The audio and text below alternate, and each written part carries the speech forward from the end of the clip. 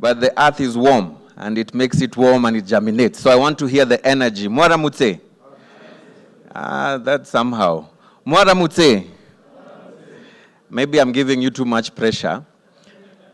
Let's first invite our guest of honor who's just walking into the room in any second from now. You know how the rain starts? It starts slowly and then graduates faster and more, and that's how I want us to start our claps as we welcome our guest of honor, ladies and gentlemen. Let's give the guest of honor a round of applause, like the rain, slowly as we go, more and more and more and more. That level of rain is not enough for our seeds to germinate. More and more. Wonderful. Wonderful. No, I didn't say you stop. Let's keep going. Thank you so much. Thank you very much. Appreciated. Asante sana. Honorable Minister, before you arrived, I think I'd given too much pressure to the people in the room, and I want to make it a bit easier. So in your own language, I need you to turn to the person seated next to you and tell them good morning. In your own language. Just look at them. You see, this is better. That was pressure, eh? In your own language. In your own language.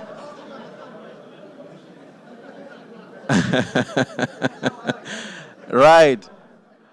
This table here is not talking. Talk to each other. That one behind you. Yes. Yes. In your own language. That greeting is too short. I can see some tables are already quiet.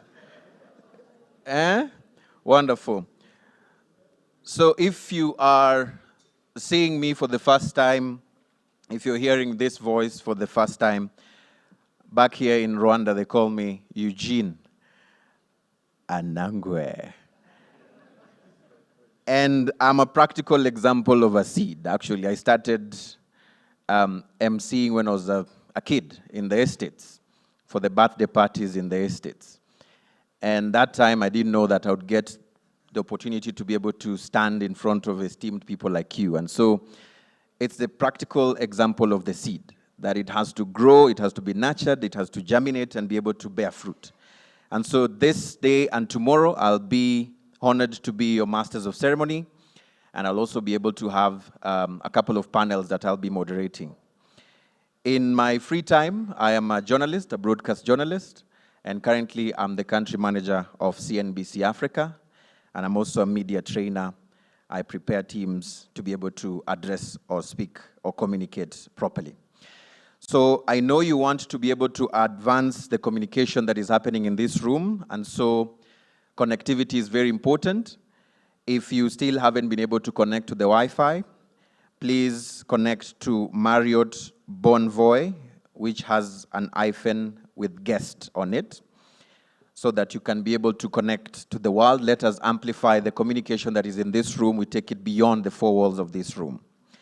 I also want to tell you that if you can see in front of me and behind you, you see cameras. So we are also live. And if that camera comes closer to you, please smile as hard as you can. But also you can hide, depending on who you don't want to know you're here. All right? I believe that this event is very key. It's very important. It's coming at a time when we need to be able to converse about seeds, actually, in the continent of Africa. We know we've been hit so hard with the shortage of grains, but also the agriculture sector continues to struggle when it comes to funding or financing. And so I'm also happy to be standing here knowing that the stakeholders representing even financial institutions are here. And so it's going to be a great event. To the organizers, I know it's been a lot of pressure, but the day is finally here. And so amasho kurimwesi. You say amashongore, you don't say wow. You say amashongore. All right? So thank you so much. So without further ado, I want us to set the ball rolling, and I'll be able to first start by inviting our first speakers, just to be able to set the tone of the conversation and the event that we'll be having here, the Rwanda National Seed Congress 2023. And I want you to allow me to bring on set a very great gentleman, hardworking.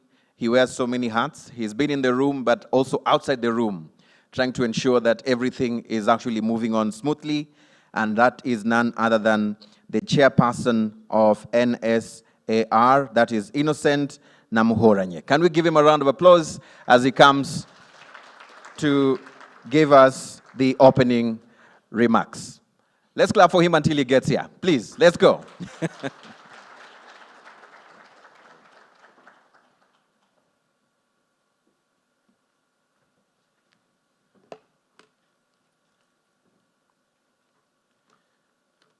Thank you. Thank you, MC. The Honorable Minister of Agriculture and the Animal Resources, and our guest of honor, Michael Kera, the Secretary General International Seed Federation, Dr. Kurani Machaba, the President of African Seed Trade Association, the Acting Chairperson of the Private Sector Federation of Rwanda, the country representative for AFAO in Rwanda, Yolanda, the Vice President of UPOV, Ernest Allen, the Vice President for ISTA, the CEOs of financial institutions, the DG from both public and the private institution, distinguished guests and delegates, ladies and gentlemen. First of all, I would like to thank all of you honoring our invitation to attend the first Rwanda National Seed Congress 2023. On behalf of National Seed Association of Rwanda,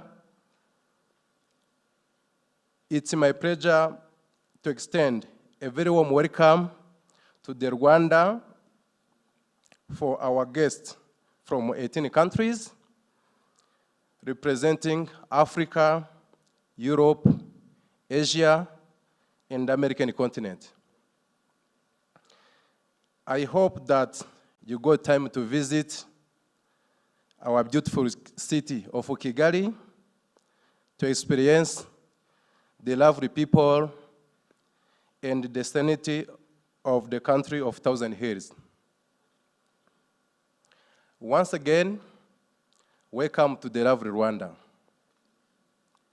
Rwanda is one of the fastest developing countries in Africa, and represent the business opportunities in the agribusiness sector. From input to market of agriculture produce and the product. Agriculture is a major economic sector for the people of Rwanda, employing about 70% of the total population. The industry contributes more than 25% to GDP and stands out of one of the most strategic sectors in Rwanda's development.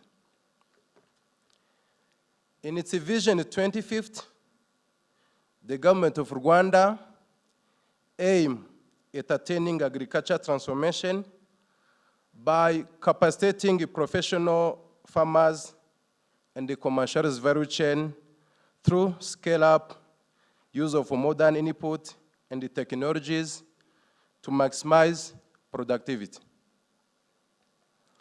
These require to develop local resources stimulated by both domestic and the foreign investment to enhance the value chain system and also undertake policy reform to enable private sector to create sustainable business model that stimulated the high quality local supply and export of seeds. These require a transformational change. Change is a process that requires to attract and to bring together all the role players in the seed and agriculture value chain to jointly develop a private-public partnership. In this regard, and the different stakeholders NSA and defense stakeholders developed the strategic roadmap and to guide the future transformational process for Rwanda seed industry. We kindly request your input to improve the developed roadmap for the seed industry and agriculture sector with the aim of facilitating and spearheading the sector growth. Later today, we'll discuss about the strategic roadmap document that was inclusively developed through participatory approach with ideas from all parties. During this Congress, we expect to get more input for improvement. At this stage, I would like to highlight a few key points under our 7-year strategic roadmap. First, the government as a key stakeholder and the enabler of agriculture in the process to mandate the private sector to develop the seed industry to its full potential. It was agreed that it needs support to implement enable functions like Easter Lab, OECD, protocol, UPOF membership, improve the seed system, better compliance, etc. These infrastructure and the regulatory environment are key supporting tools to enable private industry to develop the seed industry. Secondly, the private industry will need to contribute to the industry regulation by starting a partial self-regulated, not to take over the role of the government, but implement a private sector system to allow the government to easy and better compliance testing. Compliance and improvement is not only the duty of the government, but all industry players need to contribute. It is also important for the private sector to ensure that members are properly informed, trained, and subscribe to the principles of industry. Private sector will further need to strengthen NSR to be a true industry organization to assist the private sector to the development. NSR, a new member of ISF, AFUSTA, and the ASTA can bring the latest industry regulation and change it to Rwanda industry. To increase the use of improved seed remain a key driver for increased productivity and improved livelihood for farmers. Counterfeit seed is a big risk to the stability and the progress for the seed industry. It requires the collaboration, effort from both government and the private sector to fight against malpractice in an effective manner, also prosecute the perpetrator to the full extent of the law. It is important that the public-private partnership focus on how to ensure farmers have access to improve the seed. Undertake the benefit of improved seed, and the most importantly, get the farmers plant the improved seed.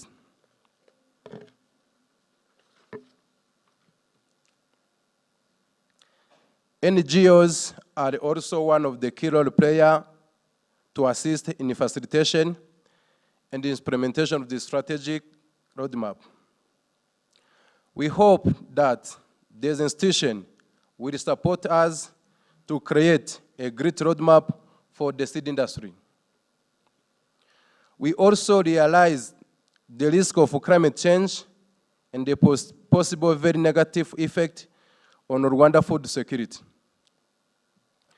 We need enable industry to test new varieties to decrease risk on climate change.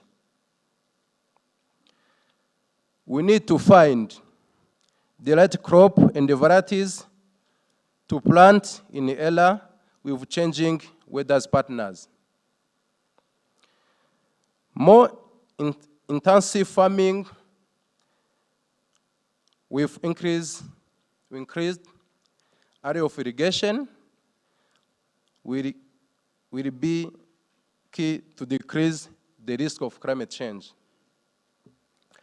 Therefore, NSR requests you to support the development of a roadmap for the next 7 years and also its implementation plan phase to build a great plan with robust investment attraction in the industry.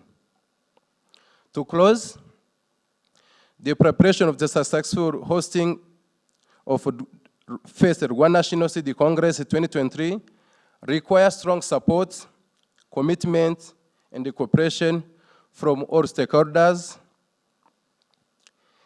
In this regard, I humbly thank all stakeholders who invested their time and effort for organization of Rwanda National City Congress 2023. May God bless Rwanda and hasten its vision of an empowered society with faster growing economy. Thank you for kind attention.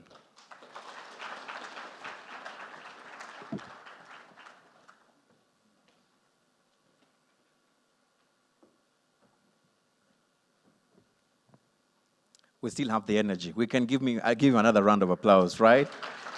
Thank you very much. Well done, Mr. Innocent. I think I had several keywords: a participatory process, which is very important. And of course, more input is still welcome. And the private sector is indeed taking its role. And there's still a call for collaboration, which is very key, very important. Now, in our room right here, we also have representation from the continental level of the Seed Trade Association. And it is this particular moment that I want to welcome Dr. Kulani Machaba, who's the African Seed Trade Association president. Let's give him a round of applause, ladies and gentlemen. Yes, more energy, please, until he gets here, please. Yes, thank you very much.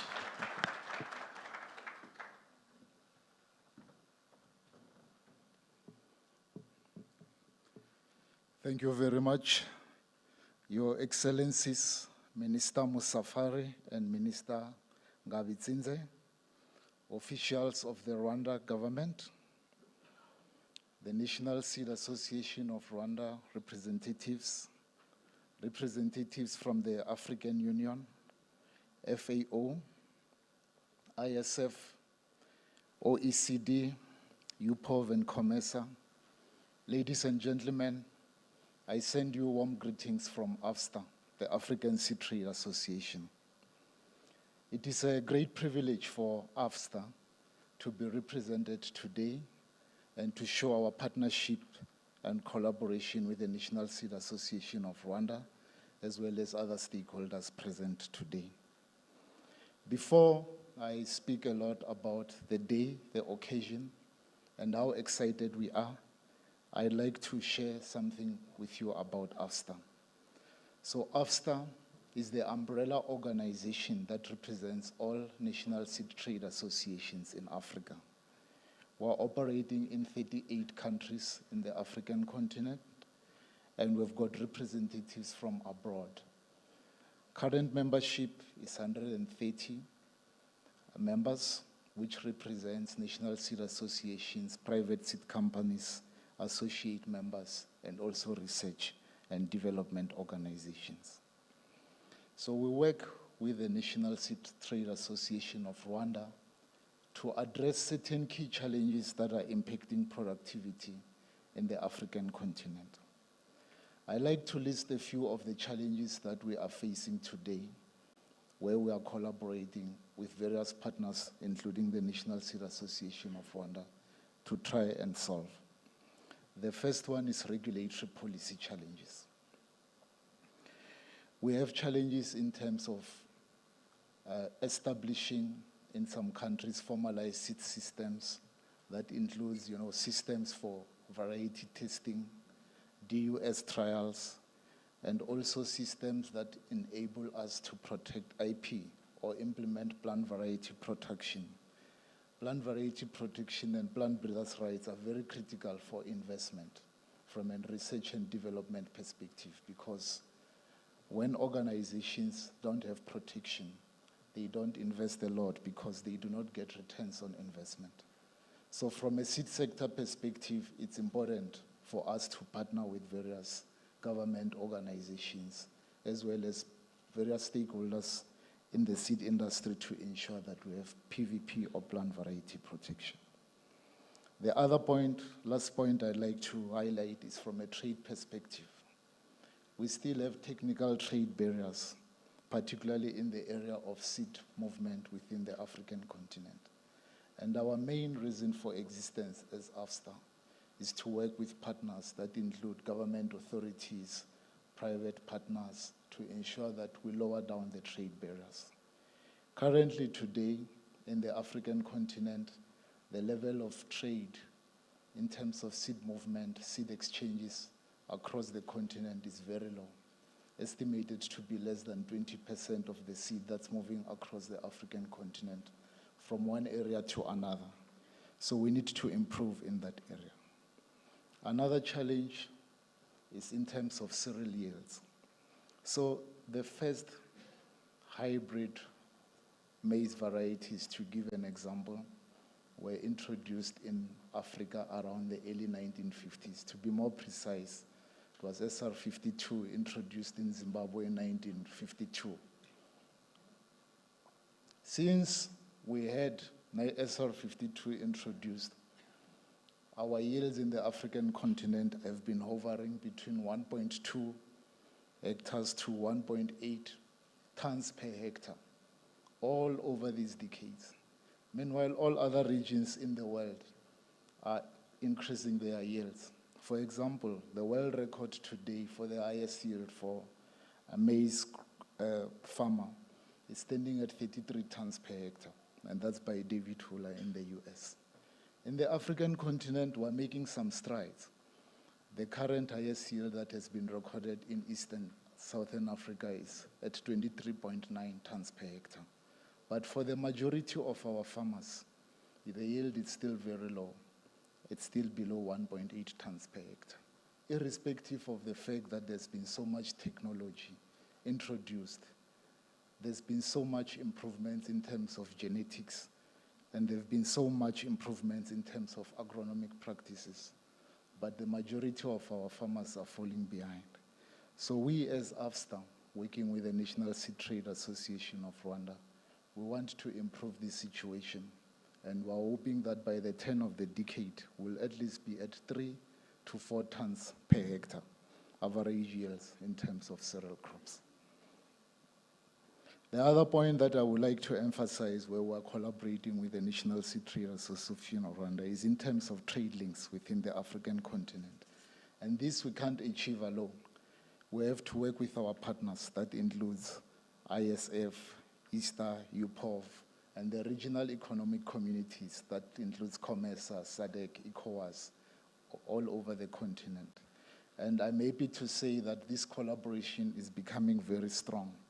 And as we can see today at the first Congress of the Rwandan Seed Trade Association, we have representatives from many other associations that include SANSO and many other organizations that we partner with, including AATF and various organizations in the private sector, which shows that we are all pulling together to make sure that we're able to conquer this barrier. Partnerships are very important, and that is why we believe that no one can make it alone. In terms of the particular relationship of the National Seed Trade Association of Rwanda and AFSTA, we have been very privileged to have National Seed Association of Rwanda being represented recently in the AFSTA board. And the impact of that representation has been felt in a very fast manner. So Rwanda is really a leader in many areas and also is an emerging giant in the agricultural sector. So we want to partner together for all of us to have a win-win situation, not only in Rwanda, but also in the African continent. Finally, the issue of policy engagement is very critical. There's new technologies that are coming into the market, plant breeding innovations, genomic techniques. I won't even talk about agricultural biotechnology because I believe we missed the boat just as much as Africa, we missed the boat with the Green Revolution. So we're asking our partners that we partner together, that we don't miss the boat again in terms of innovations that get into the African sector, particularly in the area of agricultural technology. Lastly, I would like to thank all of you once again for your participation and also to congratulate the Rwandan Seed Trade Association on your first Congress. We know that you wouldn't have done it alone. It's not possible, as I said, to make it alone in this industry. So I congratulate also all other partners that include our regulatory authorities in Rwanda, the different ministries, the private sector, across all areas, not only within the agricultural environment, and our international and regional partners. Thank you so much for making sure that we succeed in terms of increasing agricultural productivity in the African continent. Thank you.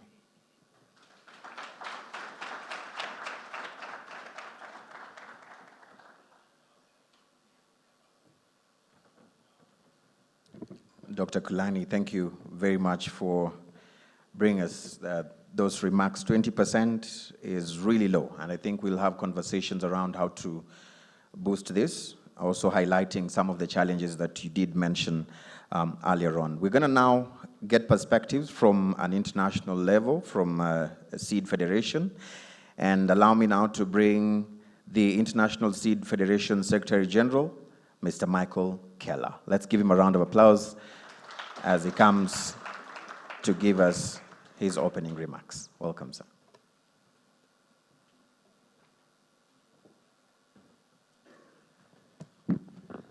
Thank you. The Honorable Minister Musafari, the Honorable Minister Chrysostome, dear Excellencies, dear representatives of national authorities, of RAB, ministries, and dear Kumba, nice to see you again.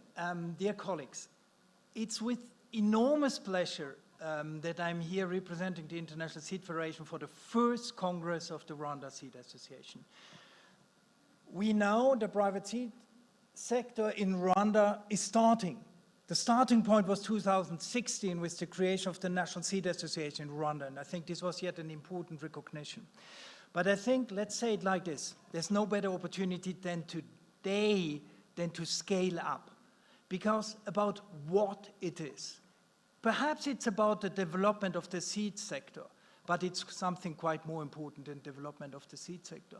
It's about how can get the 77% of smallholder farmers in Rwanda who have less than 0.4 hectares, how they can have access to improved seeds. All is about empowering farmers. All is about giving access to seeds to farmers in Rwanda. And we know the low rate of improved seeds used today by smallholder farmers. And then allow me, Minister Musafari was last week also in Rome during the UN Food Systems Summit, the stock-taking event. And I would like to bridge the development, what we are building here, with the whole discussions we have today. What is on the table? On the table is the transformation on our food systems. It's the transformation of our food systems because we have an issue, not only in Africa. First of all, we have a food insecurity, but we have also nutrition insecurity in many countries. And we have even issues with local dairies, also here in Rwanda. This is the topic we are discussing here. That means bridging the development of the private seed sector in Rwanda with the discussions we have on the UN Food Systems Summit. And let me go a step further, because I know also Minister Musafari, You have a national pathway in the transformation of the food system in Rwanda. And I remember well, President of the Republic of Rwanda 3 years back during the first UN Food Systems Summit, and also in your national pathway, you're mentioning several times one thing. We need to increase access to input. We need to increase access to improved varieties in Rwanda. And I think this is the topic why we are all here, in our diversity. And I think this one we should have in mind. And by saying this, I'm here for the International Seed Federation. You can imagine it's always a pleasure to see not only a new association being more dynamic, but also first Seed Congress. But with our network, where we have over 8,000 seed actors around the world, breeding, production, and trading, there's one thing we have in common, one single thing: building seed choice for farmers everywhere. And the second thing we have in common, there's one second thing we need to take into account, and also in Rwanda, there's no independency when it comes up to seeds. All countries are interdependent. That means it's one thing. It's about collaboration. It's about moving seed also around the world. And when we are saying moving seed around the world, we know that we have a seed security issue in Africa. And therefore I would like to end also my call here. It's about opportunities. There are enormous opportunities here in Africa. We should not speak about the challenges, we should speak about opportunities. And we should speak about also, we are here with the seed sector, business opportunities in Rwanda.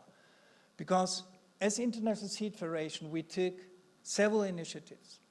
And several of these initiatives are linked also what is happening here. The first of all is we have a new Seeds for Food coalition, which is a coalition driven by several governments, and we engage also discussions with Rwanda and the private sector to build inclusive dialogues about inclusive seed systems. Because one thing we should avoid when we speak about development of the private sector in Rwanda is to oppose formal and informal seed systems. We need all seeds. The farmers need to have access to all seeds.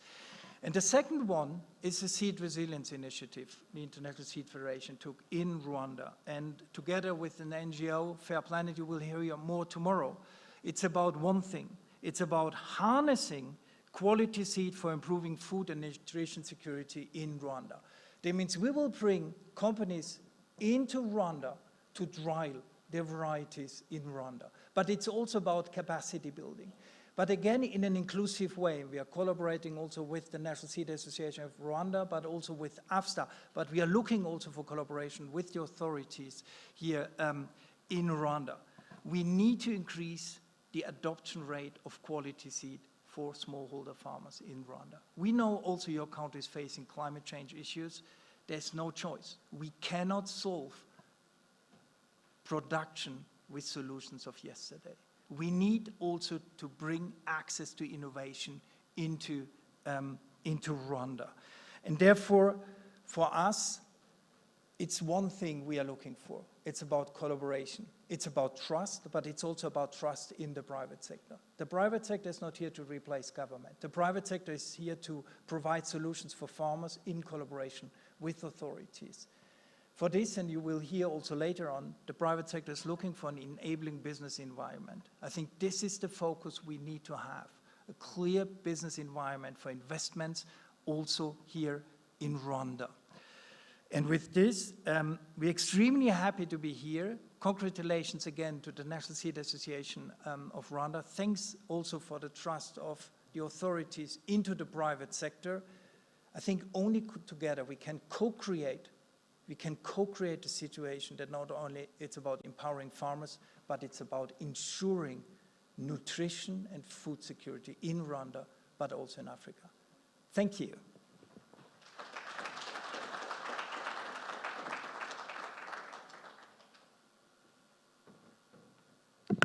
Thank you, SG.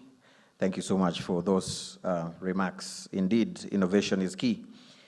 And now we're going to welcome the FAO Rwanda country representative, ladies and gentlemen, Kumba Deng. So let's give her a round of applause as she comes to give us her remarks.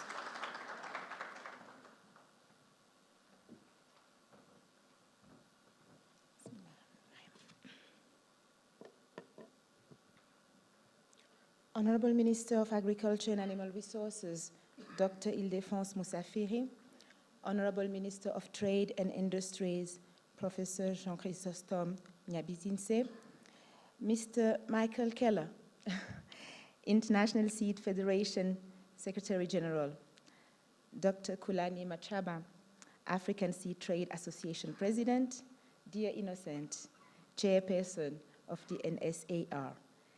Dear participants, ladies and gentlemen, all protocol observed.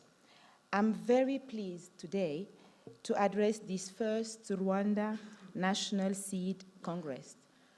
First is good, first is best actually, and I should congratulate you for that and look forward to many more successes.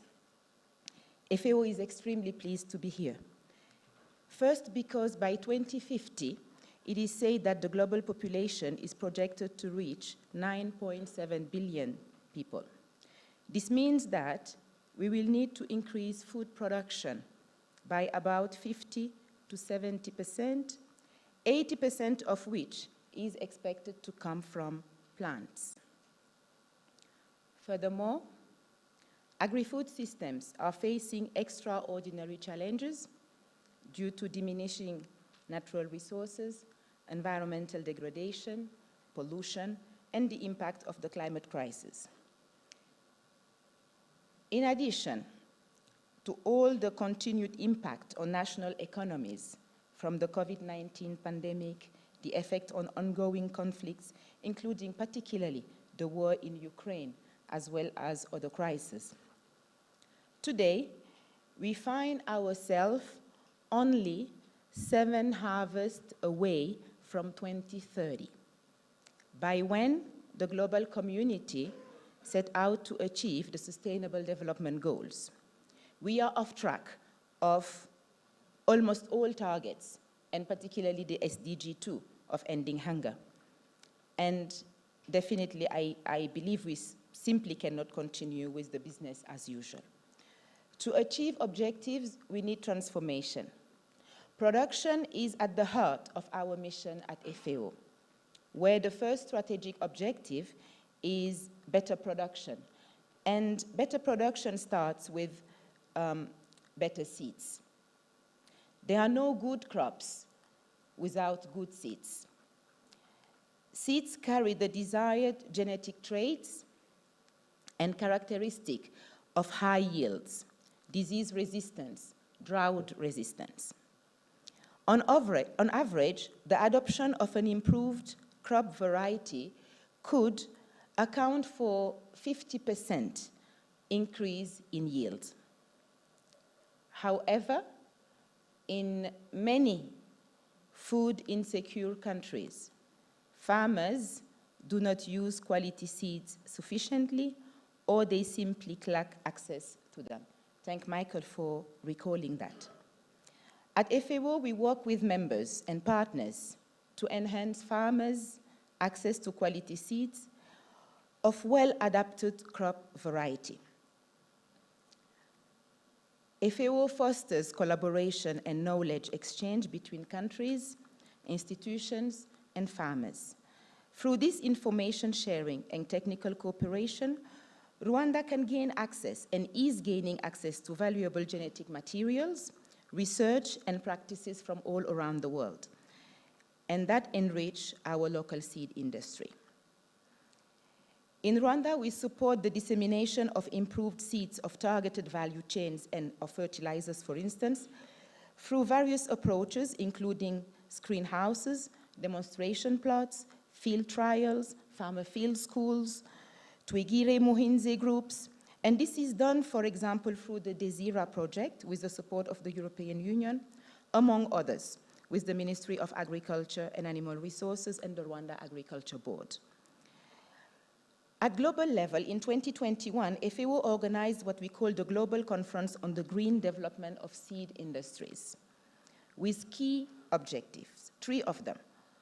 1, to increase awareness of the contributions of seeds industry and review advanced technology.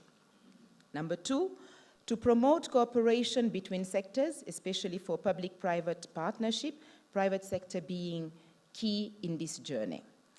Number 3, to consider how best to make quality seeds available to farmers. As a follow-up, members asked FAO to establish the Round Table Forum on Sustainable Seed System Management and organize the first meeting in 2022. Most of my colleagues here were present. This forum, of course, built on discussions and provided advice to move from planning to implementation for real change and impact. Rwanda is a party to the FAO International Treaty on Plant Genetic Resources, which stands as a symbol of collaboration and cooperation among nations, fostering the conservation and sustainable use of plant genetic resources. Dear Innocent, we hope that you will be fully part of this process.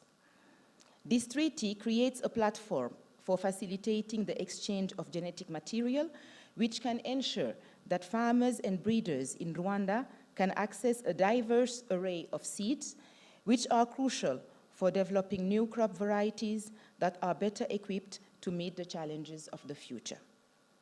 As many of you will also recall, in 2017, Rwanda hosted the 7th session of the governing body of the Plant Treaty, a large gathering here in Rwanda of close to 1,000 delegates from all around the world to discuss these issues.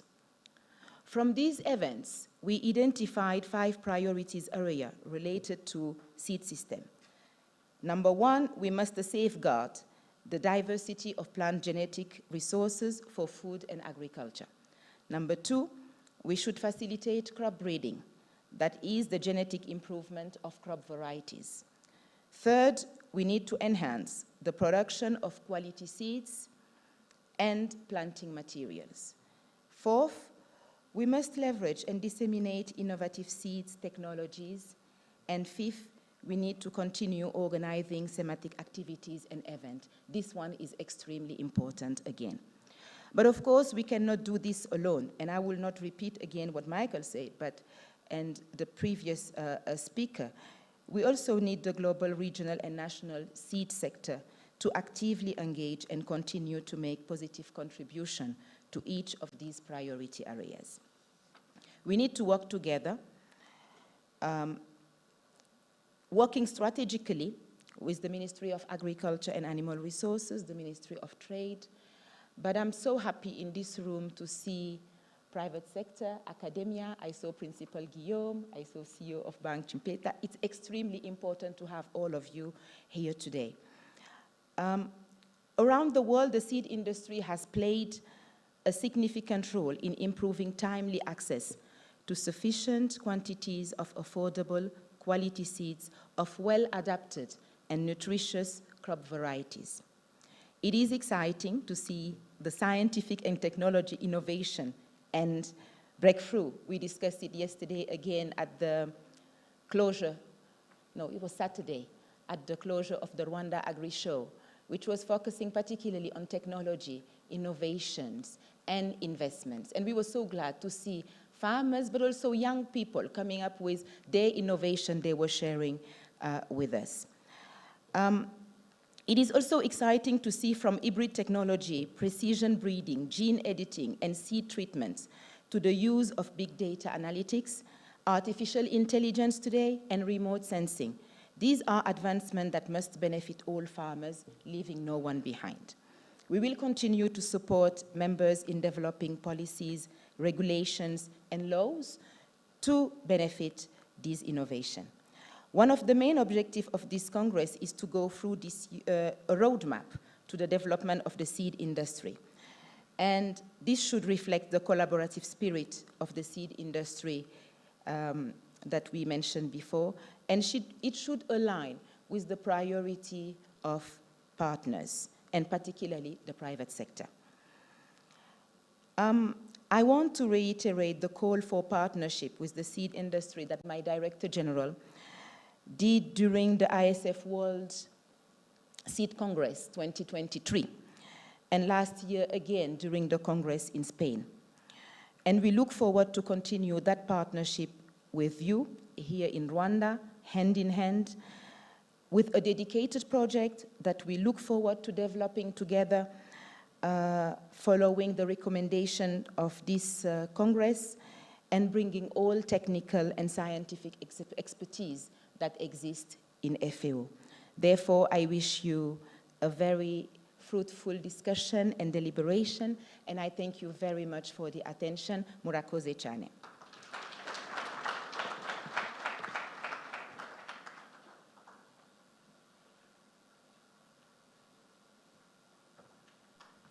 Yes, thank you, Honorable Minister. We need more applause. Thank you very much. The representative of FAO in Rwanda, Kumba Deng So. Thank you very much for those remarks and for the chilling reminder of the fact that we are off track of the SDGs, but we are happy that we're here to discuss how to be able to get back on track, the fact that it is not business as usual. The fact that also innovation will play a key role is very important, and also for the commitment you've given that FAO will continue to support in the different areas of innovation, intervention. Thank you very much. Ladies and gentlemen, it is now time for us to be able to hear from our Honorable Guest of Honor. And of course, Honorable Guest of Honor, I want to appreciate you for also accepting to be baptized today, other different names, through the pronunciation of your name. African names are hard, and we want just to appreciate the effort by all those who try to pronounce these names properly. Ladies and gentlemen, let's put our hands together to welcome the Honorable Minister of Agriculture and Animal Resources, Dr. Ildefonse Musafiri. Let's give him a round of applause as he comes to address us today. Thank you very much.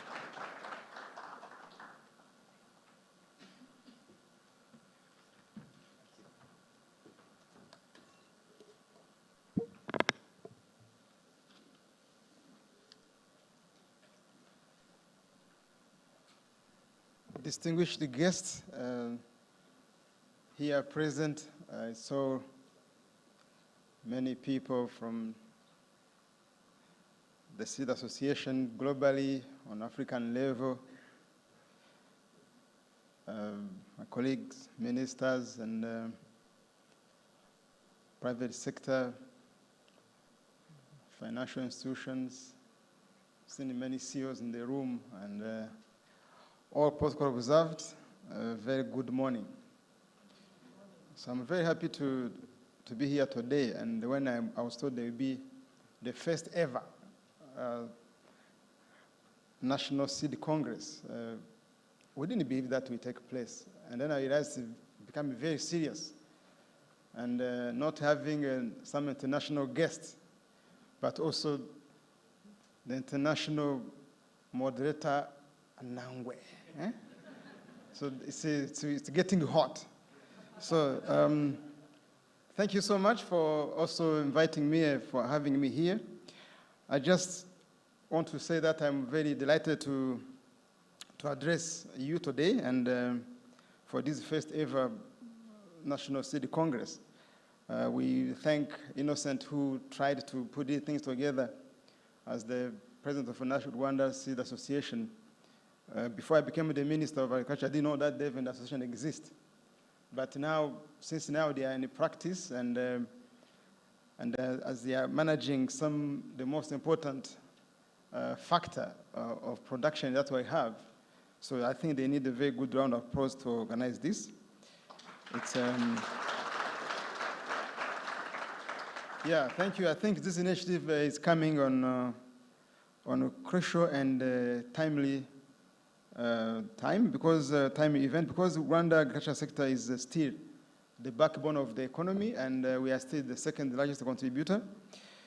So we have in agriculture a very good potential to generate jobs across all value chains, including not only primary production, but also we can do trade, we can do also business around inputs, including seeds production and seed trade, not only locally, but also in the region and the globe, if possible.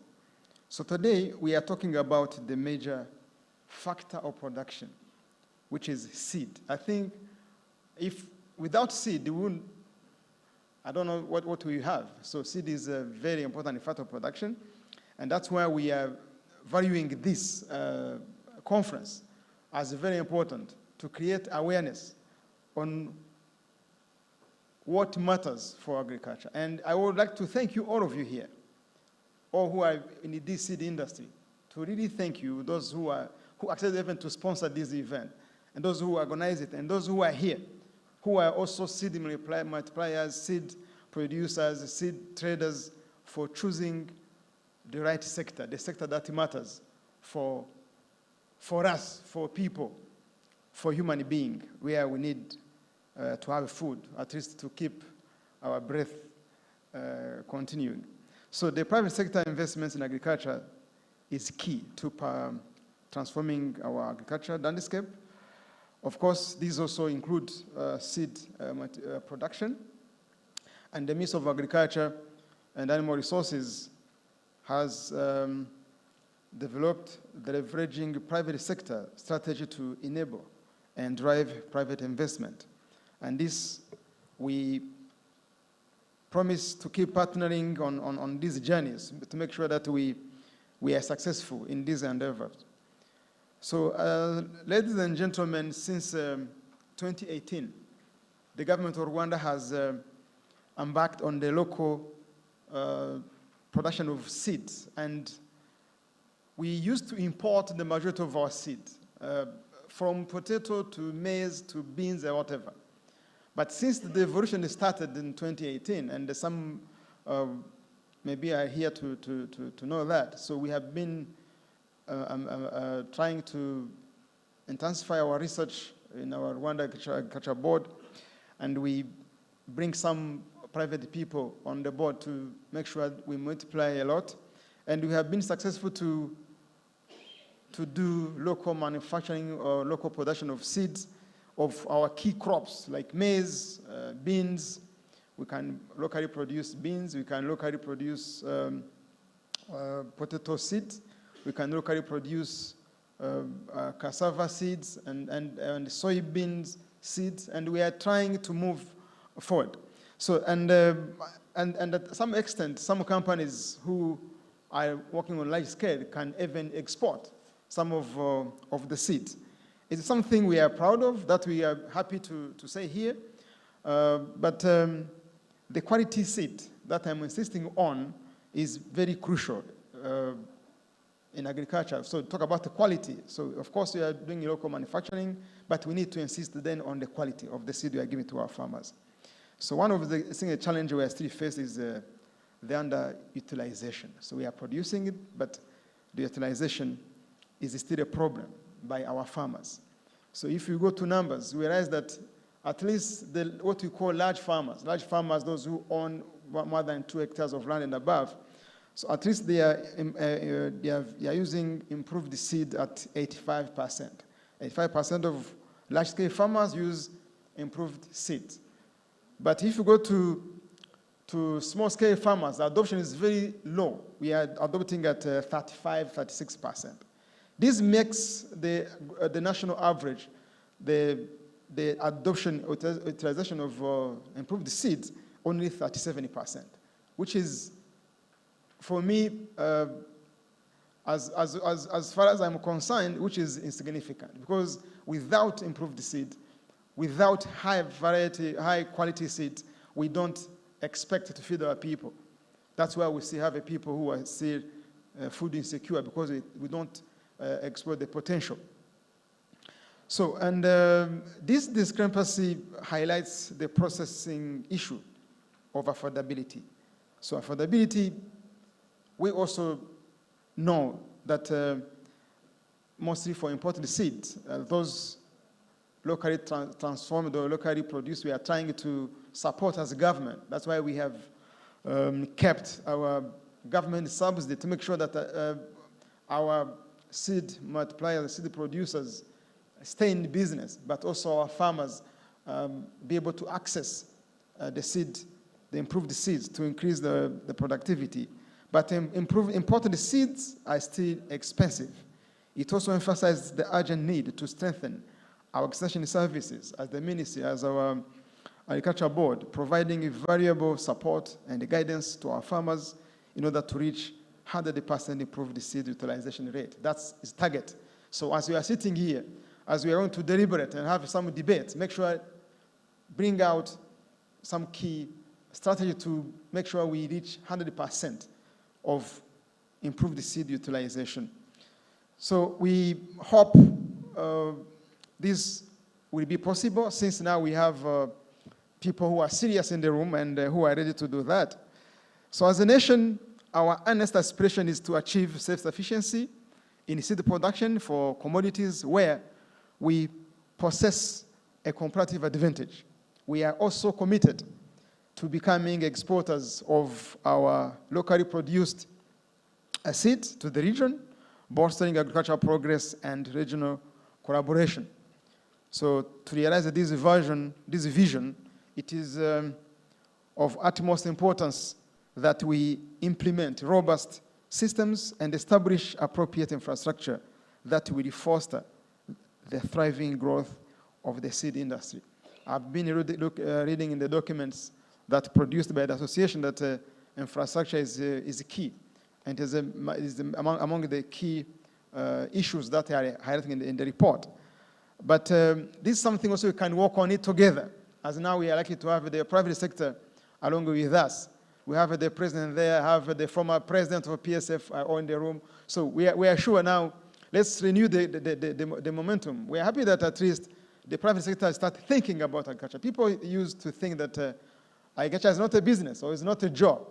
But this time now, having people working on agriculture sector sitting in a Marriott room, so that means agriculture is a job, agriculture is a potential. So, and thank you for joining. So, and we hope to work together to realize this potential and also building this infrastructure for seed processing as well.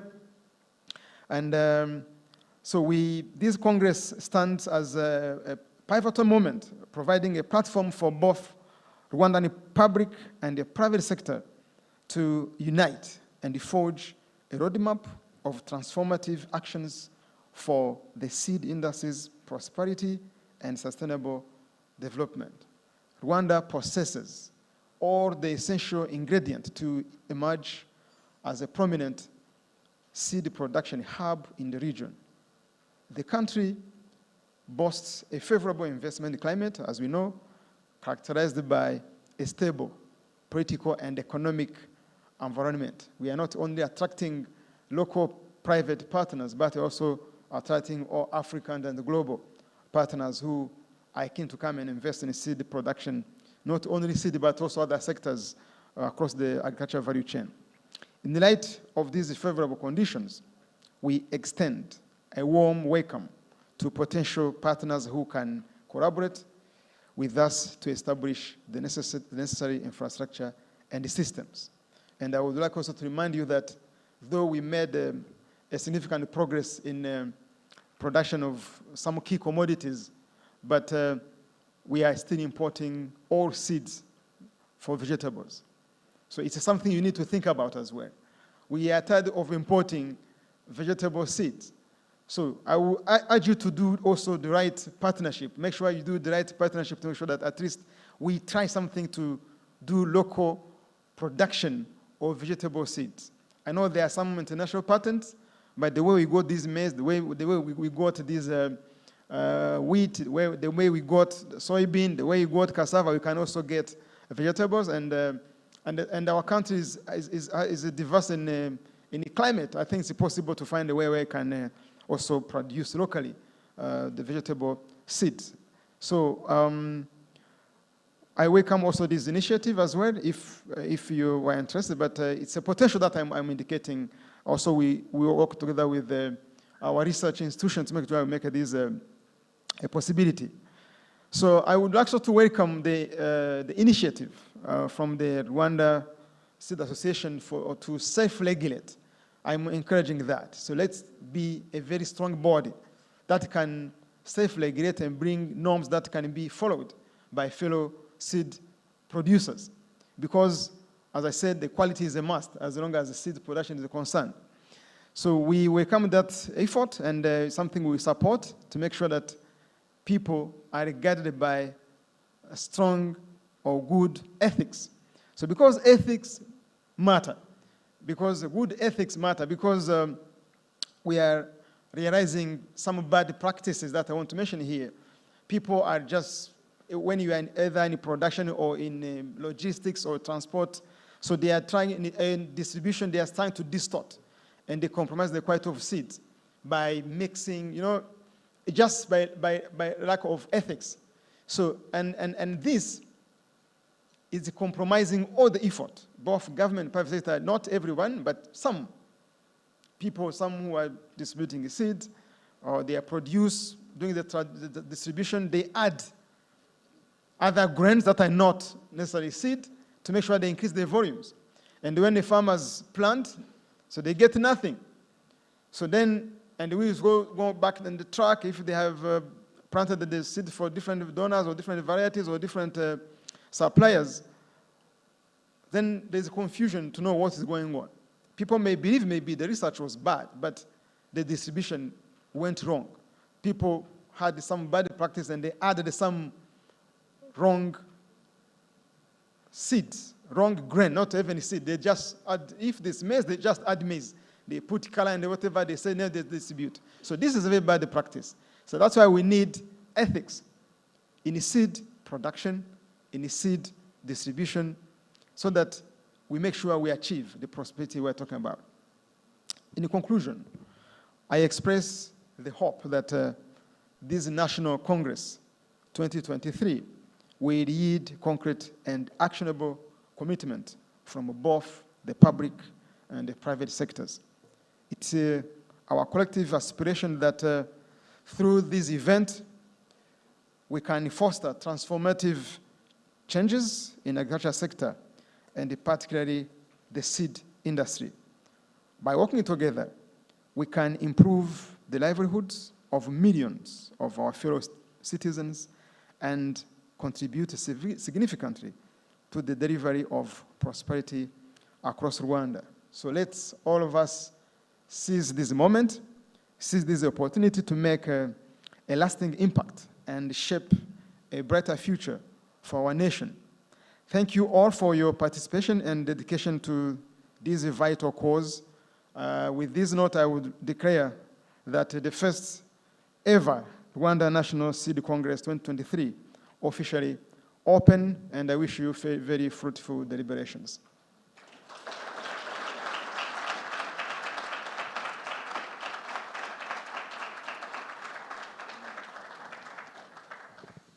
Well done. Thank you very, very much. I know we can do better than that. You did well, but we can do better. Let's give a round of applause to the Honorable Minister one more time. Thank you. Thank you for sharing with us the journey.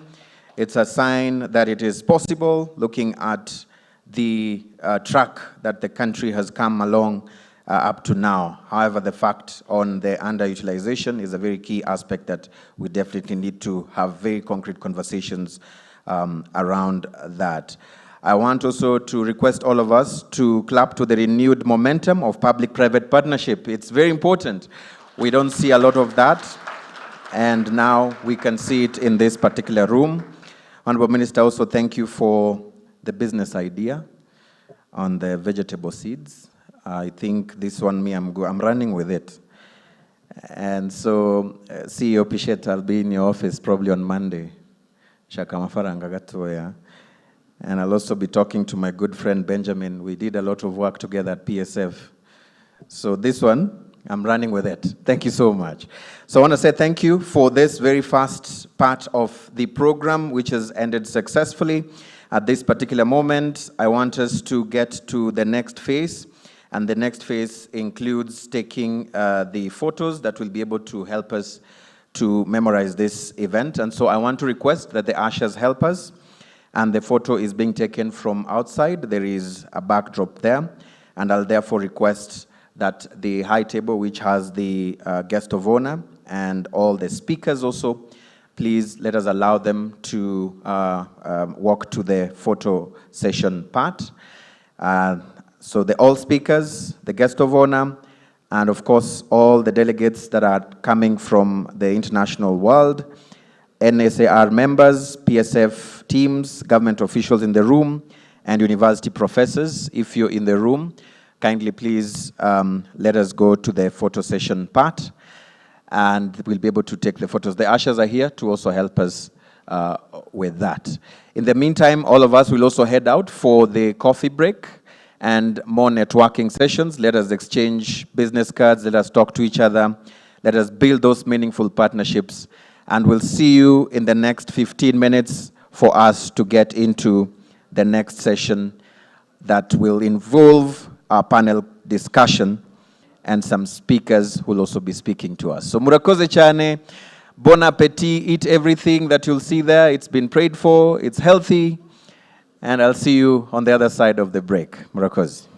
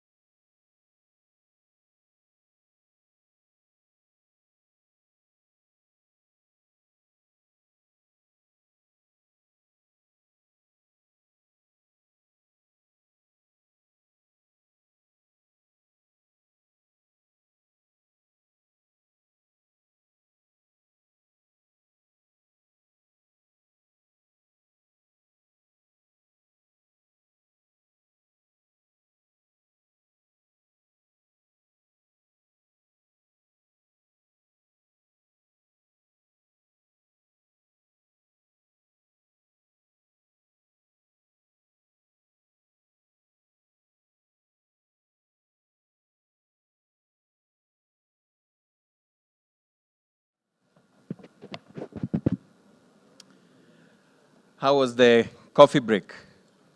Was it good? Okay, I want to take that as a very big yes. So welcome back. In French, when you go for a meal, they say bon appétit. Sibjo? They tell you bon appétit if you're going to have a meal. What do they tell you when you're done with the meal? Huh? Let me help you. You say bon après appétit. No, bon après appétit. After the appétit, bon appétit, you say after appétit. Anyway, bon digestion. All right, I'll take that. Thank you. So welcome back to this second part of our day one program. And it's just getting better. And at this particular moment, I want us to start diving slowly and nicely into the mood of the real conversations that are panel in nature. But before we get to our first panel today, which will be looking at the strategic roadmap for Rwanda seed industry 2030, I want us first to have a presentation of a private sector strategic roadmap for Rwanda seed industry 2030. And to help us get the details, the nitty-gritty of this, is none other than, he told me to say, Lomo Vance Rensberg. I wanted to be sure that I get it right. Let's give him a round of applause, ladies and gentlemen, as he comes to give us the presentation.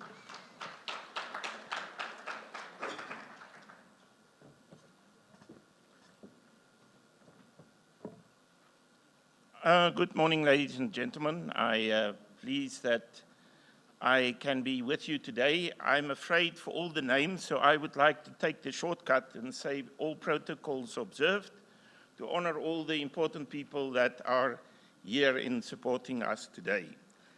So I was tasked by the industry here, as I coming to Rwanda for many years, to ask, will you assist us to make a roadmap? And if we start at the first slide, just to say, is it really needed? Why do we need a roadmap? And I think the previous speakers that were before me really iterated the point very well, that Rwanda has a need for its seed industry to take a strong look at itself and to say, what can we do to become majorly better? And just to recoup, what is the important point? Government needs, firstly, to grow the economy in this country. They are not there to do it themselves. They are looking for private industry to help to do that. To be able to do that, government has a vision. And what is government's vision? It's expressed in a document, which is a very nice document to read. Any of you didn't do that yet. It's the Vision 2050 for Rwanda development.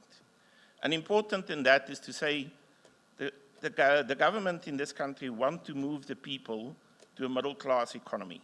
And what do they see? How to do that? And according to their vision, it is, well, we need to enable the agricultural industry. I say, but what does it mean to enable the agricultural industry? Firstly, it excites me a lot to know that 70% of the people of Rwanda is involved in agriculture. I wish I could say the same from my country or many other countries, that if you think this country's got 13 million people, 10 million of them are involved in agriculture. And they know something, maybe not on all the level that people expect them to know, but they have a feeling and a wantingness to be in this. So government is saying, well, let us push this, because if we are able to lift the agricultural industry, we are able to lift the whole of the economy, because our people are actively invested in that. Also, government says, well, we need to drive a business like a government is also a business. We need to earn forex. And where do we see this coming from? And agriculture is one of the key industries to be able to achieve that. And there is two ways for forex to come into this country. The one is, it is to export, the normal system that we are all used to. But there's also the next point, which is very important, and that is not to import. Because if you are not importing, you are saving forex. And what does it mean? It says, well, if there's certain products which is possible to produce in Rwanda, why should you import that? And you can take the example of the maize seed of how the government made a decision, well, let us see if the people in Rwanda are able to produce it. They managed, and now Rwanda is saving a lot in that aspect. And the last and very crucial thing is there need to be sustainable food. A country who doesn't have sustainable food is not a stable country. It's not a country which is able to grow, and therefore it's very important that we manage to do this. So just to say, well, how did we go about to do this? So the methodology of, which is the next page, it's the methodology we used is, firstly, we looked at the history. I think it's as important to know where you're going as to know where you're coming from. And in the report, we published the history from 1960, what we could trace, what happened in Rwanda to be able to end up in the point where we are today. The second portion of the report was to assess what is the current status, and not in mentioning the real facts and saying what is on the ground, what is the people really saying is happening in the agricultural and in the seed sector. So we consulted with a lot of role players. We tried to decide who are the role players. We tried to publish it in the report as well. You will see it's an extensive amount of industry organizations. So there we also divide that there's very active players, so it means people directly involved in the agriculture, but then there's also the service industry. For example, it's difficult to operate if there's no bank involved.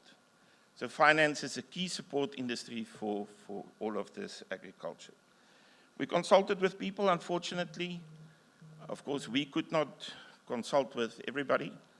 And I think the purpose was also not to do that, but it is to start this process of consulting to include all the parties which are involved. So a lot of people are here, which we didn't talk to, but it is not that we don't respect your opinion. It is about, listen, we want to start this process and make this process as inclusive as possible for all the parties involved. So I have to say that one of my ambitions was to use technology, but I think my eyes in the technology is not always linking. Maybe the age is something to see the notes on my phone is not maybe ideal. But I'll try my best to see as well as I can.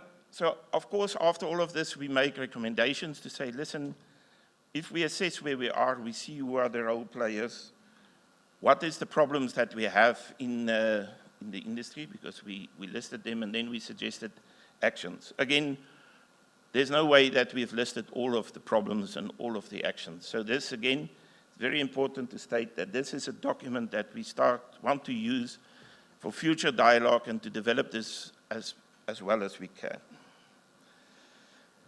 And then after sharing with some of the major role players, I think the DG of RAB gave me some very good advice. And he said, listen, it's very good to talk about a lot of things, but it doesn't help that we talk and we don't find a plan, or at least a proposed plan on how can we progress from knowing all these things. So we need to assess where we are, say what can we do, but also think about how can we implement it to be able to bring to a concrete change in what we need to do.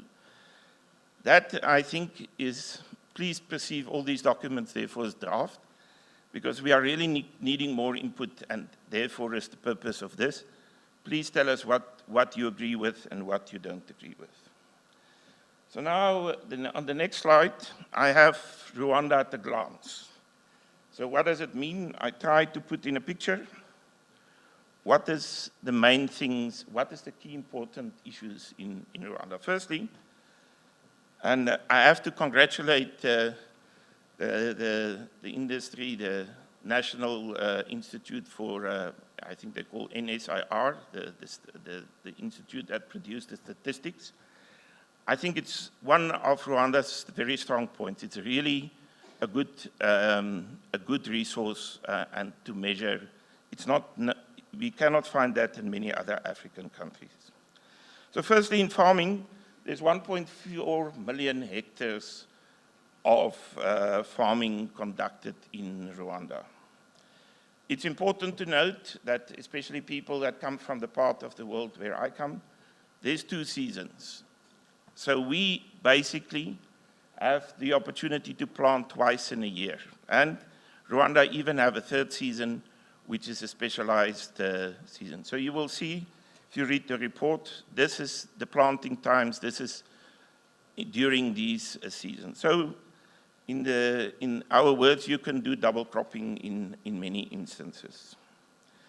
So there's also seasonal crops, and there's more or less 1 million hectares, 1,050,000 hectares, which is planted every season with a different composition of seasonal crops. One of the shortcomings is the irrigation. There's only 11,000 hectares of irrigation. And that is almost 1% of the total area planted during the season. According to the statistics, is that 77% of the farms is smaller than a half a hectare. And if you make your calculation, you can see that means there's close to 2 million families involved in agriculture in Rwanda. One of the other key things which I've learned, with my delicate, small little body that I have, is that Rwanda has got a lot of hills. That if you want to walk and you want to visit a farmer, don't always think you can drive like next to the farm. I get out of the pickup and I can talk to them. Of course, as it's a problem for me, it's much more of a problem to the farmer. So it's important to note that it is not the same agricultural environment that all of us are, or a lot of us are used that come from outside Rwanda. And it creates its own challenges with irrigation, with erosion, and those type of issues that are involved. So we need to consider this in whatever plan we have. So we have a little map there, which can show you the distribution of the plants, or the planting areas in Rwanda. So just according to the demographics, and this is what we've collected from a few places, is that 13.25 million people was estimated the population in 2022. One of the very positive things is that if you take the life expectancy in 2003, it was 50 years. Today in 2023, a person that's is born has got a life expectancy of almost 70 years. It shows that the country is changing and it is taking care of the people that is around in the country. You've got a very youthful population. The average age is 19.4. It means there's a lot of young ones coming that is needed to be addressed. One of the other unique challenges of Rwanda is that it's got 4 neighbors, but it's got no port. So it's a landlocked country. And that complicates to be in a free economy that you can put something on a boat and export to a customer somewhere. That is not an easy option in Rwanda. Therefore, it is also to consider in the strategy that we use. The size is 26 million square kilometers, and the gender equality, it's a country that loves the women and empower their women. 60% of the parliament is women. So that is something we as a group also endorses. Just to give you a relative perspective, we perceived Holland as a very small country, but Rwanda is only 63% of Holland. So in size, it's a small country. There is a lot of people for such a small country. Just to give it again comparative, it's less than 5% of France and less than 1% of US in size. So we are talking about a lot of people on a small piece of land, and that is a challenge in terms of where we are. If we talk about a few of the economic indicators that is there, you know, the prime borrowing rate is 16.5%, which is quite high. The GDP of the country is 14.35 billion US. One of the very positive things is that Rwanda is the 4th least corrupt country in Africa. We talk about corruption a lot and all the problems that it comes. Then if you have to measure the countries before Rwanda, it is an island, like Cape Verde Island and Seychelles. It's really small countries. So it's also for Rwanda something, in my opinion, to be very proud of, that you were able to be such a compliant and honorable country in the total. We indicate there for $1 the rate and the average income currently in the country. The last portion is just to show you again in the graph. This is the 2 seasons plantings and the area. Of course, I think the country size remains fairly the same, but it's interesting to see that more than 60% of the total area of the country is used for agriculture. That is something which is not commonly, that you don't find in a lot of other countries. So that being said, is to say, this is Rwanda in a short summary. It's a wonderful country. I think the people here are especially nice. The only thing I would advise is please don't negotiate anything with him. I think when they are this size, they learn the people to negotiate. Excellent negotiators in this country. So they are very good in talking about price. So if we go to the next slide, it is to divide, is to show you who do we see is the key influencers in the market. So we have a regulatory framework, and this is the definition of how I can understand how does the regulatory system work. So we have 2 ministries, the one of agriculture and the one of trade and commerce. Agricultural industry uses an institute called RAP, which is their enforcing and employment agency. And the same as trade and industry uses an institute called RICA.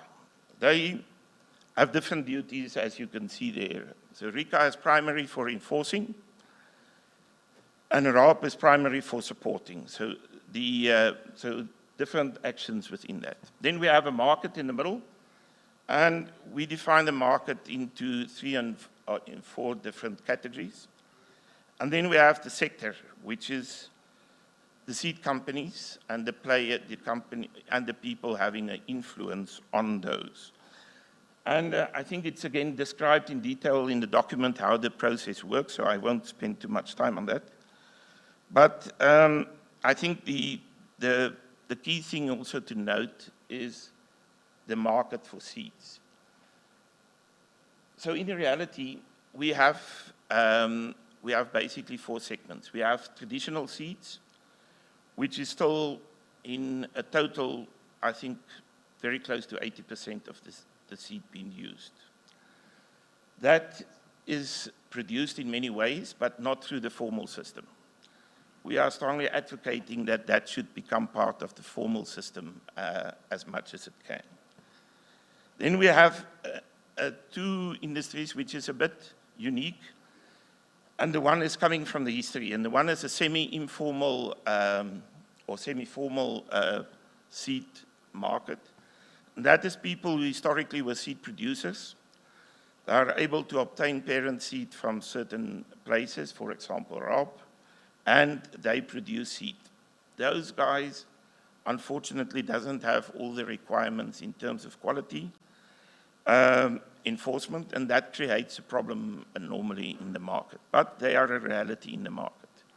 Then there is also companies which are producing in a formal system and are much more or very close to compliant to all the rules of the system. There are 2 or 3 of those companies in Rwanda which are local. And they produce seed and sell it under some of these various marketing schemes that are there. Then there is private seed companies. They only sell their own genetics, or seed that is imported from different sources, also from those genetic suppliers. So I'm a bit of a story guy, so I'd like to tell you one story which is from my own life. I'm a guy who likes cars. So my car, I have a car at home, and my father had 40 years before me the same car, just not the same model. And we still kept it there in the garage, because actually in our country it works that after 40 years, you don't have to pay tax, road tax, because it's seen as a vintage item. So my father 40 years ago had this car. At the time it was a very nice car. I remember being a kid in it. I was a bit, we were driving in the car, a little kid always excited. And for the time it was good. Now today, I have the same model, but 40 years later. So nobody wants to drive with me in my father's car anymore, because it is old, it doesn't go as fast. Mine can go 200, no problem. But I think that old car, it's not possible. The fuel of the old car is heavy. It uses 3 times more fuel than my car. Now, the people and the population in general saying, forget about the old car, go for the new car. Now we want to talk about seeds.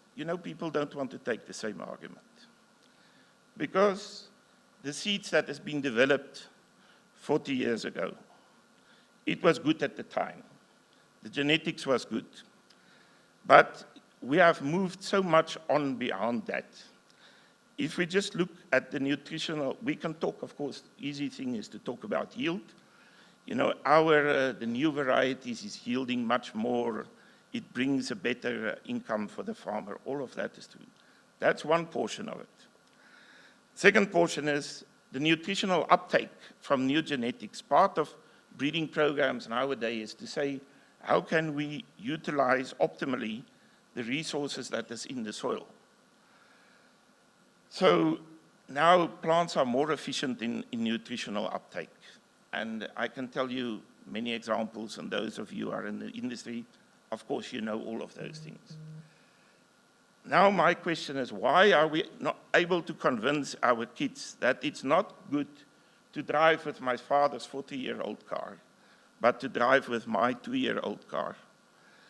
But we cannot convince them to do the same in agriculture. So this is one of our key problems, I think, that we need to finish. And to bring this perception to people that agriculture is nothing different than any other commercial industry that are out there. And we need to prioritize and say, well, how can we make sure that we are keeping up with the times and doing this in the correct way? So to be able to do that, we have different levels. And as you can see on that picture, the first level is regulatory. And what do we say is the current challenges in regulatory? And you can go to the next slide. Yes, thank you. We have systems, but they are not necessarily internationally compliant. Why is it important to be internationally compliant? Because we are, as an industry, want to trade across borders. And if you were listening to what Michael was saying and Kulani, one of the key aspects of seed industry is how to facilitate trade across borders. So if we are not in the same system than the other guys are, you know what? We are not going to be part of the system.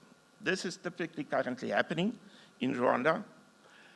I've talked to one of the companies here.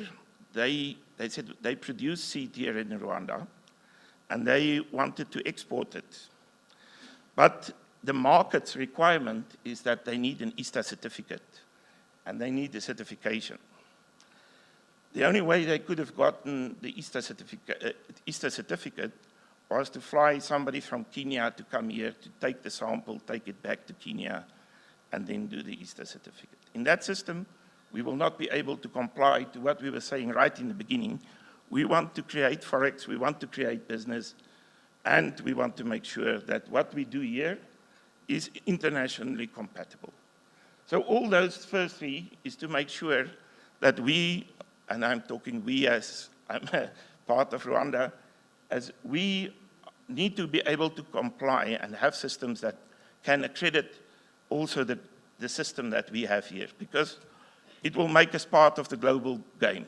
We will become one of the players. Currently, we exclude ourselves from that market because we are not able to do these things, and the market is not willing to accept our product if we are not able to give an Easter certificate, give an OECD certification, or being able to justify in that. So now we are saying to government, okay, we want to support you. And we as private industry says, to be able to be compliant, we want to help you to do. And the good news is that government is in the process of doing all of those. So government is in the process to get Easter accreditation. It is currently via RAB busy writing the protocol for OECD. Government has already changed the law to recognize PVP. They are not yet part of any convention in terms like UPOV. What are we saying? This is important to support government, to enable us as private industry to participate and produce seed to be able to do this. It is as important as well to say, well, to be able to do this, we need to create within the system a more compliant system. So now, I'm from private industry, and this is, some people will say, you are now sounding like a kid going to school and asked to be punished, because you're asked to give me rules. But the rules is for our protection.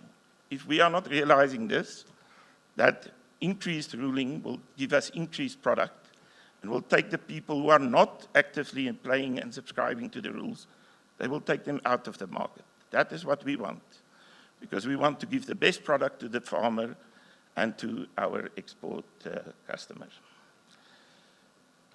Secondly, I think on the next slide, it's important that we need improved seed. And I think this is my story about the car. This is one of the things we need to adapt to time. We need to bring the products which are relevant now, because in a way, our competition is the world.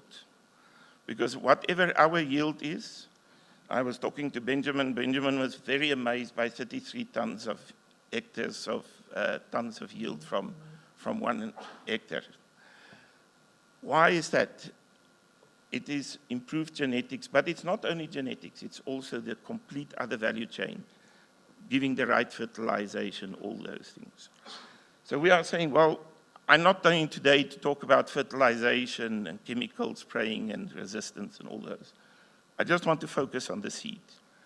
So for us to bring in seed, as Gulani mentioned, the average yield is 1.4 tons for maize in this country. It's a problem, because South Africa, the average yield is more than 5 tons. So the farmer plants the same area, he spends the same time in the field, he gets 4 times more. This is our problem. If we are not able to help the farmer in this country to become productive, yielding more from the same acreage, we will not be able to be competitive in the world market.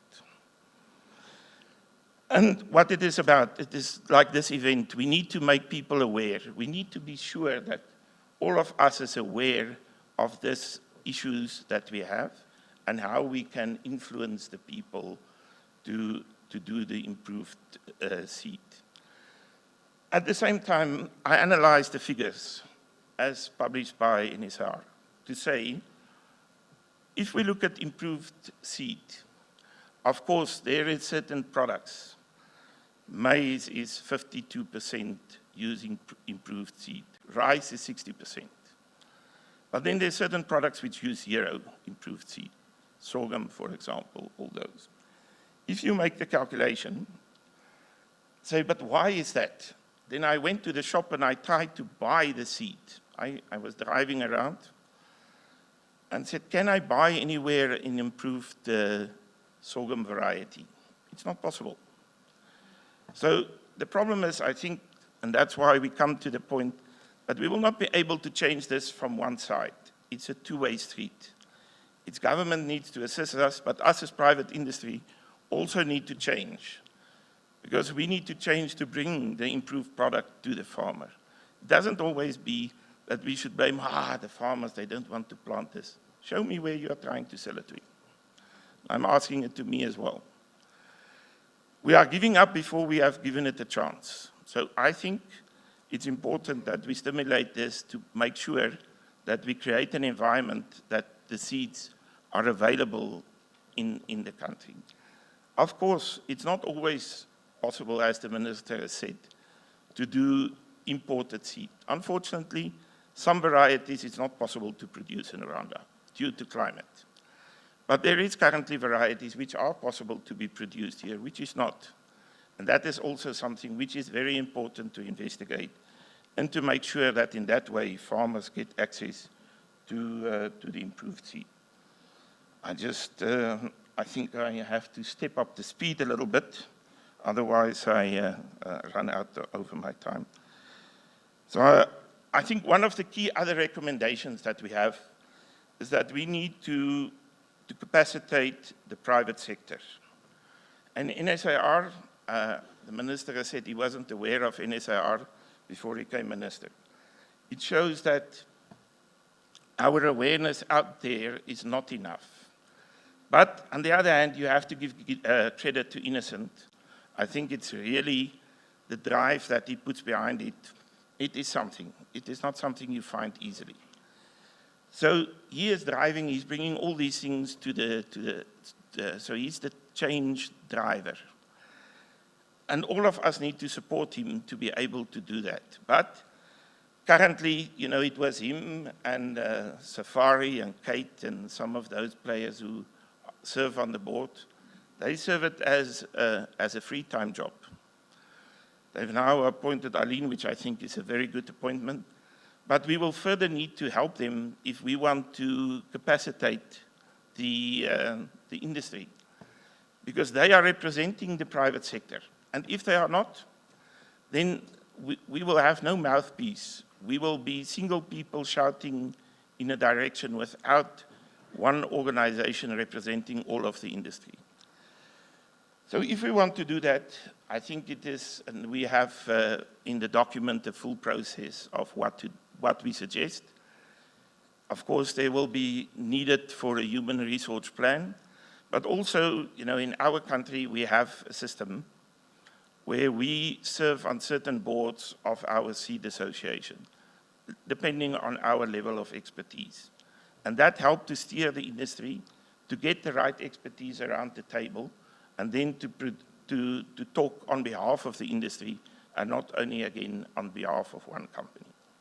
And there's several issues. You can read it in the report. There's from new technology, new breeding techniques, will it be accepted in this country? GMO, will it be accepted, yes or no?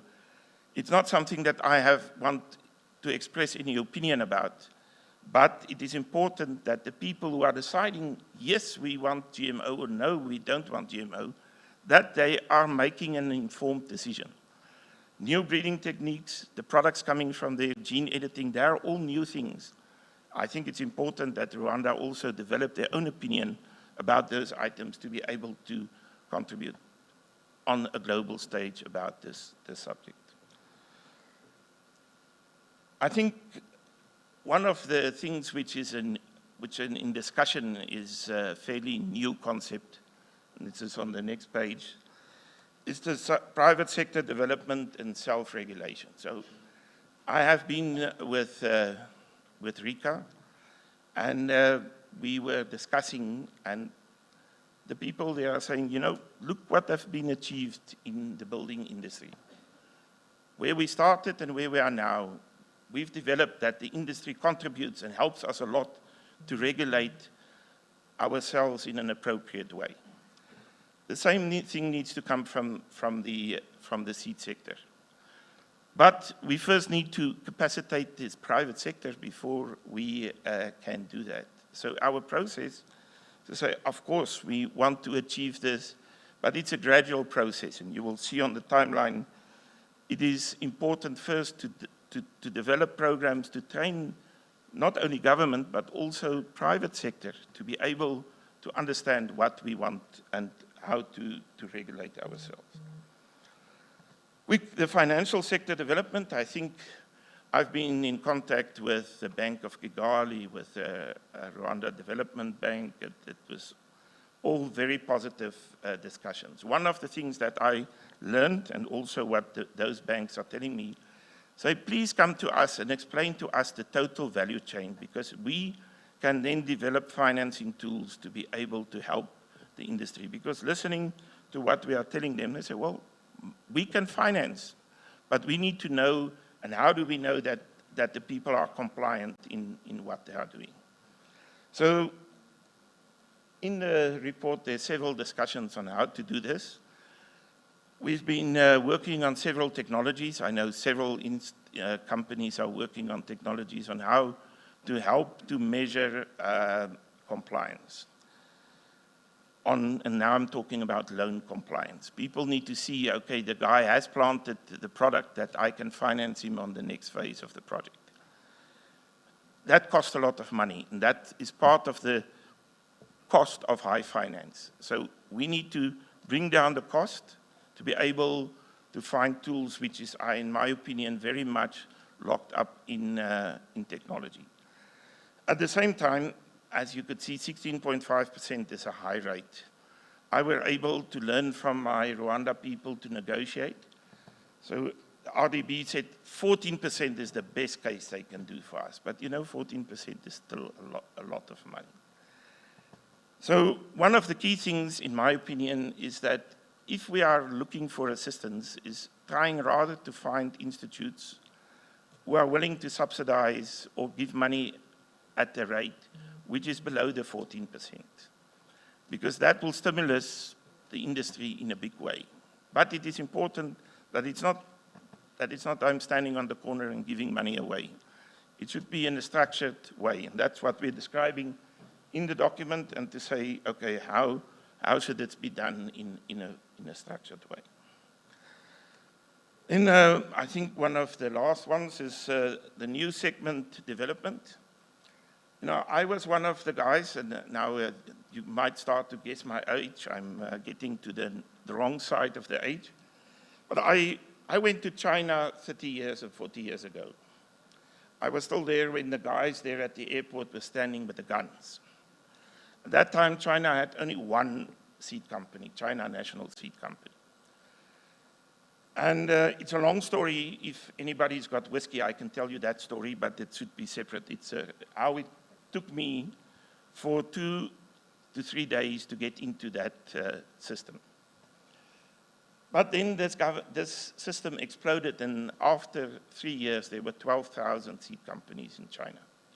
Totally under-regulated, doing what they want, all of that. And then government brought it down, and they started to bring in gradual systems to regulate it again.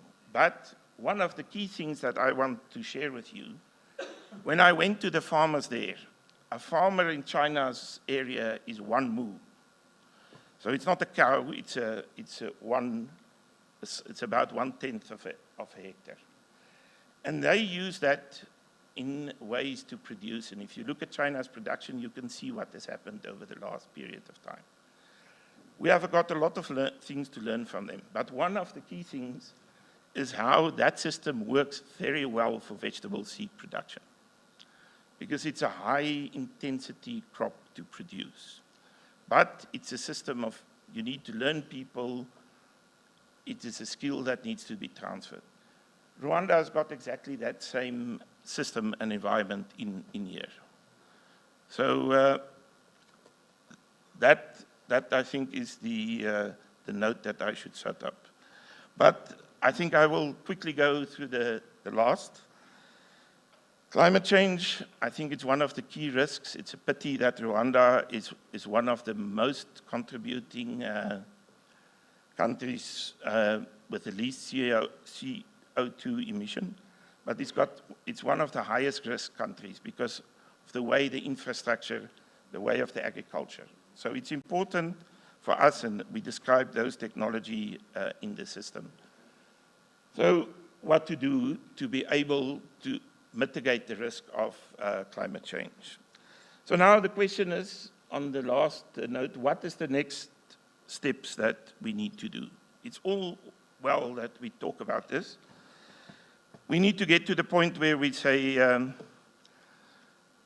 what can we do? I think the first thing is, if we can agree that this change will not happen by only one sector, either government or private sector, it's a combined effort. It's a public-private partnership to be able to change the Rwanda agriculture to a more positive environment.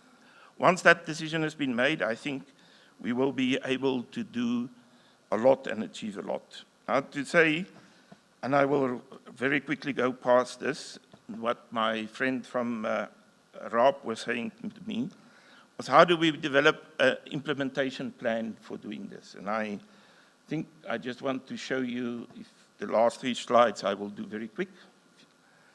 This is the timeline that we foresee. If you want to implement a program for 2030, we will need to do in certain steps. You will see we are currently at the first block where we have assessed, we've recognized what is our problems and what is the things that we need to change. We have now to move to step 2, where we are planning how to do this, because it's not going to happen in one day.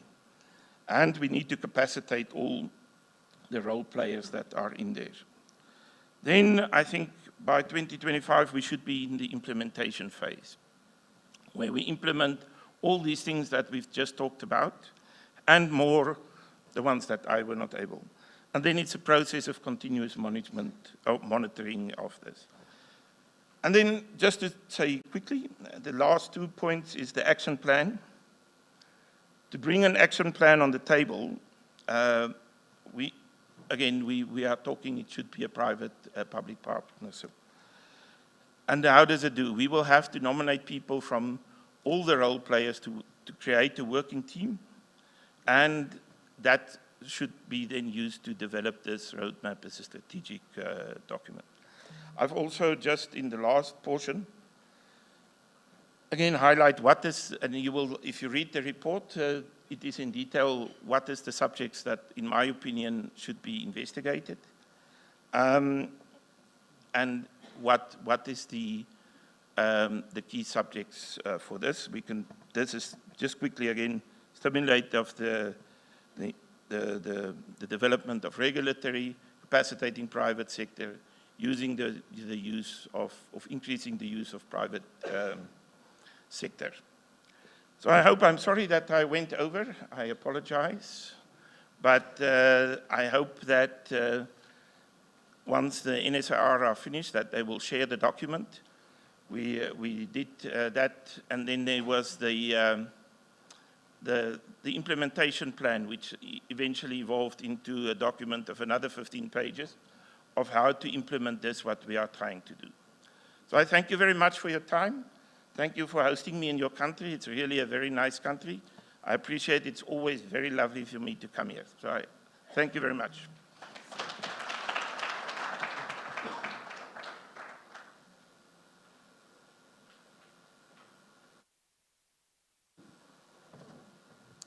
Thank you so much, Lomo, for that detailed presentation, and of course, giving us the insights into the deeper perspectives around this roadmap. Now, we will now go to the next session, which involves a panel discussion, and that panel discussion will delve a bit deeper also on the conversations around this roadmap. But before we do that, I want us to turn our attention to the screen. In just a few seconds, that won't be me on that screen, but a video that I want you to watch that is going to give us perspective around the kind of work that has gone behind the what we see here today. Technical team, let's do this.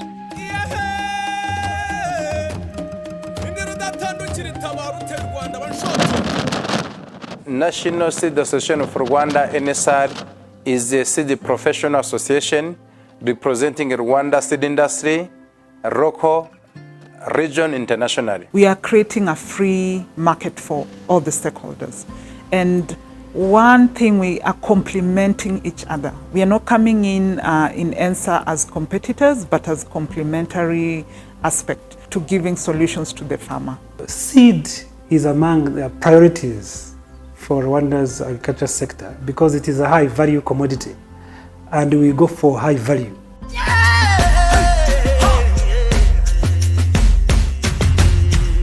So ENSA has offered an opportunity to voice our interests not only at the country level, but the representation goes at the regional level and at the international level so that we get space to present our products. One thing we've also tried to do, and we appreciate as members of ENSA, is the sustainability aspect, so that when you're looking at the representation of what you do or what role you play as a member, it goes beyond your space. So it is so competitive, and we are, as stakeholders, appreciate that we need to know what are these regulatory aspects that need to be put in place and how best are we fitting in so that we are competitive.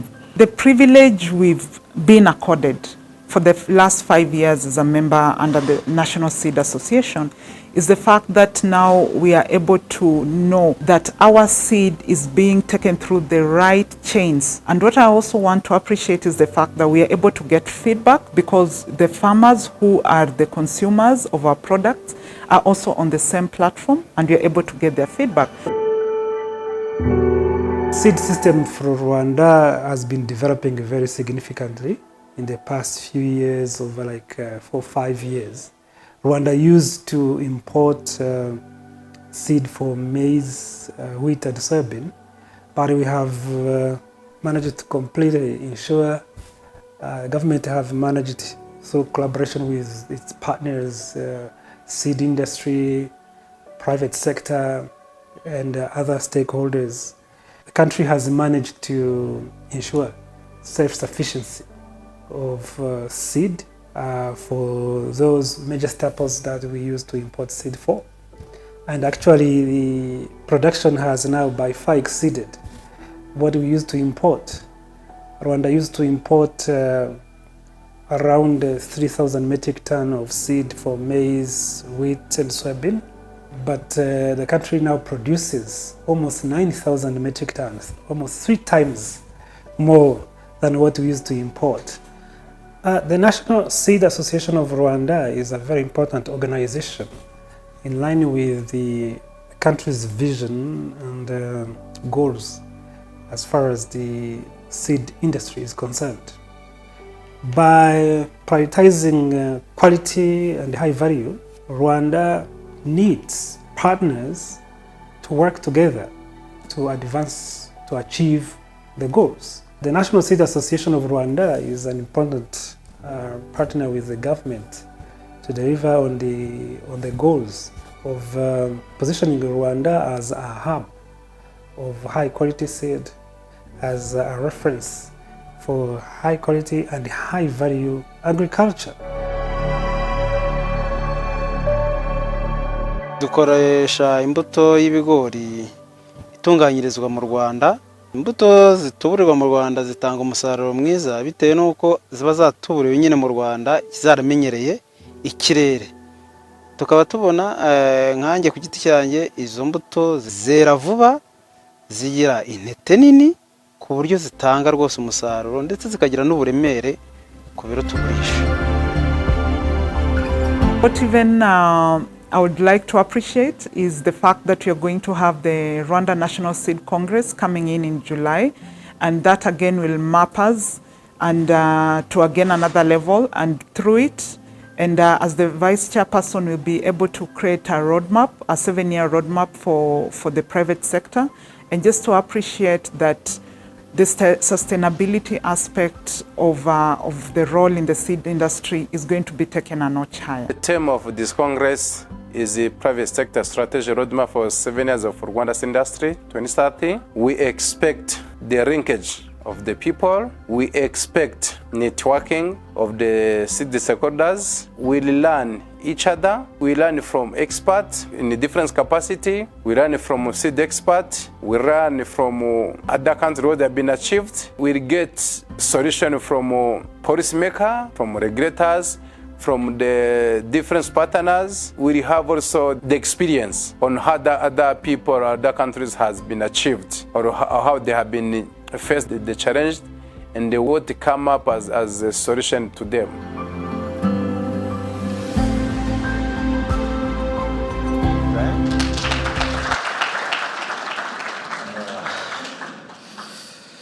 Right, so change of set. Of course, we are now going to go into a very interesting session that is going to help us to try to understand deeper about this particular roadmap.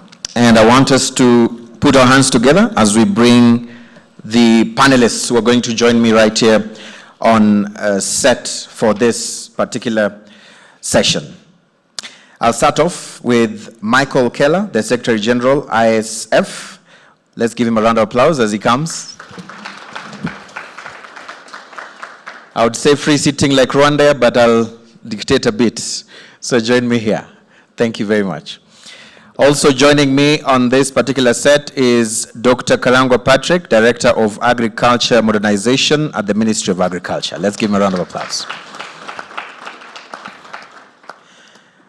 And then we'll also be able to have Dr. Telesfor Ndabamenye, who's actually Director General of the RAB, Rwanda Agriculture Board. Thank you so much for joining us. Also, the regulator is going to be joining us, and that is none other than Beatrice Uwumukiza, who's the Director General, RICA. Let's give her a round of applause. Thank you. Can we give her more, please? Wonderful. And finally, let us be joined by Kate Ojungo. We saw her on the video. She's the Vice Chairperson, NSAR. Let's give her a round of applause. She needs more, right? Yes, thank you. I want us to kick off this conversation, and it's going to be very engaging, and also I want it to be as interactive as possible. So listen keenly, but also be able to pick up any areas that you want to ask questions or make interventions on those particular areas. So my mama taught me well, and she said every time it has to always be ladies first. And so I want to start off from Kate. Kate, this question is going to go to you, and I want to understand from where you sit. We've heard from speakers here who talked about some of the challenges, including trade barriers. We had along the areas of the circulation of seeds, within countries still at around 20%. I want to understand, what would you like to see this strategic roadmap achieve in terms of fixing those areas that we've just had as bottlenecks to those within the seed industry to succeed in their trade? Thank you, Anangwe. Once again, it's Kate Ojungo, the Vice Chair for National Seed Association of Rwanda. So the most important thing, and having engaged with the public and private sector, is understanding that we need a shared vision. Once we know why we are here, where we need to go, how we need to do it, then it's critical that every actor will put in place the necessary engagements. This far, we've managed to share a lot with the Ministry of Agriculture. We've had several sessions through the regulatory players, and they are cognizant of the fact that it is now that we really need to put issues in place. So when we do that, we've brought in the financing players, the civil society, and everybody is aware that we need to do it, and we need to do it right. Not only for the farmer, who is critical in the value chain, but more importantly for food and nutrition security. Because we also have the concerns of stunted growth in Rwanda. And how best can we address this? So the whole idea of working in silos has just now to come to a stop, and just bringing together our ideas in strengthening the value chain, then now we can be able to address the existing need. Yeah, but why has that culture of working in silo been there for far too long? What do the industry players want? Do you want a carrot or stick scenario? I'd be happy to bring the stick. Is that what the industry wants? Why has it been so easy for people to work in silos within this industry? Critically, Anango, is because the fact of saying if you don't have a shared vision, because we find like at the institutional level, we have our different mandates, but we really forget all these players seated here, the end game is food security. So now how do we narrow in and close in on the gap and say, okay, fine, you have this need, you're addressing food security, I'm addressing food security. How do I bring in my resources? How do you bring in your resources? Because the initiatives, yes, have been there, but they have been scattered. So we said, let's have this association coming in as a facilitator. It's always good to have a starting point. We need to appreciate that. So we took a front seat and said, as ENSA, let's play the role of a facilitator and just bring everyone on board. Right. And as we bring everyone on board, I want to go to the Acting Director General of the Rwanda Inspectorate, Competition and Consumer Protection Authority. As the regulators, once the industry players get their footing and a starting point, like she says, there is need to ensure that a competitive and fair environment thrives so that the players in the industry are able to deliver for the consumer. Talk to us a bit about how you would like to see this roadmap achieve the fairness, or where do you come in this whole conversation? Thank you very much, Anangwe. I would like to thank you for this opportunity. As you said, RICA is in Food is Rwanda Inspectorate, Competition and Consumer Protection Authority. It has responsibilities of ensuring regulations and standard compliance are enforced, enforcement of regulation, the standard compliance, and it has a responsibility of ensuring the fair competition in the seed industry and in other sectors where we have a mandate to make a follow-up. And it has also a responsibility of making sure rights of the consumers are really protected. So for RICA to work with the private sector in this strategic roadmap, I see many things to work with, and I can talk about three main things. One is a strong regulatory framework whereby all sectors involved in this sector must comply with the regulations, even standards and the international guidelines, for us to make sure that people are really working on the right things, and people can be accountable on their responsibilities. And with the aim of having high quality seed on the market, and with helping our farmers to get a good produce using right or high quality seed. Another thing is on this thing, you can understand that RICA alone cannot achieve this objective. We have to work closely together with the other stakeholders, including private sector. So that is why at this point I would like to congratulate the NSR for this good initiative. I'm really hoping that we will just continue working together with all concerned stakeholders on this journey. Another point I wanted to talk about is to promote fair competition.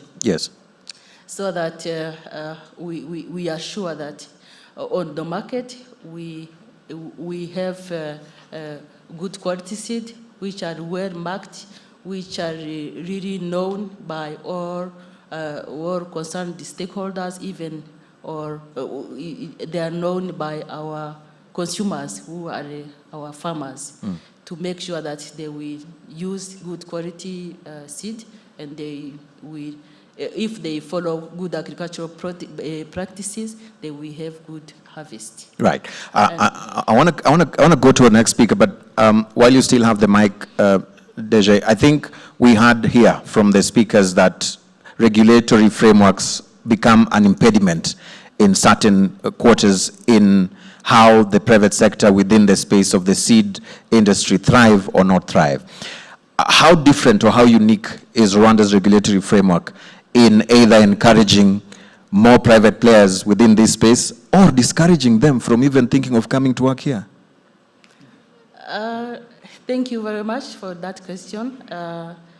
All we need is to let everybody understand what is required for the country to have good quality seed with the genetically pure, because we need it. We need to have basic seed which are really pure. Yeah. To hope that farmers who will use those seeds will produce more. Right. Okay. I know we'll come back to maybe dissect that even more. Let me talk to Dr. Telesfor. Coming from the Rwanda Agriculture and Animal Resources Development Board, I want to understand from where you sit, this is a roadmap for the next 7 years, 2030. But what do we need now? What is really needed now to be able to ensure that we are fast-tracking the involvement of private sector in actually supporting, within the seed space? As we look to the future of 2030, what is it that we need to be doing today? Thank you very much, moderator. Let me first of all frame in this way. RAB is a key player in the development of this roadmap. Yes. Because first of all, the resilient and the sustainable seed industry is a key game changer for food system transformation. And the RAB, with the other key players, of course, is a custodian of making sure that food for all is available. And the food starts from seed. So one of the questions that I went through when I was working in this agriculture sector, when we wanted to answer some questions in food and the seed industry development roadmap, when you have a good variety of hybrid maize, and then you take it to a farmer, you teach a farmer how to grow seed, how to harvest, and then a farmer may shift from 2 tons to 5 tons kilogram per hectare. The question a farmer will ask you is where to get that seed and at which cost.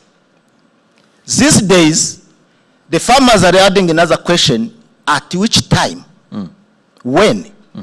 So I see the timely startup of the seed industry development in the country. RAB is mandated to do research and extension. And the seed industry itself is the roadmap. I mean, seed industry itself is a value chain. Yeah. So starting from variety development, variety approval and registration, then you go to area generation seeds, and then you go to certify the seed, you go to post-harvest and the packaging, you go to marketing, and then you go to the use. So RAB is fitting into those segments, most importantly in seed development, regulation and approval. We have another stakeholder. Yeah. And then RAB is in part of promotion and use. And then RAB is in area generation seed development. So what we can do now is to speed up and make sure that we have action points into the roadmap. So this morning the minister has been scoring upon on the vegetable seed. Yeah. So I want to recall again that seed is not only maize. Seed is from carbohydrate to proteins. We need also seed. So what we have to do now is, as the Rwanda Seed Association started, is to bring the Doro mind on board and then shape the future actions to start those segments of the seed value chain and make sure that we have a private sector on board. Yeah. So this private sector on board will assist us in answering the question of where should I get such seed and at which price. Right. So let me start from there and then we... Right, we'll come back to build up on that. Let me talk to Dr. Patrick. Dr. Patrick, sitting there and listening to the submissions that we've just had, but also taking you back to what we had here, including what the Honorable Minister did mention, the underutilization, that the problem today is underutilization. There's a lot that's been put in place to improve the seeds, but the utilization is still at around 35%, 36%. It's you know, from an average of 37, which is not a key thing. Who's sleeping on the job?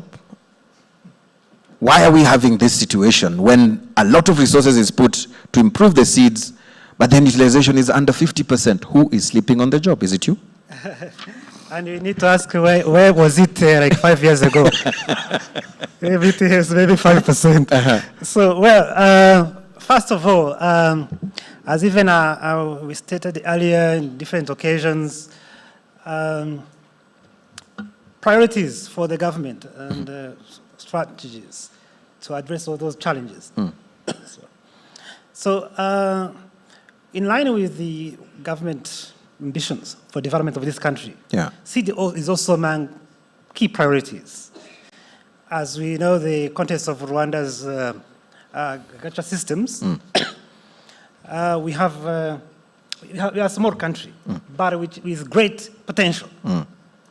A country where we have 1.4 million hectares under farming, but the land holding per household is around 0.4.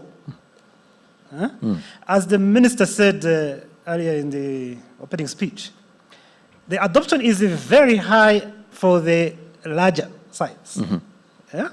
So you said it 70% on average. Average, yes. But when you go to those who have larger farms, it is above 80%. Are we happy with that? Yes, minister said as well that. Yes. So for those with 2 hectares and above, it is 85%. But there are fewer. The majority have like 0.3 or so hectares. It is much less for those with much smaller. And the government, now, strategies for the government to address that is, first of all, this hyper-fragmentation of land. So at least these very small plots, when they organize into land use, through land use consolidation, and through cooperatives, we see more changes. The more the farmers organize themselves and engage into more higher value business. And still in this line, as most people know, Rwanda aims to, under the Vision 2050, to achieve an upper middle income country by 2035. For this to have, for each citizen to have at least an average of $4,046. Right? For this, in agriculture, we need to go for high value commodities. We are not going there with just low value crops or commodities. Seed must be a top priority for the government. It is very high value, and if we look at the geographical context of Rwanda, seed you can even you can transport by air, especially like vegetable seed. So just to highlight how seed is a high priority in line of national vision, and that it is possible. We have already said how Rwanda achieved sufficiency of this. that was back in the decision to make sure it is achieved. It was in 2018. By that time, it was a high-level meeting of the government. At that time, I was Director General of RAP. And we had instruction to make sure that this achieved within 3 years. And we made it. Yeah. Thank you. So this shows that it's possible. It is possible. Where there is a will, there is a way. There's a way. So this will also be achieved. This will also be achieved. I sense a feeling of confidence, which is amazing, because with that, you can always achieve everything. But let me ask you, before I move to the next speaker, on the small-scale farmers, because that's where we have the problem of the utilization. What gives you sleepless nights in what gives you sleepless nights in trying to ensure that that utilization goes up? Because you seem comfortable with, the large scale, but what about these ones, the bottom approach? Those people at the bottom of the pyramid. Yes, it must go through, and we do, it must go through increasing education of farmers. And the education of farmers is not just by words and speeches. It is through what they can see, where the farmers adopt what they see. Yeah. So we always want to have more demonstration plots of the high-value crops. We have been increasing those in different corners of the country, up to the grassroots level, so that the farmer can come and see, look at, they are in comparison those such crops. They see a greatly performing variety and a lowly performing variety. They see a plot without fertilizer, a plot with fertilizers, then the adoption increases. So we want to increase the awareness and education of farmers, but also to embark on farming as business.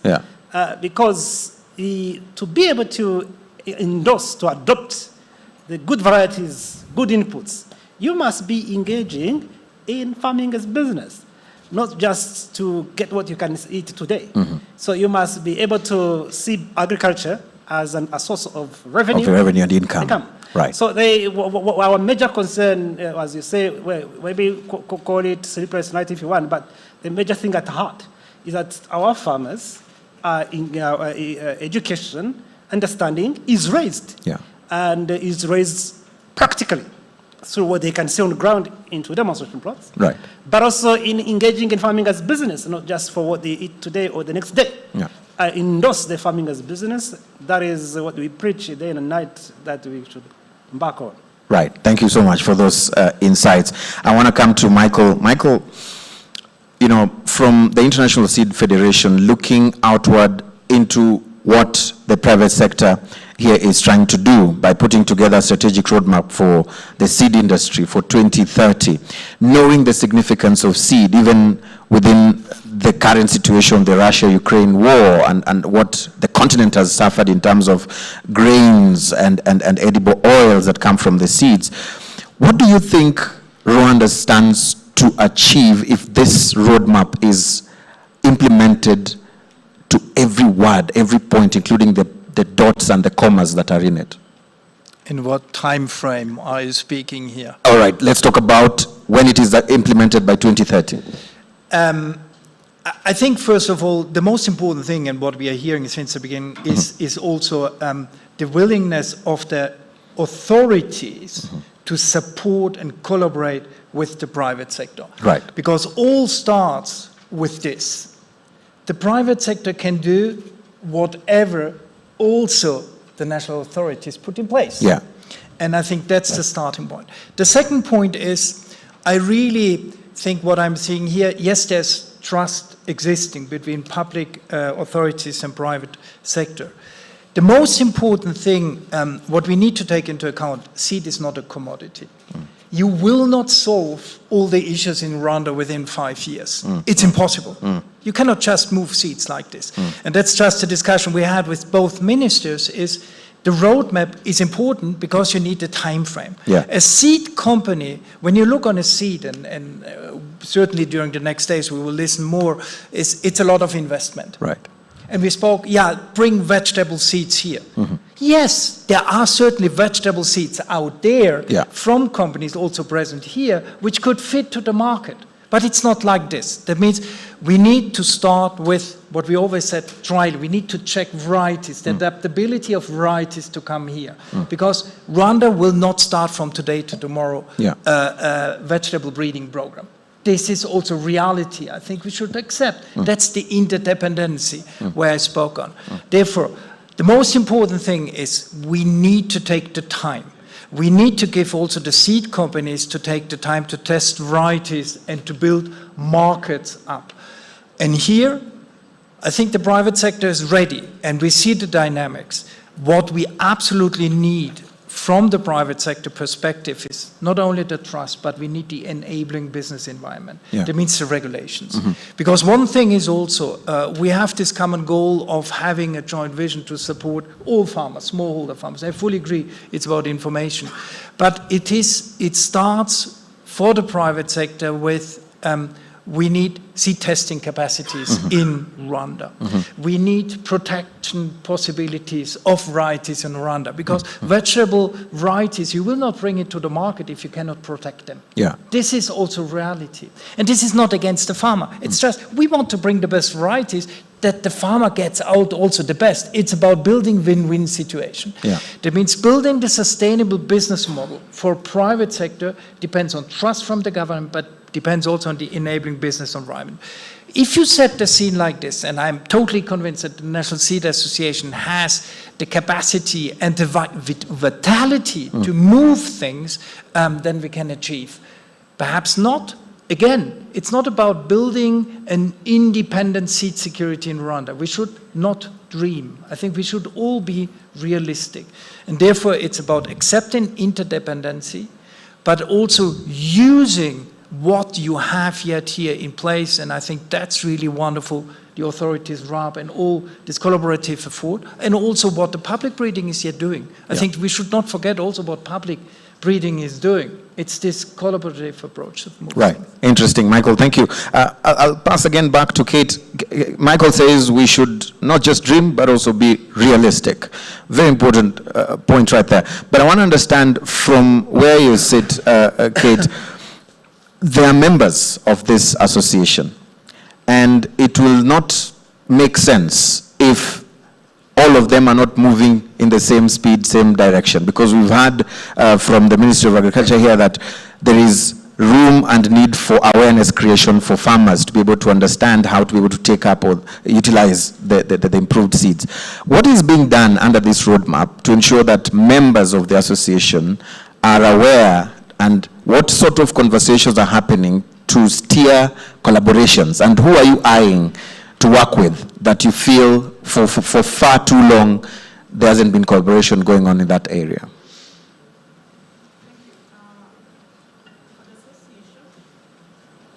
One critical aspect that we've tried to undertake is to have the representation of all the value chains of the products.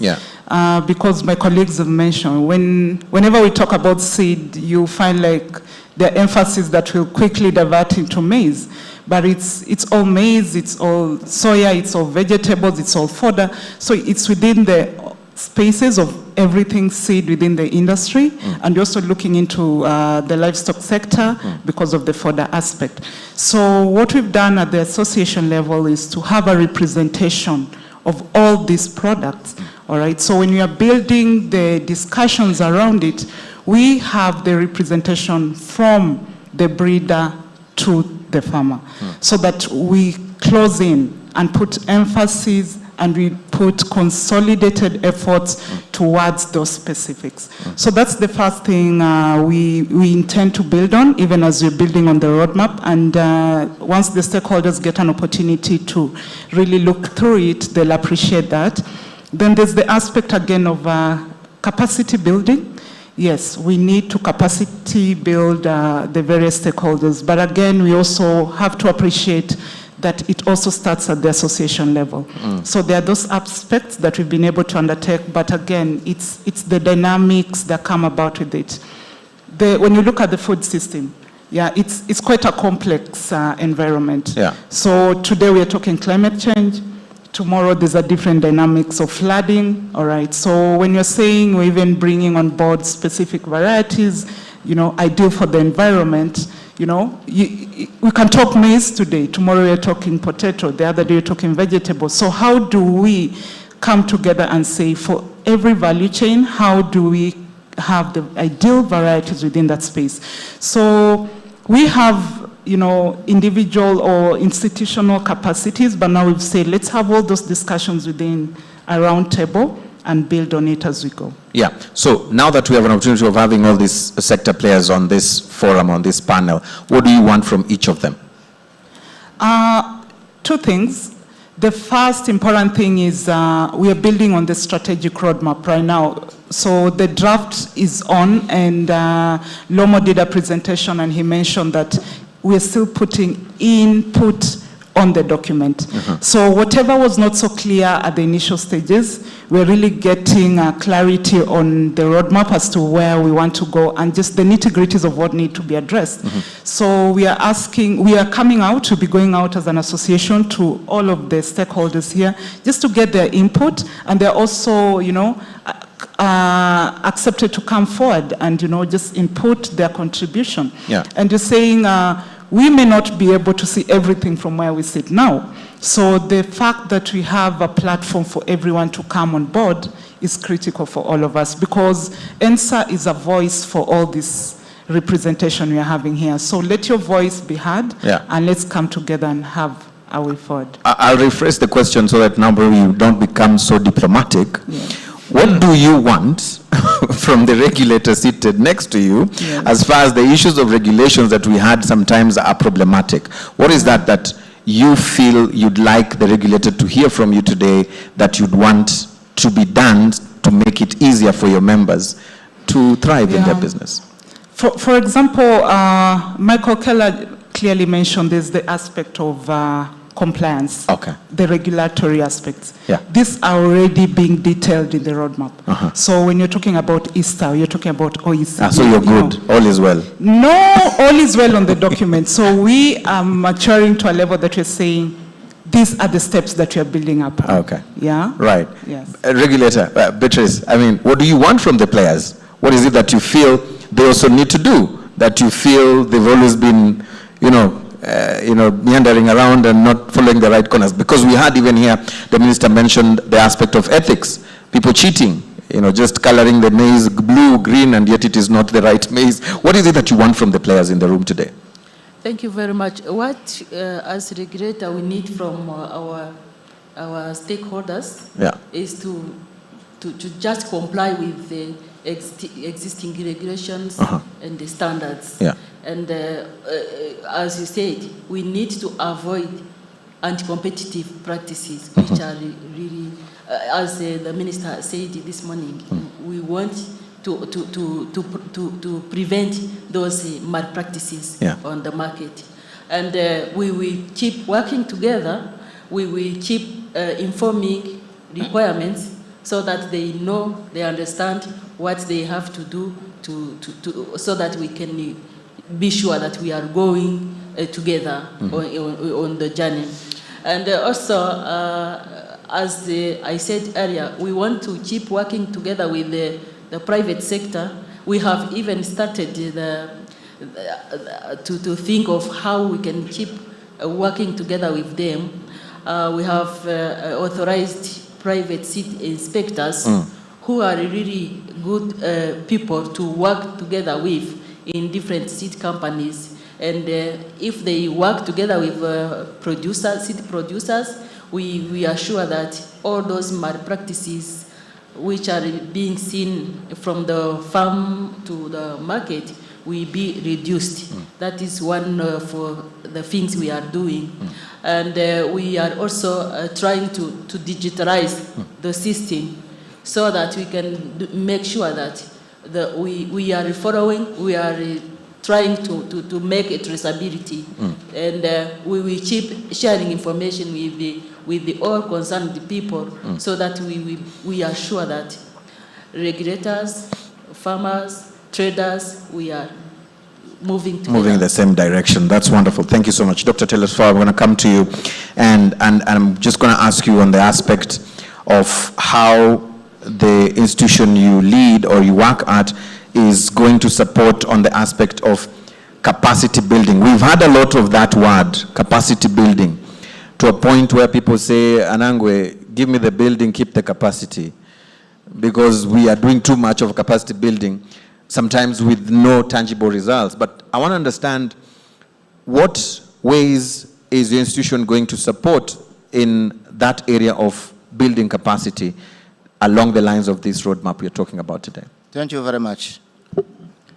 Let me have like 1 second to start my answer into this question that has been asked before. Who is accountable of 36% of farmers' use of seed? It is all of us. Yeah. And that is why we are here. Yeah. RAB should breed the good varieties that are really requested to the market. Yeah. Farmers' preferences. I mean, the consumer preferences. Should be a link between a breeder and the consumer. So, variety development, as I said, is one area. Variety testing is another one. And then extension services. Why 36%? Because maybe a farmer has been getting variety a bit late. Maybe a farmer did not have information at which type of variety. Yeah. Maybe because of knowledge and education. So as my colleague here has been saying. So once we look at seed industry as a value chain, we have to connect all those dots, and they become interconnected. And then we need the division of labor so that everyone has to do his own job. So let's say maybe we are boosting the program of breeding, but as I said, we need a backup of the private sector because the private sector is doing extensive market. So they need to have a strong marketing system to increase the 36% of the farmers' input use. They have to work on the affordability of seed because affordability is also a factor which is affecting the use of inputs. So bringing all those actors on board under Rwanda Seed Association, kind of, having the government as a key champion for all those regulation in the system, will end up to increase in use of seed, shifting from, let's say now we have in the PSTA4, which is ending soon, that the number of farmers using fertilizers in seed, I mean, should be around 75%. Yeah. So now we are at 6%. So you see, we need to jump. We need to jump while developing a roadmap, of course, but everyone embark on his own task. Yeah. So I think RAB is having a bigger role, of course, to play in this.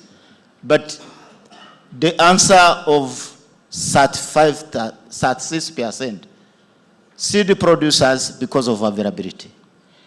Seed marketing actors because of affordability. Education, awareness because of knowledge and understanding. So someone may say, where to start? What is the entry point? Yeah. It's not a chicken and the egg.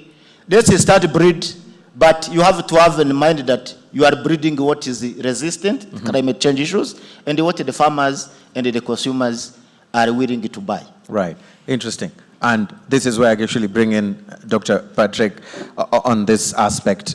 You know, Dr. Telesfor mentions that there are key components here at play, and each of them has a role to play. But at what point do you feel there has been a disconnect that we need to fix, either today or from today? Because if we're talking about each player playing its role or their role, like the private sector, like he mentioned, governments coming in, at what point do you feel there has been existing gaps that has led to this, you know, fragmentation of our delivery of what we need to do? Thank you so much. Well, first of all, the role of the government institution must be mostly enabler, must be mostly an enabler, enabling environment. rather than an active player on the market as a competitor in the seed system. So before 2018, when we decided in that decision to produce locally, government institution, like RAB especially, was almost everywhere, even in the market. So farmers would have would be going, I'm going to buy from RAB, it's more cheaper. So you would go to the government or the private. Government was like competing with the private. That, when it is like that, that is a problem. And also the investing in research. Research takes time. Research is not something, research in seed, varieties takes like sometimes 20 years. You are not going to develop a top variety like tomorrow and you're done it. If you have a great variety, some people have been working like maybe 2 decades. And so we should not like assume like now we are going to fix it and tomorrow you see every farmer is using a great seed tomorrow. Because those countries which are like that, they took a couple of years to achieve that. But it is possible. And we don't have to necessarily follow step by step the way like any other body somewhere else in the corner of the world follow it. We can attract great investments of those great players renowned in the world who are willing, who have appetite to invest in Rwanda. Why not come and invest in local production here? We don't have necessarily to nationalize completely the seed industry such that it is a person who is born daddy and mommy Rwandan that is producing seed here. You can come from wherever and you do the seed production. That's why when I showed the ambition that government has, it doesn't mean that we necessarily are going to produce from like this person who is sitting in this room. There are several ways. So, the issue of like where things didn't go very well, it's not only for Rwanda. When it's sub-Saharan Africa at large. We see that use of inputs, seeds and fertilizer. Probably Rwanda is among the best, among the worst, the best of the worst, probably. Is it in French they say when you are one-eyed? Yeah, among the blind, you're king. Among the blind. So queen. Rwanda is doing much better than many in sub-Saharan Africa and low-income countries in terms of inputs use. Statistics from whatever good resources you can find. So, but what has been achieved in the past few years, like 5 years ago, from 2018, so it shows what is possible. So where there is a will, there's a way. I think Michael, when he was writing some of our comments, he was worried a bit that we are like so much dreaming, and he said, use the term, let's not dream here. Be realistic. Him saying that. But it is possible where there is a will, there is a way. It starts with the will and the commitment and the unconventional ways, not just thinking like in linear thinking that someone called X did like this, and achieve this. Maybe we can even do some other things that people are not doing. I submit. Thank you so much for your submission, Dr. Patrick. Michael, I'll come to you. I mean, is it easier said than done? Because you've heard what they've said. Or you also believe in the level of optimism that you're hearing in the room right now? I'm extremely optimistic by listening also to the talk of the minister this morning, who is really somehow supporting the idea of the role of the private sector. But let me come back to one point. I think it's critical because we need to address also topics which perhaps are not easy. If you think we are all looking to provide smallholder farmers with at least seed choice, and again, there is no size of a smallholder farmer to not use a quality seed, which can be more expensive. But please also let's compare the pricing of a seed with pricing of fertilizers and others. The pricing is lower. I think we should always take this into account. I think it's not the pricing which will handicap the access of smallholder farmers, but it's about the market. And we are all looking, for instance, also Rwanda is looking that more perhaps seed companies are bringing maize varieties here to make maize production here, also to supply the seed market here. Yes, but it needs to be business-wise viable. That means, and it's a hot potato also, because let me be frank, in some African countries where you have emergency seed for free, there is no market. Or when you have a subsidized seed market coming from either donors or others, it will not fly. That means we need also, what we are looking for is to build a sustainable business model, because it's about investments. Yeah. And therefore, we need to be all on the same page. We go for it, or we don't go for it. But Michael, they argue that private sector most of the time is just profit-driven. We put our money, we want returns on our investments. I like your point, and allow me, I think, let's be frank, the seed sector, and seed is the starting point of food production. We all know it. And we need to be responsible actors. Do you think for a company who is investing 10 years to breed a variety, it makes sense to make only one-time money and somehow exploit a farmer and then running away? No. What are we looking for? It's a sustainable business model.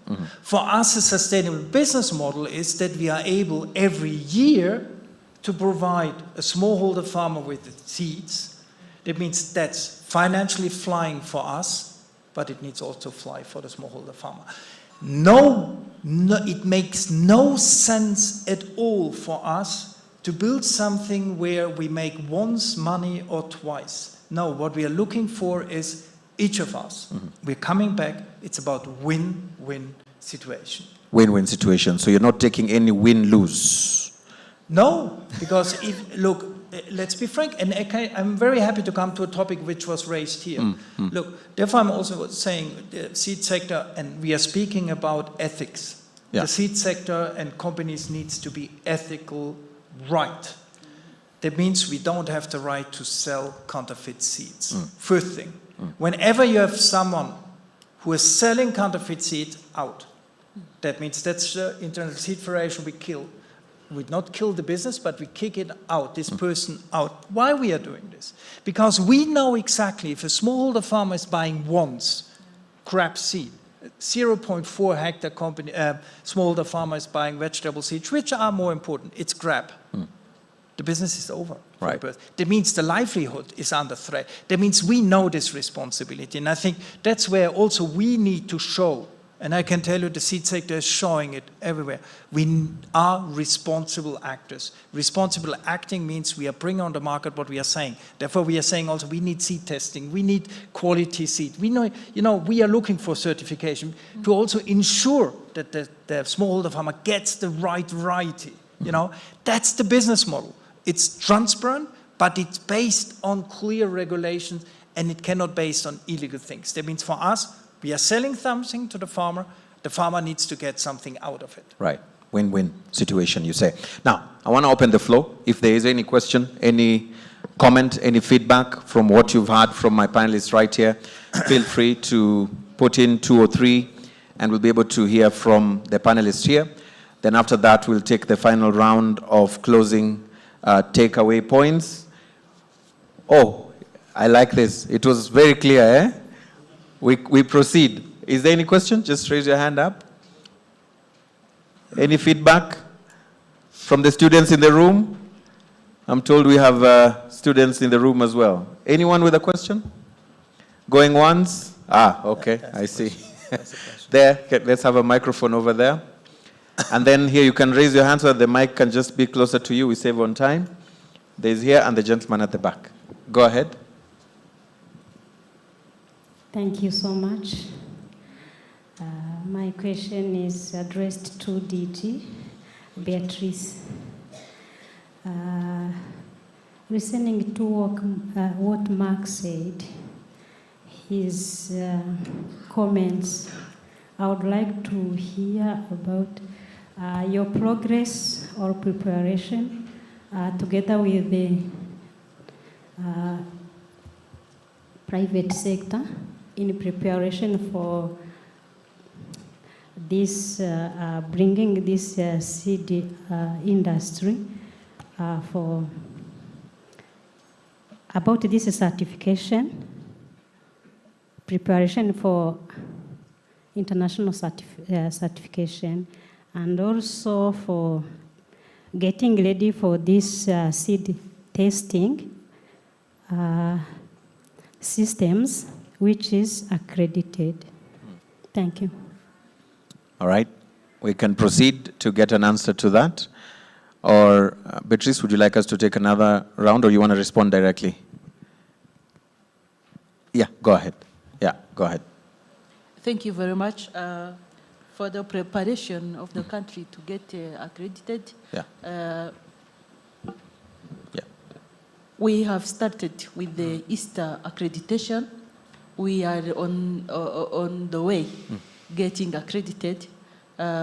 We have passed different proficiency tests, and we also have our standards are also in line with the what is required in terms of Easter requirements. Yeah. And we also comply. We tried to have our laboratories, national seed laboratory, have equipment that are required for us to be able to get accreditation, and we are on the way on the process, the process, and we are waiting for the external auditors to come and see what we have as a country, so that we can have that international standards. Yes, yes. Right. And for OECD, we have started to also comply with what is required. We have conducted the different post-control as one of the requirements.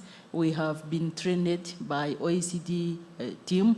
They came to Rwanda to train our seed inspectors, seed samplers.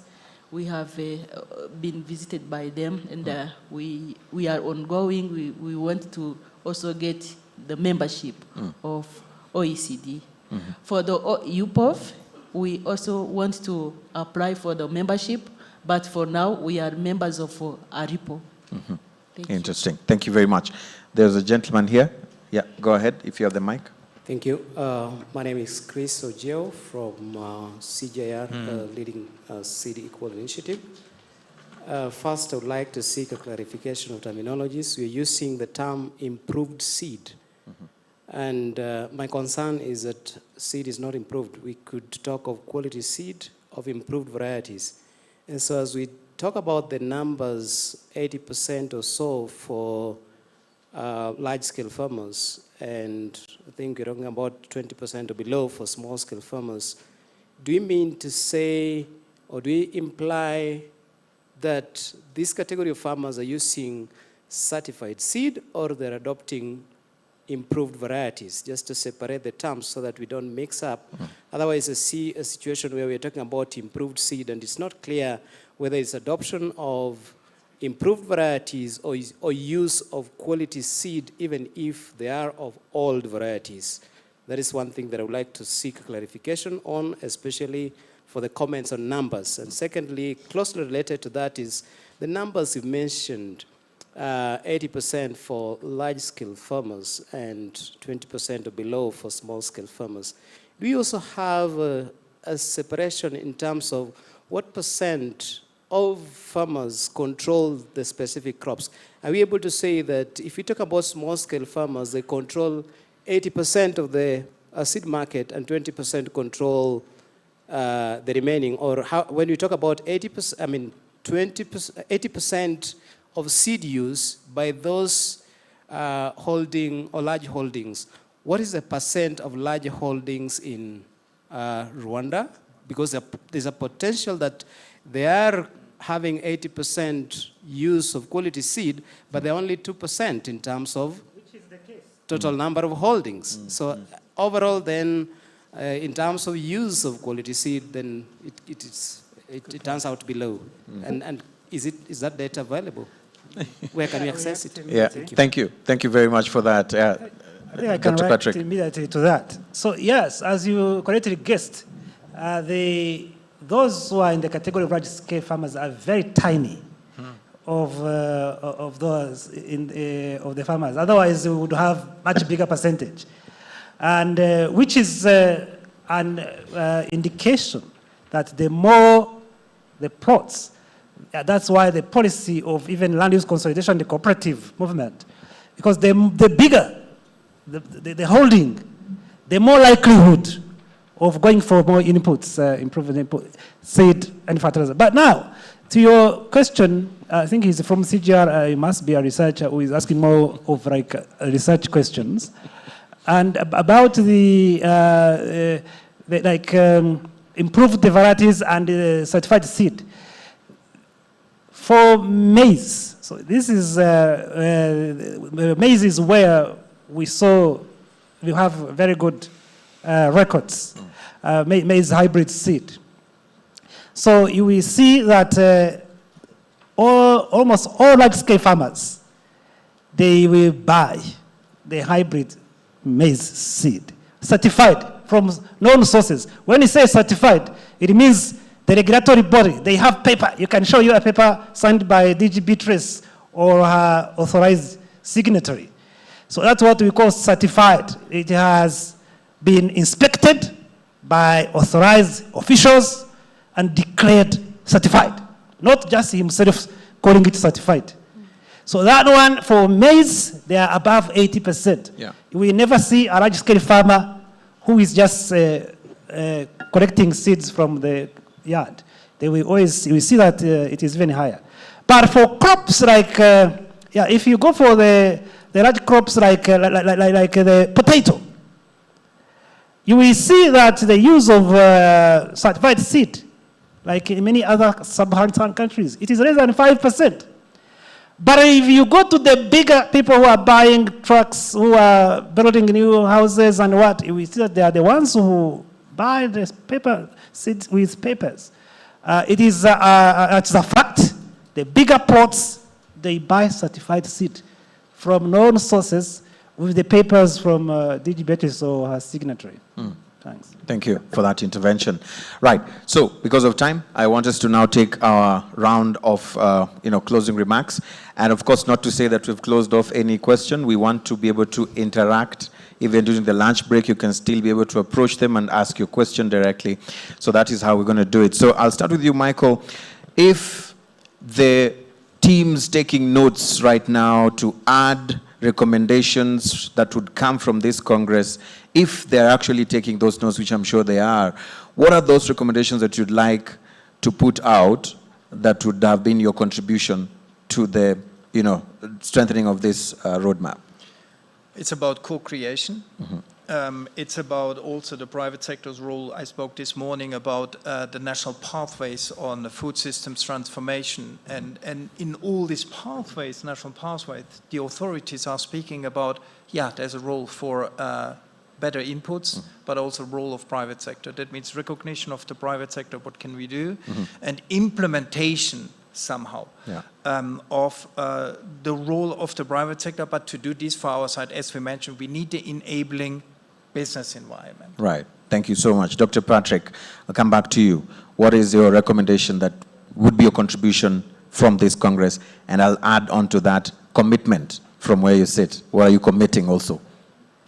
I think it's unfortunate that the time is not permitting we could discuss even further, but I think what must be a strong recommendation for all of us is that each of us in the seed value chain industry, we have a role to play. And as I said, mentioned earlier, where there is a will, there is a way. Let's not fix an impossibility in our brain. Start with positive mind, that it is possible. We know countries which have made it, and in a very few years, things were turned around. Countries like Latin America, you will see cases where the things that were achieved over a span of 20 years is incredible. But it requires, I think we have already great policies. Now it requires for everybody to just embark on this journey with the resolve and the commitment. Government is putting quite a lot of resources. We didn't have a chance to discuss all those. I expected that you would have asked me, what are the resources that are being put in this? I didn't see that question. But Tell me just now. Just squeeze it in. What are the resources? A lot is being poured in this. Government is pouring billions in the agriculture transformation. I call upon the private sector to take upon these opportunities. Of the recent, we have 300 billion Rwandan francs in agriculture sector, which we are calling for taking grants, where government is giving matching grants. But also, through the research, government is availing material for use by our private sector for research. And past few weeks, government has passed already the draft law for biosafety, which is going to authorize the use of genetically modified crops, to name a few. So policy-wise, regulatory-wise, the law is there. And resources, we are strengthening the capacity of research in RAB. Through that project, there is a project, you see this CDOT project, there is also upgrading capacity. Government is going to upgrade even further the capacity for a very high quality seed. We are supporting the seed industry through different partners. So I think that I see a lot of possibilities if everybody is just partaking very committedly. Thank you. Thank you so much, Dr. Patrick. Dr. Telesfor, your floor is yours. Okay. Thank you very much. This event is an occasion to develop a roadmap towards national private sector seed industry strategy. So we have, first of all, to convince the off-takers that good quality seed pays off. That is one message which should come out first. Second, the roadmap should clearly state that gaps that have been highlighted into the 10 years back, 20 years back industry that we had in Rwanda are addressed with a focus, first of all, on policies. Policies can improve, can affect positively or negatively the industry development. Second, the roadmap should clarify how the money which is engine of life, how the investment will be into the next generation to make sure that the numbers of 36% of farmers using seed is increasing. Lastly, enabling environment. It should be clear what is in the enabling environment. How do we enable the environment? Is it a consulting word? Is it a strategic word? It should be clear enough that each entity has its own responsibilities and action to be delivered. Lastly, clear target and clear milestones. Thank you. Thank you very much for that.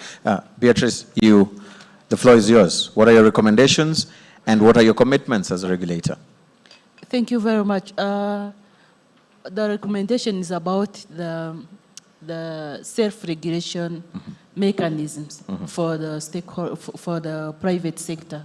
This will help us to make sure that if they have the mechanisms of self-control before the regulatory body comes in, this will help us to even minimize the rejections of seed when an inspector from RICA comes to verify what is happening on the farm. So the self-regulatory mechanism will really help the whole value chain to make sure that we are complying with what is required. Another one is that we will keep working together with the private seed, the business actors in the seed sector, so that we can also increase the capacity building of seed producers, seed traders, even seed users as farmers who are producing for food. Another one is that we have to keep in mind that the regulatory framework should be inclusive. No one should do whatever he wants or she wants. we all have to comply with the requirements. Right. Regulations, standards, being in national standards or international standards, because we also have to make sure we are complying with what the market is required. I mean the external market. Yeah. Thank you. And be able to compete globally. Yes. Thank you for that. Kate, you have the last word, just like you had the first word when we started. What is your commitment? And of course, what are your recommendations? We've heard that the government has done so much, $30 billion in investment, material-wise, legal framework policies, and they want to see more of you out there, which they're not, according to what we've heard here today. Thank you, Nangwe. For the private sector, it's critical that the aspect of accountability will come out strongly as we are developing the roadmap. And just for you to know how serious we're taking issues, we've already set the date for the next year's Congress, which is coming on 30th of July. And we'll be having this session to put ourselves up to task in terms of what are we committing today for the industry. So if we are in the space of supporting agriculture, over 70%, investment is being put in form of, in support of agriculture. So we are asking ourselves, the public sector has come in, to a great extent, enabling environment. So as the private sector, each player needs to be accountable as to what they need to do. Yes. So we want to do what we have to do best. And we are saying, at the end of it all, Michael was saying we need really to be realistic. But again, more than anything, we want to emerge as giants within our spaces because these pertinent issues need quick decisions and quick engagement in terms of how do we move from here. So you can count on the support of the private sector. There's a lot of commitment that has been realized so far. Yeah. And we are happy that we are able to come together and drive this vision. And more importantly, the support that you're having from the national government, from all stakeholders. On behalf of ENSA, I just want to say we really do appreciate. And yes, let's commit to drive this agenda. Right. Thank you. Thank you so much. Ladies and gentlemen, my panelists right here, Michael Keller, Secretary General, ISF, Dr. Karango Patrick, Director of Agriculture Modernization at Ministry of Agriculture, Dr. Teles Fo, of course, the Director General of RAB, that is RAB, Beatrice Umuchiza, who's the Director General, RICA, and Kate Ojungo, Vice Chairperson, NSAR, our panelists right here today. Let's give them a round of applause, ladies and gentlemen. Thank you very much. We'll see you on the next space. I'll let you go as I make some quick announcements for the next phase. Oh, photo. Oh, they're saying we got to take a photo. Yay. I was wondering at what point will I be in a group photo. Thank you.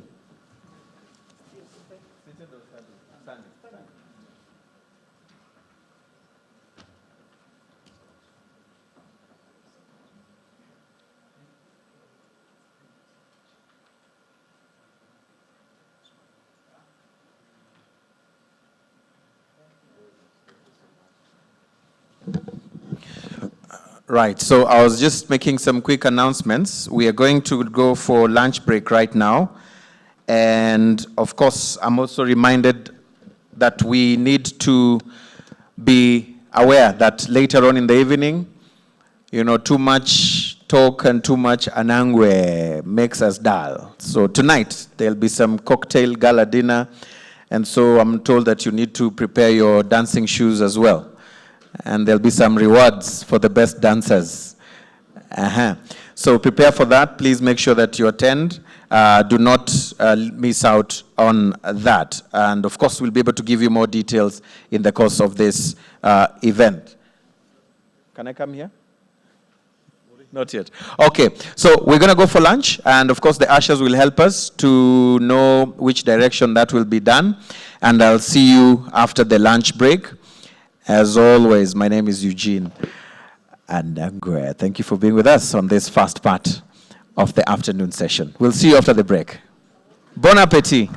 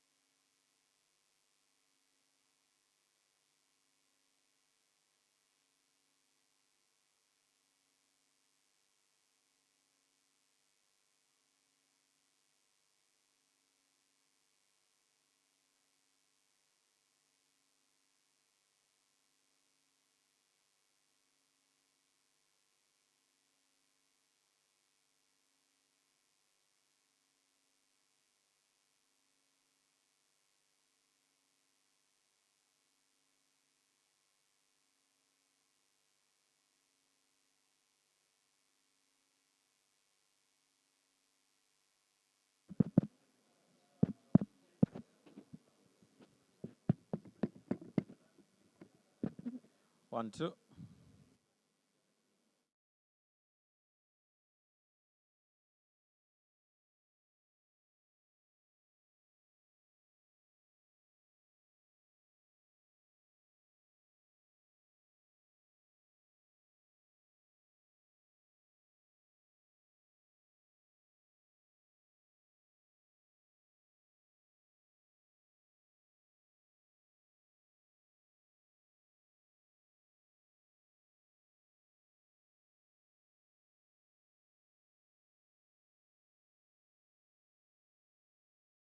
May I have your attention, please? Let us be seated. The last person sitting is going to buy us the extra drink tonight. So, I see how people don't want to buy us a drink, honestly. Everybody's sitting so fast. Eh? All right, thank you very much. It's good to have you back in the room for us to continue on with our program. I'm hoping that lunch was good, and for those who are actively within the seeds sector, I hope you saw some of your products on the menu. If you did not see me on the side, we'll see how we can negotiate the supply of those items right there. So we're going to go into our next and last bit of the day activities.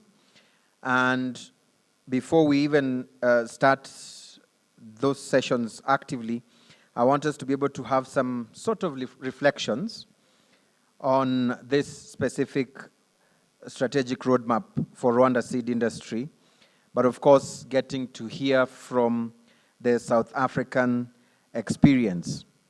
And on that note, I want us to bring on stage Mr. Matome Ramagopa, who's the chairperson of Sansor. And of course, he's going to share with us reflections and insights from a South African perspective. I know we have eaten. I know the room is a bit hot. If it is too hot, let me know. I can ask the teams to put the AC proper. Is it good? Are you okay? Okay, good to know. All right, so let's give him a round of applause as he comes, ladies and gentlemen. Thank you very much.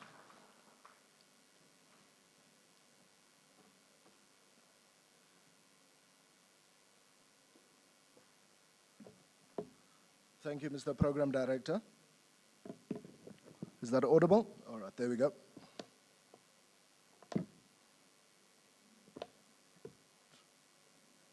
Thank you, Mr. Program Director, and thank you for the opportunity to speak to you today on such a wonderful occasion. Let me start by just acknowledging all the different dignitaries that are in our midst, those including the ministers already in absentia. Let me also just acknowledge the government officials that are in our midst. I'd also, of course, like to acknowledge the president of ISF, Michael Keller, who is in our midst, as well as the president of AFSTA, and the leadership of the National Seed Association of Rwanda for the role that you have played in getting us here, and also to its members, because I think it is because of the members and the association that we're able to be gathered here today. Earlier on, Mr. Program Director, I'm going to try this. Hopefully I get it right. If not, then I'll try it again next time. I think it was Amashongore, if I've said it correctly. All right. I will try again on my next attempt.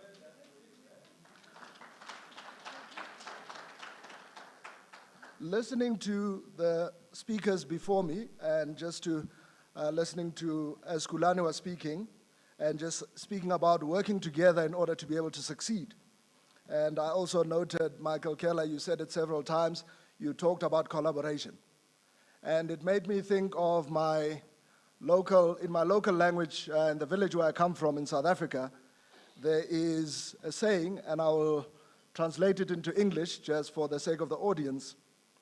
Simply translated, it simply means, uncoordinated lions will be defeated by a limping buffalo. Why the saying and why I was triggered by that? I guess for it, irrespective of the level of skill and knowledge that you have, unless you work collectively and you collaborate and you work together, we will not be able to achieve. And I think that is the essence of what I will try to delve into today. It's all about collaboration, working together in order to be able to succeed. And just a few points about who is SANSO. SANSO is a designated seed authority recognized by government as well as international bodies. We also had this year the opportunity to be able to host the ISF Congress, celebrating 35 years in existence, and playing a role as a seed industry body representing the entire seed industry. So both looking at seed as a seed certification authority on behalf of government and providing a lot of inputs towards seed legislation and providing a lot of phytosanitary support towards its members, and most importantly also providing training capacity. So just for perspective, we've been seeing progress and growth, and we currently have a full membership of 86 members with estimated seed market value of $1 billion USD as things stand. So, but as you can see by the figures illustrated, it's almost a doubling since 2013, but it speaks to the progress and the growth of the industry. Now, what I'd like to do is just in the next slide, I would like to share what I would call 10 key points, hopefully to be able to leave with something, 10 key points which I think are essential in order for a successful seed organization. And I have opted to use the illustration of a plant in its different developing phases, but also to highlight the journey and the importance of all the different elements. So at its most heart, it's important for a seed association to have a shared vision, which identifies all its key aspects that bring members together. Because ultimately, for members to be able to come together, there needs to be a common vision. And often members will also ask, what is in it for me as a member? So those things need to be outlined and be quite clear. But most importantly, there needs to be clear code of conduct, code of ethics, and quality assurance in terms of the deliverables and the scale at which it can be expected. The second point I'd like to touch on is mission-driven. So basically, ensure long-term sustainability beyond profits.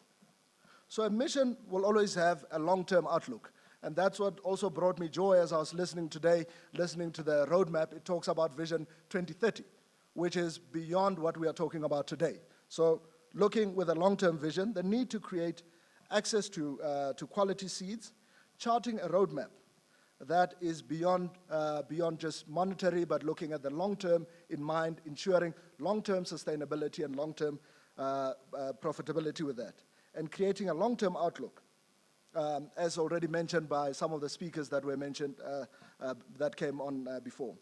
The third element to look at is identity. So association also needs to be formally constituted, and it needs to be respected, trusted by members and also by its associates, which it associates with. So trust and reputation is also crucial to emphasize the level of impartiality which can be expected. And also another element, I think it was also uttered by the government official who was sitting here also, that needs to be recognized by government and other institutions also as a crucial and vital player. The fourth element is around representation and relevance. And I'll attempt to break this into 3 components.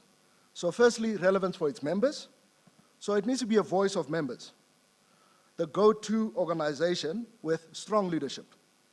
It needs to facilitate member needs, build key competencies in all areas. Then we talk of areas of policy, the field of science, phyto, and other technical related matters. And doing all this while collaborating with government, because government has a vital role to play in facilitating that. The second component on that, while we're still on representation, is around interacting with local stakeholders. have a credible network throughout the country with all the key relevant stakeholders. And the third element is around international representation at ISF level, AFSTA, OECD, UPOV, et cetera, to make sure that there's enough representation and enough of a voice. So essentially, what am I saying? It needs to be both inward-looking as well as outward-looking to make sure that you have voice on the outside, but internally also communicating that very same thing to internal. So in essence, what we're talking about is creating an enabling environment. The fifth element that I would like to talk about is advocacy. So to advocate for the industry to foster an enabling trade environment. So good seed practices equals to good quality seed for farmers, which in turn also directly correlates to food security. So we need to be able to facilitate all those to make sure that seed is right at the beginning, but throughout making sure that we are facilitating that process. But importantly also to be a unified voice, because often we can talk, there can be varying opinions and varying, but as an association, you need to be unified so that it's clear who to talk to, whether be it government institutions or other institutions, if they do have queries or whatever, who to talk to, who is the credible voice. As you see, as we build on the roots and the foundation, you can see that also our tree or our plant is also starting to take form and shape. And the sixth element being around neutrality and independence. So non-partisan and independent even from your own members. So it means you also have to have internal structures that also facilitate to make sure that even internally you are independent, and with that it also builds a resilient organization. And independence does not mean operating in a vacuum, but it also means there's alignment, but also picking topics which are relevant, but also creating some level of room to be able to navigate. And the seventh element to look at is around inclusiveness. Diversity in member size that cater equally for big and small. And we've heard today also, it's been mentioned, we've got small farmers, we've got large farmers, but an association, organization, needs to be able to facilitate that. But also ensuring that there's a good mix of both local as well as international or multinational representation so that it gives vibrance also to the level of discussions. And basically creating, working across different crops and creating room for new crops and new areas of development. The eighth element is around partnership. Then in partnership, we talk about public-private partnership, so a holistic approach outside of just the internal. So it means whether it's NGOs, government, private sector, making sure that there's alignment between all the different parties. And the second last element is attractiveness. So then we speak to committed membership, so it also means financial contributions also by members. To be financially stable also gives some level of independence in terms of the working and functions, and leading the processes and facilitating initiatives that also includes local research and whatever needs that may come or be arising from its members. And last but not least, it's around good governance. So ensuring adherence to the laws of the country in a well-defined manner, but also as mentioned by the minister this morning also, he talked about good ethics and with clear objectives and clear responsibilities for the organization and also in relation. So essentially, when we look at all these elements, in order to be able to anchor, there's a lot that is moving beneath the surface. There's a lot that is moving beneath the surface. Then we talk about the internal organizational elements in order to be able to facilitate what happens above. So it's about proportions. As we develop, we ensure that internally we've got enough structures to be able to facilitate so that it can be able to feed. As we all know, we work with plants, and we know that if those things are not in proportion, then you get stunting, either strain on the roots or vice versa. So the essence of what I'm trying to illustrate is the ecosystem, and it's a continuous balance that we have to find and navigate. And with that, ladies and gentlemen, I would like to come to the conclusion of my wrapping up, and essentially just by wrapping up and emphasizing that I listened to the roadmap, and looking at the roadmap and where things are going, I think it's quite clear. It's quite clear, and all these things I think were already touched on when the roadmap was being discussed. And I think the essence of mine was just to add to what has already been put in place, and I don't see any areas of disjointed. I think this actually is rather in complementary. And with that, I'd like to congratulate the Rwandan Seed Association for what has been achieved today, being able to get as many people here, and we are truly proud of what you've achieved, and would also like to pledge our support and our continuous collaboration, because the only way we are able to succeed is if we collaborate and we work together towards a common vision. I thank you.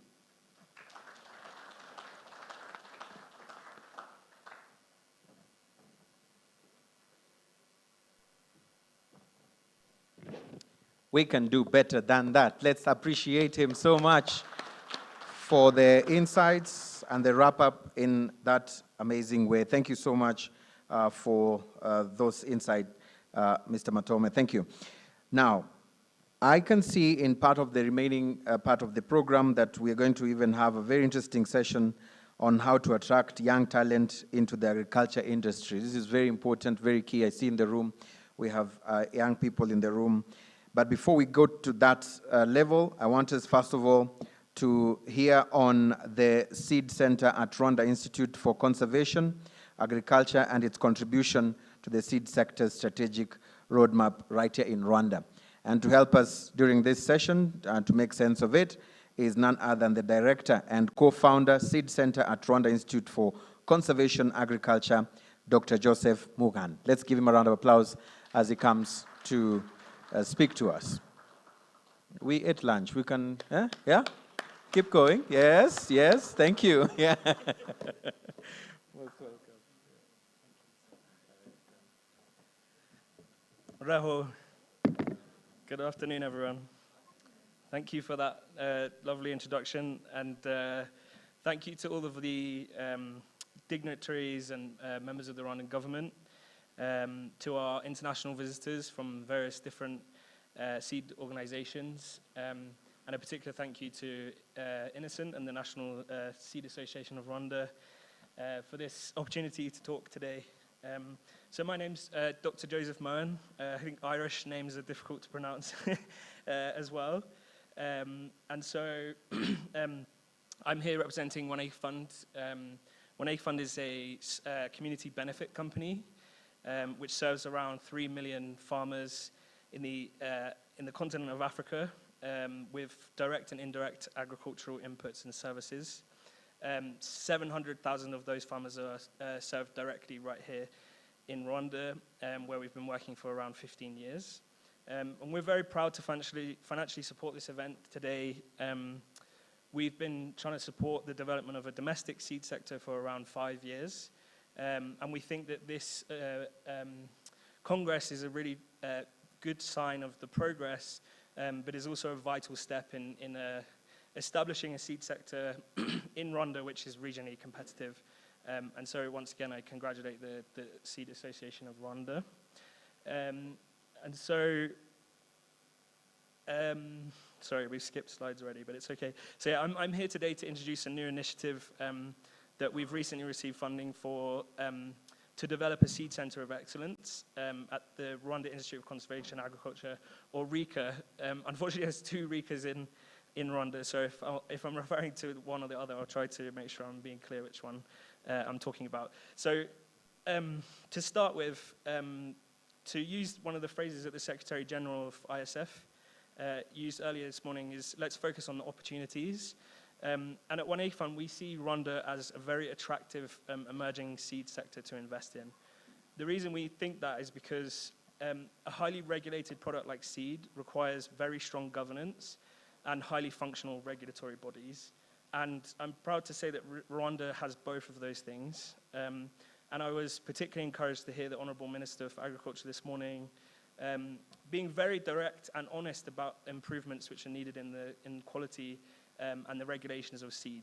And I think anyone from any of the international regulatory organizations would agree that honesty and integrity in the seed regulatory space is the definition of good regulation. Just being honest and being reflective on the improvements you need really helps to make the space well regulated. Along with the highly functional kind of ministries that work in seed, we also have the Rwanda Inspectorate and Consumer Protection Authority, RICA, who are doing excellent work and particularly pushing for privatization of seed inspection, in addition to the Rwanda Standards Board, who have very good guidelines and schemes on seed certification. So in addition to this good governance, we also see pretty significant demand for seed, and I know we've heard about kind of low adoption rates. At 1A Fund, looking at the National Institute for Statistics numbers, we see growing demand over the next 10 years of seed in Rwanda. We also see continual improvement in adoption. Particular success story is hybrid maize, but we see varying year-on-year demand for beans and soybean, and we still see a very large demand for potato seed in Rwanda. So knowing that there's this demand and a nice investment kind of environment, the question then is why is there still demand gaps, and what needs to be done? And so we spent a long time at 1A Fund discussing with seed companies about why it's still difficult to grow seed companies. And I think anyone who works in seed knows that building a seed company is tough, and it takes courage to build something from scratch. And Rwanda is a nascent market, but making great strides. But we see these 5 key areas which kind of need additional investment to continue to support the sector to grow. So first and foremost is around varieties and access to seed companies' own proprietary materials. So this is specifically for Rwandan-owned seed companies, where developing and owning varieties is still a relatively new market, and then there's definitely room for investment there. We see some continual issues around quality control, where largely seed companies wait for the inspectorate to come and find issues with the seed, as opposed to having internal kind of quality control systems. And these really need to continue to develop to allow for self-regulation. Hiring trained talent in Rwanda is pretty difficult, and there's pretty much no dedicated training programs for seed professionals. And so most of the Rwandan seed experts have gone abroad, have trained abroad, and then come back to Rwanda. Infrastructure, as we all know, in seed is very expensive and is a risky investment, has a very high upfront capital investment, and requires technical expertise to install. And then lastly, seed is kind of a tough business for cash flow, so the return on investment takes many, many months. And one final point relevant to this market is that we're still, as a country, not members, or we're developing memberships to OECD and UPOV and ISTA, but it's something we need continued effort and drive to make sure the country is signed up to those programs. So when we were reflecting on these issues, we were also researching other very strong seed markets, and we found that often the world's strongest markets have seed centers of excellence or seed science centers, and these are often institutes that are associated with universities, which support public-private space engagement and commercialization of seed products coming out of research organizations. Examples being NIAB in the UK, Iowa State Seed Science Center, and Wageningen in the Netherlands. And so we really thought to ourselves, if we think Rwanda is such a great investment environment, why don't we have a Rwandan seed center? And so that's where the idea was born. And the idea behind the seed center is that essentially will make it easier for seed companies to succeed right here in Rwanda. The theory of change is simple. We provide a range of business-to-business services directly to the seed companies, which accelerate their growth. That will hopefully support the seed companies to improve both the quantity but also the quality of the seed that they improve. And hopefully then the smallholder farmer in Rwanda, like Felicity and Solange, who you can see on the screen here, will be the ultimate decider of our success by having improved seed quality and more choice on the market. And so we believe that a dedicated innovation and capacity building space will enable the sector to accelerate its growth, having shown great improvements in the last 5 or so years since 2018.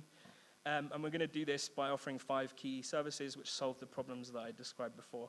That is access to parent seeds and varieties, quality control testing services, professional trainings, access to the infrastructure which reduces the requirement for upfront financial investment, and then support with market access and business consulting. And so having had the idea, we were then fortunate that we were able to source a significant amount of funding from the Howard Buffett Foundation, who very kindly support this work. And we're now in the process of, we're just starting to clear the site at the RICA campus, RICA, the university in Bugesera. So we're developing a 10-hectare campus, which will have dedicated teaching and meeting spaces. We will have a quality lab, which in time we will hope to have ISTA certified. We'll be developing a greenhouse to do EGS production, particularly for potato seed, where more capacity is needed for apical cuttings, for example. We'll have diffuse light stores, cold warehousing, a potato grading room, and then a dedicated grain seed processing facility. This is really aimed at trying to drive diversity in the seed sector, so focusing more on crops like beans, soybean, and wheat, for example. We're also going to be establishing a 10-hectare research station where we'll be performing DUS trials in partnership with RICA, the inspectorate, as well as developing 100 hectares of irrigation to support with R&D, variety trials, and some parent seed production for the crops I just mentioned. So very quickly, I'm not sure how much time I've got left. I'm going to go through these slides very quickly, just to give an idea of the 5 key services we offer. So the first one we're able to offer is variety selection and development services. So for smaller seed companies who are maybe not having the technical expertise up front to start doing their own variety performance development, we can offer contract trials to support them with some experts to kind of get the early phases of developing their own variety and link them with organizations like CIMMYT, IITA, or SIP, for example. And as I mentioned, we are taking on some of the mandate of DUS trials and VCU. This is in order to provide kind of an independent space and to support breeders to have an independent access and a stronger benchmarking of their varieties to really drive up competition in Rwanda. Moving on to inspection, we're, as I said, establishing a quality control testing lab, and we're also supporting the inspectorate to temporarily fund private seed inspectors, which has bolstered the number of inspectors on the market with an additional 23 inspectors, some of who are here today. And that's helped them to go on secondments to seed companies and to start establishing a self-regulated seed environment. And we hope to have an ISTA laboratory installed at the site in the next 3 or so years, which can support the National Seed Testing Laboratory, provide independent testing, but also support with things like export if the national laboratory is very busy with domestic market, particularly at the 2 very busy distribution timelines. I'm very proud to say that we have recently launched our training program, so we'll be doing our first residential seed technology and business training course. We've had over 50 applications for a course which starts in September. We're going to be taking on 8 seed company operatives and 8 recent graduates who will be getting a 1-year very hands-on course at the campus where we'll be able to teach them different techniques from planting all the way through to bagging and seed certification and distribution, as well as thinking about the business elements like marketing and business planning for the sector. In terms of infrastructure, we'll be able to support seed companies with fee-based processing, which means that smaller or young seed companies who are entering into market can use high-quality processing equipment on a fee, which means they don't need to do the upfront capital investment, and they can focus more on their varieties or the quality of their product or other areas that they want to focus on. This de-risks the space for them and hopefully encourages earlier investment for people trying to diversify or doing different products. And lastly, we want to provide financial trainings and partnerships with financial institutions. I'm glad to see that BK and AHIR and other financial institutions are around. Getting access to finance is very difficult in Rwanda, and there's many investments that still need to be made in seed, and so we're trying to create and help seed companies in a consultancy style work to get access to those things. So just to kind of sum that up quickly, an example of a company trying to enter into the potato seed chain of how they can partner with the seed center. So the One Acre Fund's been doing variety trials in partnership with RAB and SIP for many years, so we have very good data on performance of potatoes, that enables us to advise seed companies based on their agroecological zone, what kind of variety they might want to invest in. We then partner with organizations like Supirwa and also RAB to kind of support parent seed production. We'll also be growing parent seed at the seed center. And then we support the seed company with trainings, with agronomists, and teach them how to grow potato seed. They can also send people on our dedicated training course. We have some capacity to build some infrastructure on seed company land, but they can also rent it from us at the campus in Bugesera. And then lastly, because of One Acre Fund's existing network of farmers, we're able to connect seed companies with like growing demand areas. Potato seed, we see a very big demand. Anytime you go on a field visit to meet one of our farmers, the first thing they ask for is potato seed in Rwanda as a high demand product. So this is a good example of how seed companies can use our services. And then last but not least, bringing it back to the roadmap, we believe that the Seed Center really complements the government of Rwanda's strategy to promote a private space.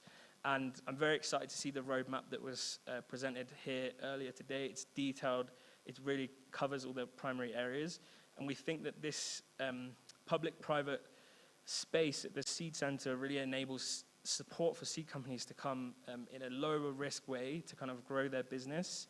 And they can take a range of our services and use the ones that they want and need to help to grow their own business and solve their particular business needs, whether that's varieties or processing or storage or training, and depending where they are on the journey to becoming a seed company. And we're already working with 12 different seed companies, many of whom I'm happy to see here today, and they range both national Rwandan companies and international. And we really think that this enables the sector to continue to move away from RAB being overburdened with doing all of the elements of the sector to seed companies really being able to grow in capacity and do all of the steps along the chain, enabling RAB to really focus on higher risk breeding programs for things like climate change, which is now greatly affecting Rwanda, as anyone who's been around for the last season can attest to. So we hope that this complements both the government of Rwanda's strategy, but also the strategy of the National Seed Association of Rwanda.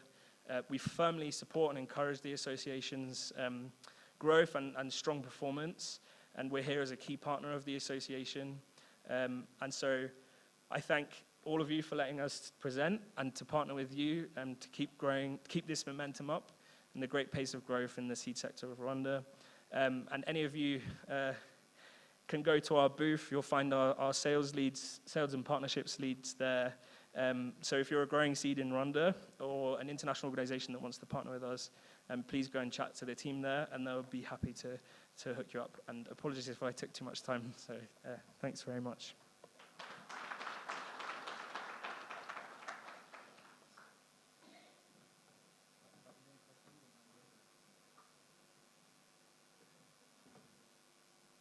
Thank you very much. He's very open to questions, actually. So, like he said, if there are any questions or feedback you need, you can feel free to reach out. Also, a reminder that we have the booths outside for the exhibitions. You can as well consult and check interesting things out there. Now, we're going to hear on the transformation of African agriculture through building robust and resilient seed systems. This is going to come from lessons from the TAT model. And of course, we're going to be hearing from the head of TAT Clean House at IITA, and that is Dr. Solomon Gizo. Can we give him a round of applause as he comes to speak to us? More energy, energy, energy. Come on, yes.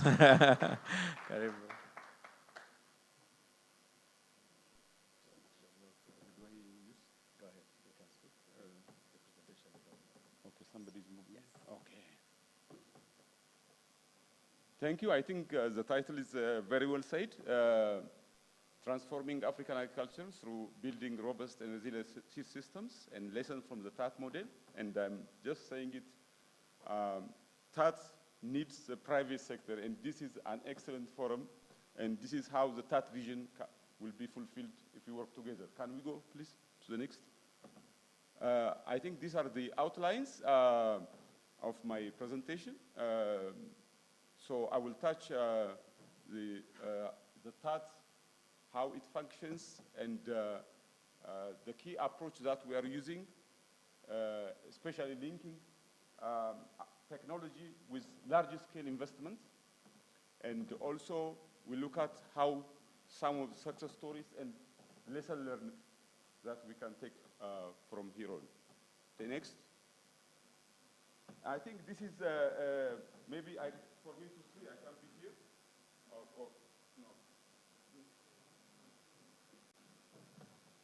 No. This is very clear.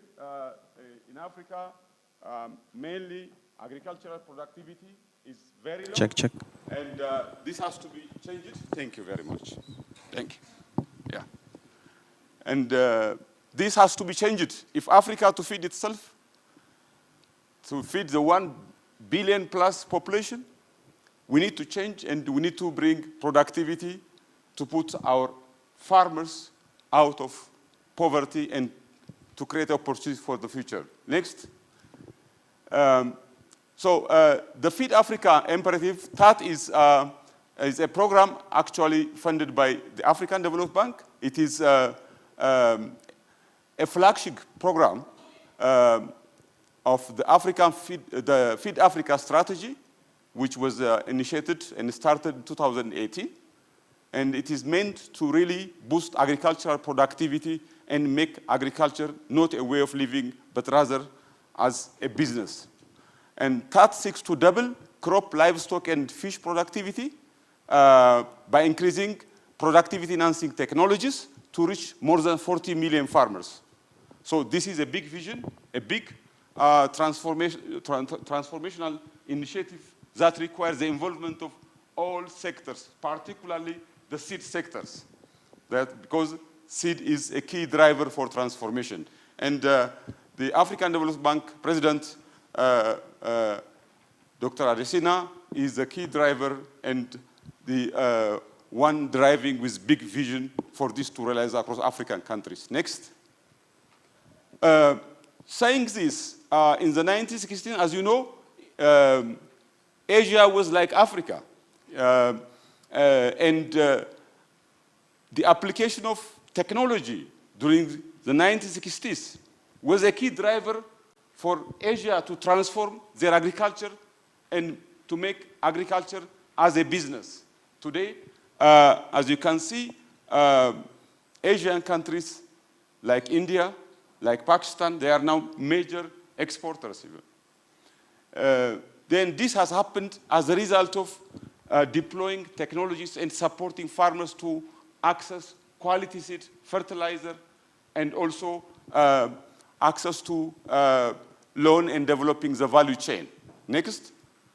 So today, in Africa, technology exists. And if they are properly scaled up and deployed, they can transform the African crop, livestock, and fishery production. In fact, Africa has more food production technology available today than Asia had at the time of Green Revolution. But they are usually on the shelf, they are not scaled, and they are not reaching to millions of African farmers. Next. So the third program focuses on key area. One, focusing to increase productivity. That means farmers should access quality seed, improved seed. If this is not happening, it will not be. Farmers should have access to fertilizers. And farmers should get extension. And the other approach is agroecological zone, transcend national boundaries. So we need a regional approach to go to scale and reach millions of farmers in a short period of time. And that is a partnership that brings together all key players into a unique delivery system. As I said, the goal is to reach 40 million farmers and to increase agricultural production by over 120 million metric tons. Next. So far, since TAT was launched in 2018, we are able to reach out up to 24 million farmers, but this 40 million target cannot be reached unless we work in partnership and unless we link technology with large-scale investment and work with the seed sectors to ramp up and avail productivity enhancing technologies to millions of farmers. And how? What is the approach? YTAT model is an innovative approach for building robust and resilient seed system. It's a key driver for scaling up proven technology and transforming African agriculture by linking with large-scale investment. Usually, good works, if it is not linked to large-scale investment, it will not reach to most farmers. And that is also one of the key challenges. And for this to happen, there are 4 key focus areas that we're putting. One is technology matters. There has to be proven technologies. Second, scale matters. We need to reach in hundreds of thousands, in millions. And for this to happen, policy matters and a key issue. And the fourth one is partnership. So we need to make sure that the TAT is addressing these 4 issues. If a transformation to happen in Africa, we need to work in this area. And the other is TAT is addressing along the value chain, starting from input provision to primary production, first level processing, secondary level processing, so that we look at along the value chain on priority commodities. Next, how the TAT operates. How do we operate in Africa? How is the TAT putting the infrastructure? The TAT put a unique delivery system. One is we are linking up all CG centers working in Africa, who are the key technology developers. And we are bringing them to really proven and tested and verified technologies to be widely deployed. And TAT is also working with private sector, with the nurse.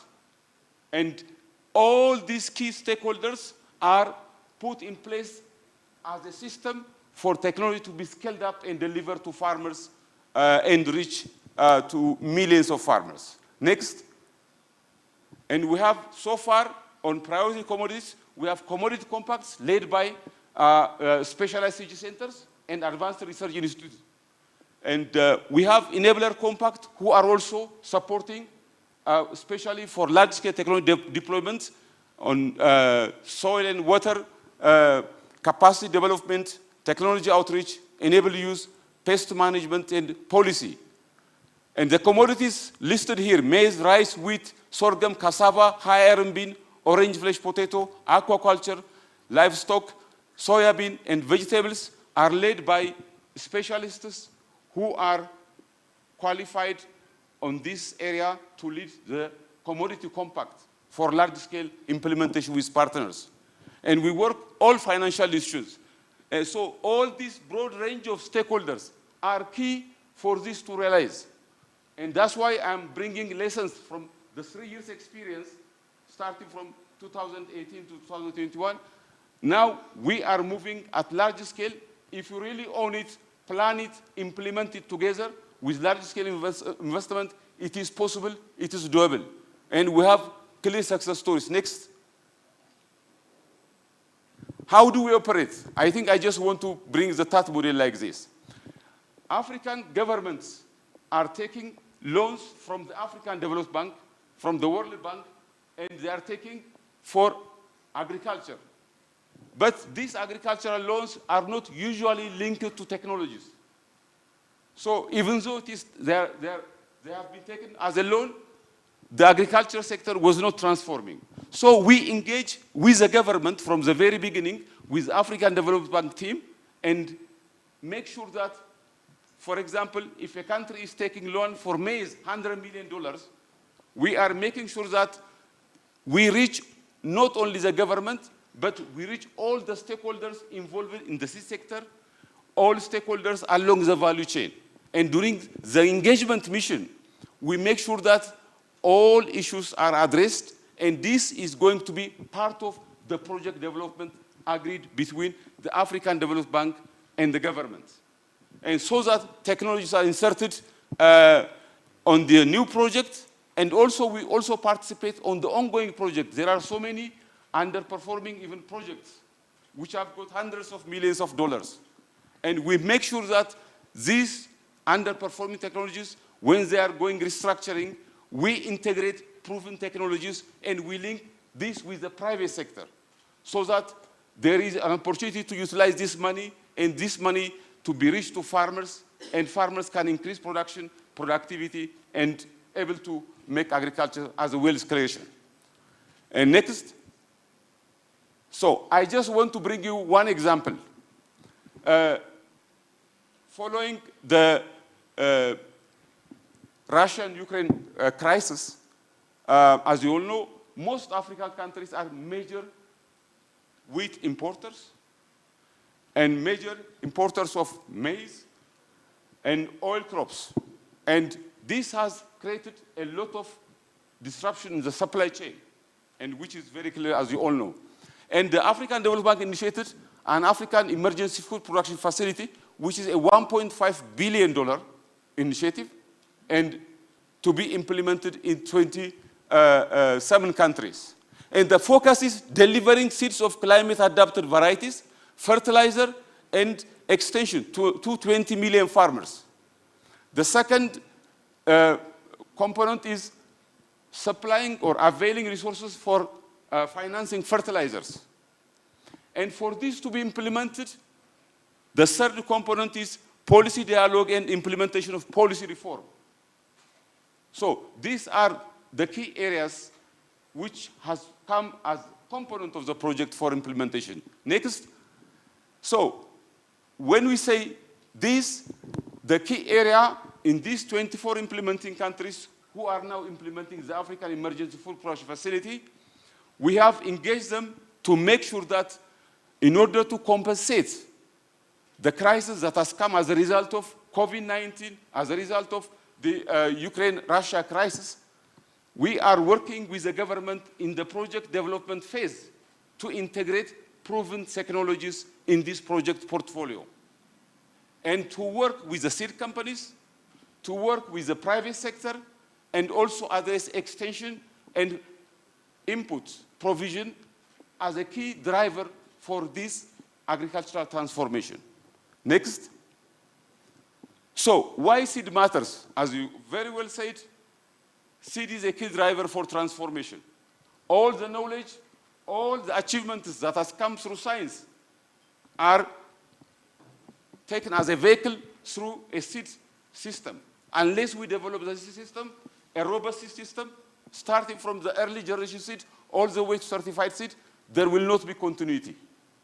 And that's why we came here in this forum. We need you, and you need us also, for both of us to work and transform this big vision of feeding Africa. Next. And the whole system, when you look at the seed system and when we discuss in the country about the seed sector, we look at starting from seed policy regulatory framework and starting from variety development, foundation seed, certified seed, and seed marketing, and even grain production, because all the chain has got a very important factor to make the seed system sustainable. Let me emphasize one issue. I am sure it is also your challenge. The seed companies usually produce seed what they think they can get in the market. But in this approach, if you go to a country where it has taken a loan of $200 or $300 million for one or two commodities, we develop together with them the seed roadmap. And we make sure that there is a reliable market for the seed company to produce and deliver. So this creates an opportunity for seed sector to move aggressively and have a contract, and this will help farmers to access improved seeds. So that's why the seed sector is a key driver for overall transformation. And together we develop the seed roadmap, and we also identify the key stakeholders involved, starting from early generation seed production to certified seed production, and we make sure that we address the key gaps in terms of capacity, institutional, and also the seed inspection, which is a very important, the seed regulatory system. And these all issues are addressed by consulting, discussing together with the seed sectors, with the government, to put in place as part of the project agreement. Okay? Next. So, as I mentioned, rapid country policy assessment bottlenecks. You know, we bring the right stakeholders, we have a policy compact, and we make sure that this is properly addressed. Stakeholder validation to prioritize intervention for redressing agricultural policy gaps and challenges. We discuss with seed sector stakeholders, what are your problems, what are the key policy issues, and how this should be addressed. And once we do that, we develop a seed roadmap for 5 years. So we know which early breeder seed, basic seed, certified seed should be produced, when and how much. So this kind of arrangement will create a system in a more sustainable way, and we can reach millions of farmers with improved technologies. Next to go. This is, for example, we work right now in 25 countries in partnership with TASAI, AGRA, to develop the seed system and also to develop the seed roadmap and the seed strategy. And all linked to large-scale investment. Usually, a good work, if there is no investment linked to it, it will not be realized at a scale so that we cannot see the change we want to see it happen. Next. As I said, from the beginning, when this project is initiated, we usually link with seed sector stakeholders, because at the very beginning, the seed is very big shortage. No matter how big we plan, in the first year, we cannot avail sufficient amount of seeds. But private sectors who are working also across the regions are helping a lot, especially in availing and bridging the gap, while we are developing the seed roadmap for the coming years. And the policy regulatory and will be put in place, and also building the capacity of NARS, especially for early generation seed production, and also private sector. And we also demonstrate this cut-vetted or proven technology in intervention areas with full package, so that this can be adopted by the extension agents. And we give training for TOT, for training extension agents, so that this will be adopted as we expand technology to the farmers. And harvest and post-harvest management is also a key component of this project implementation. So if you address all this, and if you develop and link farmers to market, definitely agriculture is going to be a business, and it will bring more wealth creation, and we can feed Africa the way we envisioned it. And these are, you know, the different country engagement missions. When we discuss with government stakeholders, next, I'm just bringing you as an example. Can you next? These are just the first process where the Africa Development Bank injecting every year $4 billion as a loan to African countries. We want to make sure that all this money is linked to technology and linked to private sector involved in the seed system, in the extension, last mile delivery, and make sure that this resource is properly used to transform Africa, to feed Africa, and this is doable. Next. Next. These are just to give you a snapshot, please, next. So the initial process is the key and the most fundamental process if we want to make this large-scale investment trickling down to benefit the resource-poor farmers of Africa. Let me bring some few examples which has happened as a result of such intervention led by the Africa Development Bank. If you take, this was an example of Sudan. The first thing is policymakers are the winners. If they don't believe in it, if they don't commit, this will not be realized. If it is owned by the government, any transformation can happen in 1, 2, 3 years. I'm just bringing you what has happened. Unfortunately, Sudan is not in a good shape, but I'm just bringing you the experience up to 2021. Sudan managed to increase the wheat area from 201 hectares to 375 hectares. Usually, this is not a case possible unless it is owned by the policymakers, unless the seed sector stakeholders, unless the exchange system are working in tandem with the farmers. And productivity increased from 2.3 to 3.6 ton per hectare. At sub-Saharan level, the wheat productivity is on average not exceeding 1.7 ton per hectare. So if farmers are clustered, if farmers are given the right exchange system, we can reach in a short time hundreds of thousands of farmers, and no farmer would like to be poor. And if it is linked to market, because the country is the largest wheat importing country, and they managed to significantly reduce their wheat importation. Next. And Sudan exported even certified seed. The private seed companies in Sudan exported certified seed to Nigeria. And even they are now ready to send 5,000 tons to Tanzania. Fortunately, I hope things will be solved. But it is possible. And this is also another good example from Ethiopia. And I always see policy makers, if they own it, it can be changed. And you can see irrigated wheat, which was almost not exceeding 5,000 tons in 2018, has reached to over 600,000 hectares. Farmers like it, private sector like it, all are benefiting. Nobody is losing from this engagement.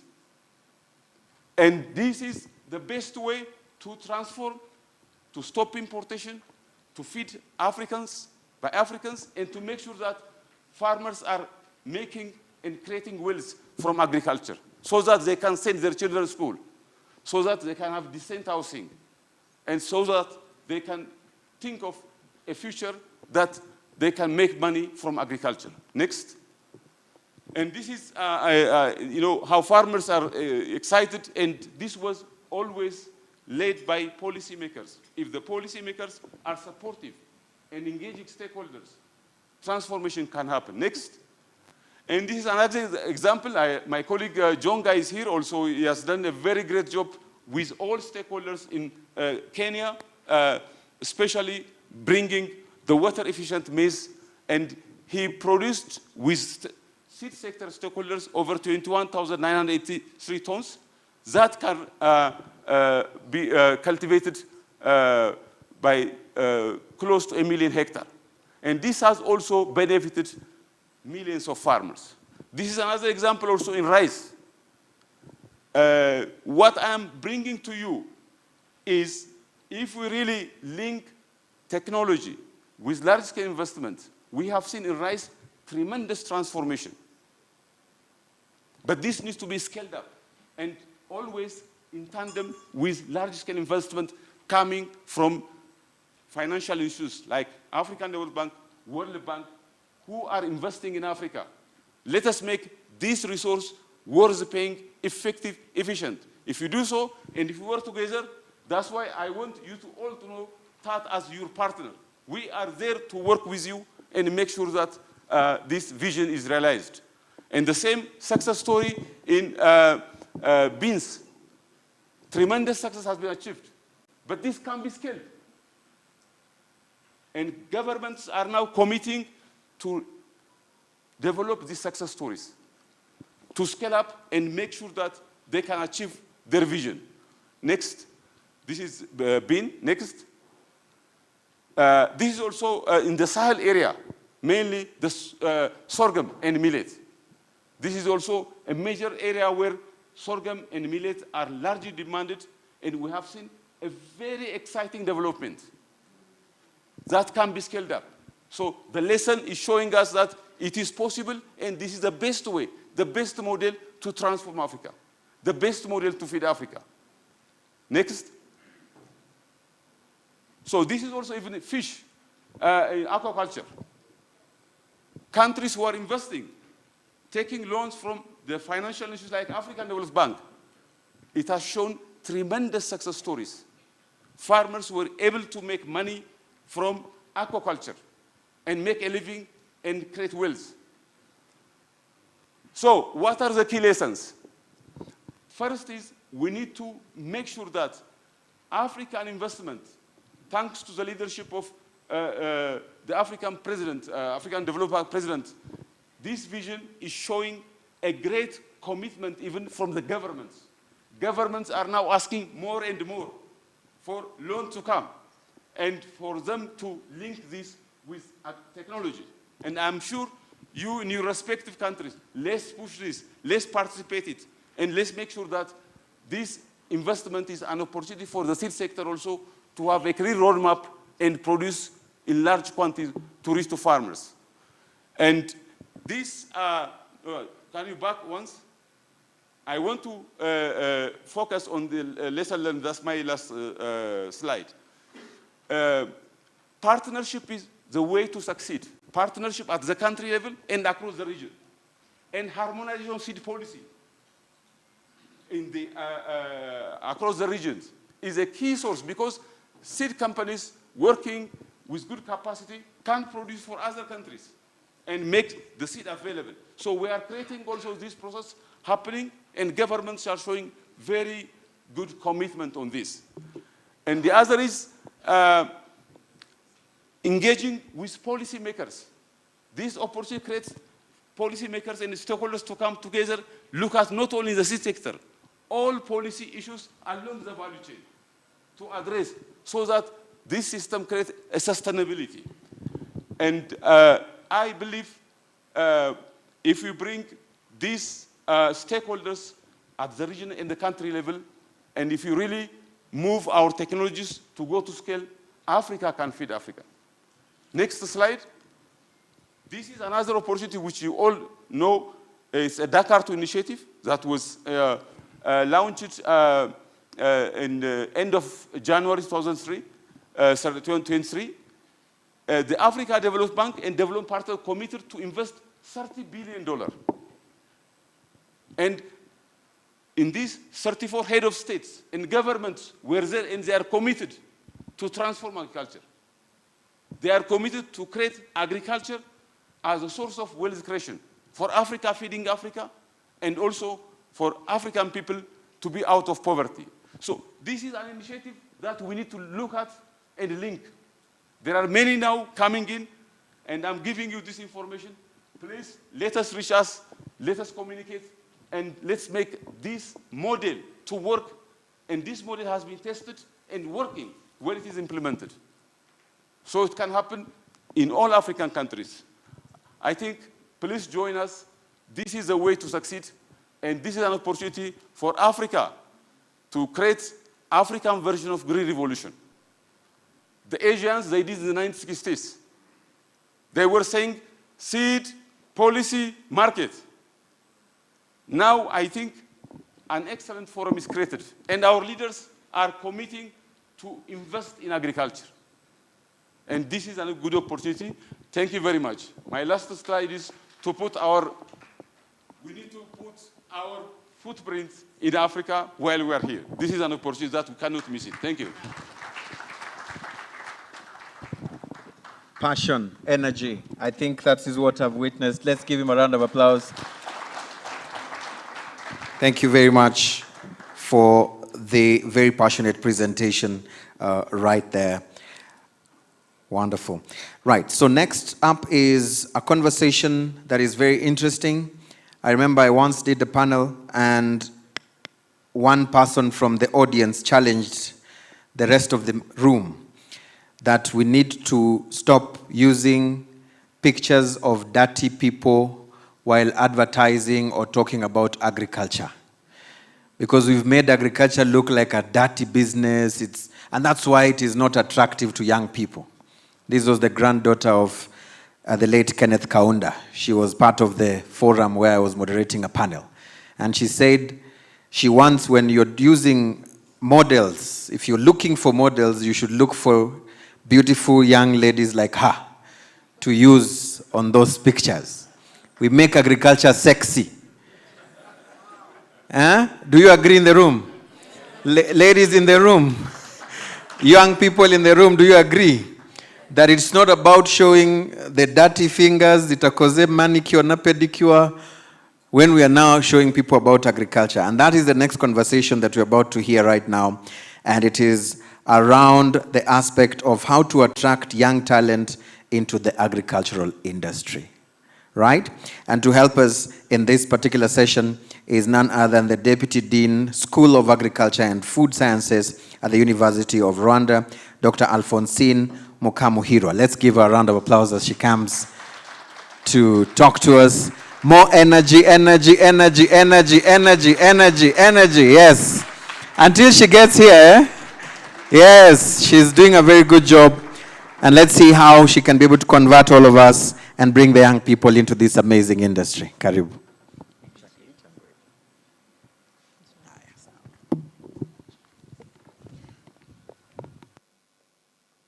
Good afternoon.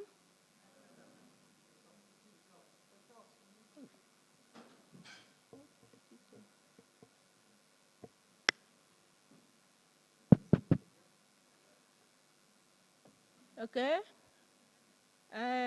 I'm going to discuss with you how we can attract young talent into the agriculture industry. Slide, please. Next.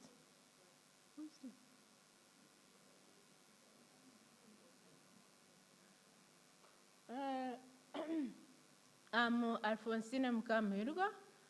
I am a lecturer at the University of Rwanda, College of Agriculture, Animal Sciences, and Veterinary Medicine.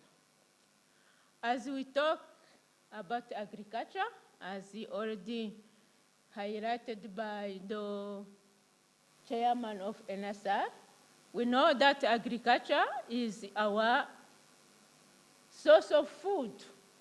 That is our primary need. And then it also contributes to material for our habitat, for our jobs. And if we take the example of Rwanda, that is around 70% of Rwandans are engaged in agriculture. And also the agriculture plays a role also as raw material for different products, and in terms of economy, it contributed to more than 20% of the GDP of our country. Next. The young talent now. When we talk about young or youth, this is I think they are the biggest part of the world population, around a quarter. But in Africa, we have, and even in Rwanda, they are more than 40% of our population. And when we talk about youth, we think about energy. They are energetic, they have the talent, they have the cutting-edge skills, and they have the innovation. They are innovators. But why are we talking about attracting them in agriculture? Because the agriculture has been, as Eugene mentioned, it has been seen as agriculture as a low productive sector, as a not fashion, and as for elderly people. And because of the traditional farming system that has been there for a long time, then the young are reluctant to go into agriculture. Now, what can we do to attract them into agriculture, to make it more productive, to make it more profitable? The strategies we have to change from the traditional farming to modern farming.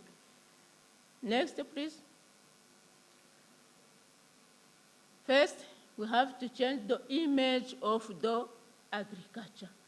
Not like showing dirty people there.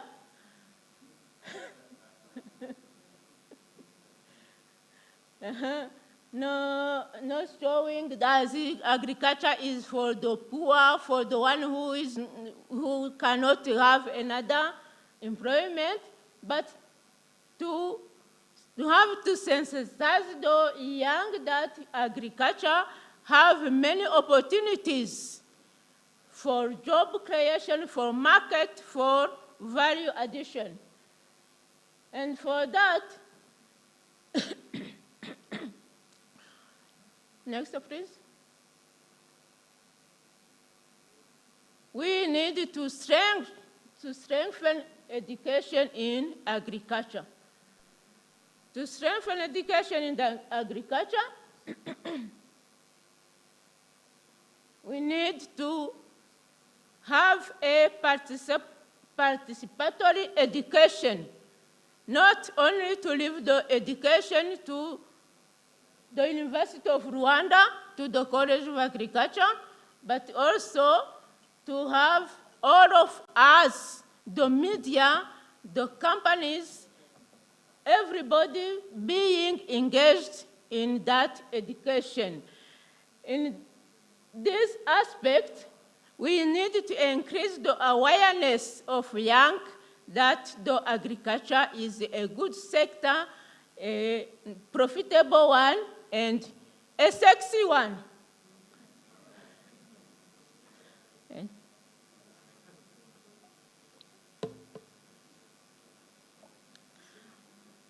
As we have realized that when the graduates of secondary school are applying to the university, we don't receive many candidates. Why?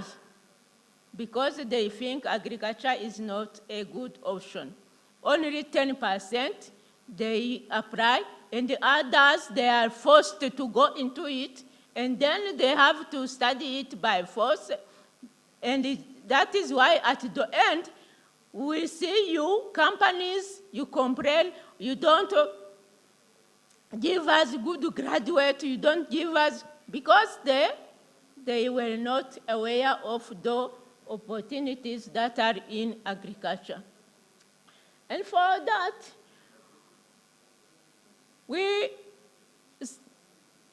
also want to have the agriculture, some module of agriculture, even from the primary school, so that they can know that agriculture is a good option, and then they grow having this mind in their head, and when they arrive at the university, they know I have to apply for the agriculture. Next. So for that, as I also mentioned, we need this public-private partnership. Here we have an example of a stick project that is partnering the University of Rwanda, the Potato Seed Fund, and the Rwanda Polytechnic to produce potato seed. And it is a good example, a good starting example of a strong collaboration to bring these young people to learn about the business in agriculture, how they can develop a model, how they can be entrepreneurship to profit from the agriculture. There they learn. We do research in collaboration and teaching, and then they learn the business from the PCF, then they see how the agriculture can be profitable. Next. Second is to link ICT to agriculture. There we have a good example of our graduates who have developed a smart input agriculture technology, where the farmer can take pictures of his plant or soil, then they have developed a technology where the farmer can fill information, and then the system will tell him, if we have this problem, these are the solutions, using the smartphone. It's good we have to take this opportunity of increasing use of mobile phone to encourage our young to use this technology into agriculture. And they are the ones who are able to manipulate the phones, the computers. Let us encourage them to do so. And they have the ability to use the social media more than most of us here, and to network, and then they get more skills and more linkage. Next step. The fourth strategy is to empower young people to access to the land.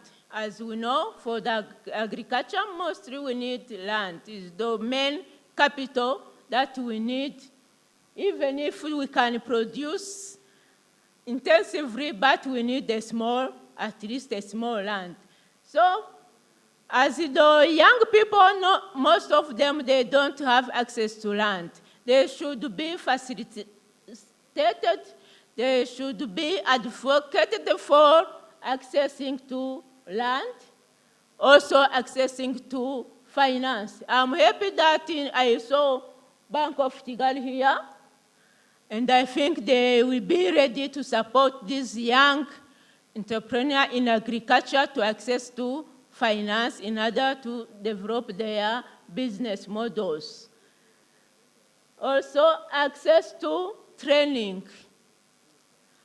Here I will address my request to private companies and other agricultural institutions who are here present.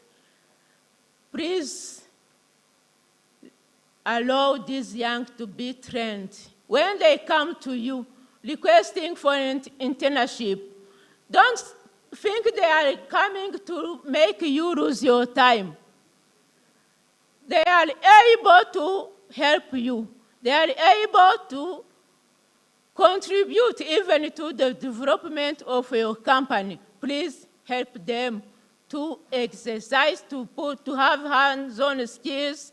Even some are willing for volunteerism. Accept them. They are also contributing to manpower for you, to production for your company, but they're also gaining some skills. Next. So these were a few of the thoughts about how we can attract the young people in the agriculture industry.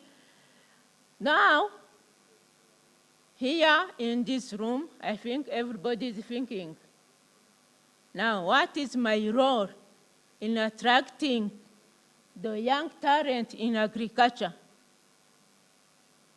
And then, when you have identified your role, it is not you to do it alone.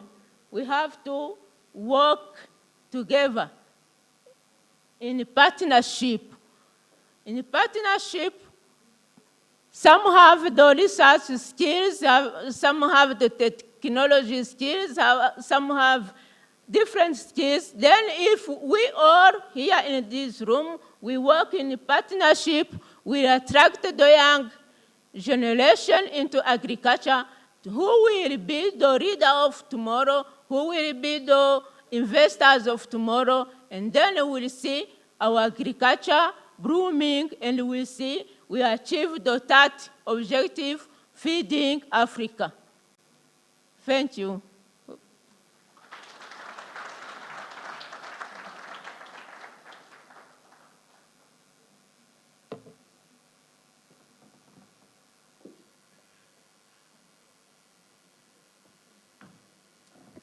I think she deserves even a standing ovation, surely.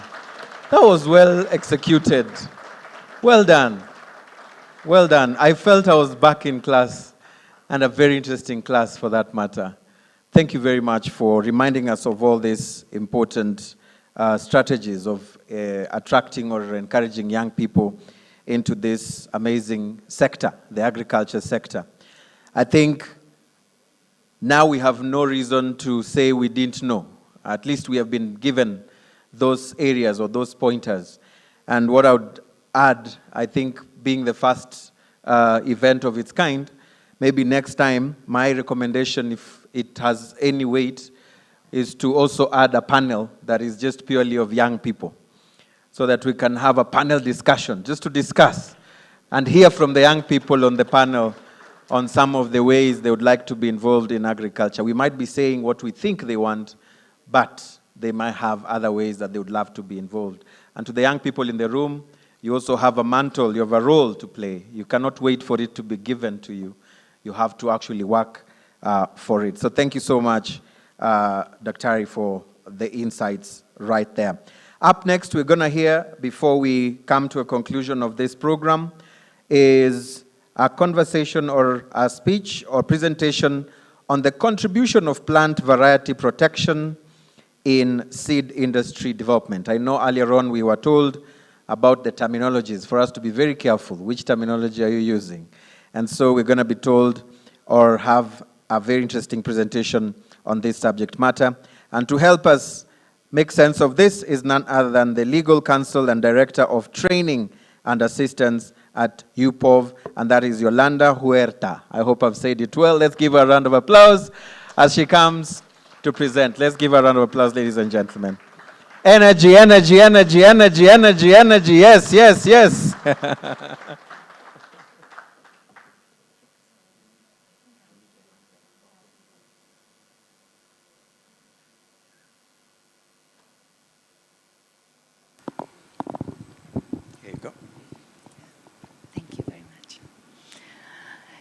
It's a real great honor to be here with you today, and a big thanks to the National Rwanda Seed Association for the great initiative to organize such an important event. I was here in 2017, and I was really amazed already what I saw at that time. It was a governing body of the International Treaty for Plant Genetic Resources for Food and Agriculture. And in Rwanda, you gather many countries from Africa and also from around the world. I think you inspire us. And it's because of that I would like to share with you some information about UPOV, because I believe that when we have a sense of purpose, we can also achieve many things together. So I will ask maybe to go to the next slide. This image is actually the WIPO building, the building of the World Intellectual Property Organization in Geneva. We have a cooperation agreement. We are the International Union for the Protection of New Varieties of Plants. And we have this cooperation agreement with this big organization. In the case of UPOV, we're a small secretariat. But due to this cooperation agreement, we also can have office in this building. And we have our actually governing bodies. And this is the flags. These are the flags of the 78 UPOV members. Who is the last UPOV member to join UPOV? Okay. I'll keep the mystery until a little bit later. It will come. So, next slide, please. I wanted to start with the context. Why we're here? We are here because we want to produce more and better with less. If we look into this particular graphic, the first one coming from FAO, it shows how in the past, until the 1960s, actually it was more production meant more land use. But then we can see how there was a decoupling around the 60s, and we can see how the increase, in population and also increase in food production, but then a kind of a stable land use. Looking into what was the source of this decoupling, we look into the second graphic, the one at the bottom, and there we can see at the beginning was actually additional inputs, water, fertilizers. But if we look at the column more close into the 2000, then we can see that is efficiency gains, what it made the difference between how to produce more with less. What are those efficiency gains? New varieties, quality seed. Quality seed is what would make the difference and to have successful agriculture. We can go to the next slide, please. And I wanted to share the UPOV mission. Why UPOV was established in the 1960s was after the World War, the Second World War, was very important to trigger food production. At the time, research and funding was mainly in the public sector. It was important to have diversity of breeding, diversity of breeders to meet the needs of the population, especially in food production. And that's why there was an international convention that was established at the time with the aim to provide and promote an effective system of plant variety protection to develop new varieties of plants for the benefit of society. It's not really just recognizing the work of breeders, for sure, but the breeders will not exist without the farmers, without us also being the ones who consume the work of the farmers. So this is why, in relation to become a UPOV member, in order to favor this system of international cooperation and harmonization, it's only possible if the enabling environment for recognizing the work of developing new varieties of plants is provided at the national level, because it's at the national level that offices like the one in RICA will grant breeders' rights to protect those new varieties at the territory of the country. But then, in order to provide harmonization at the global level, it is important that new UPOV members have a law that include the essential provisions of the UPOV Convention, because those provisions are actually the pillars that will enable cooperation between different UPOV members.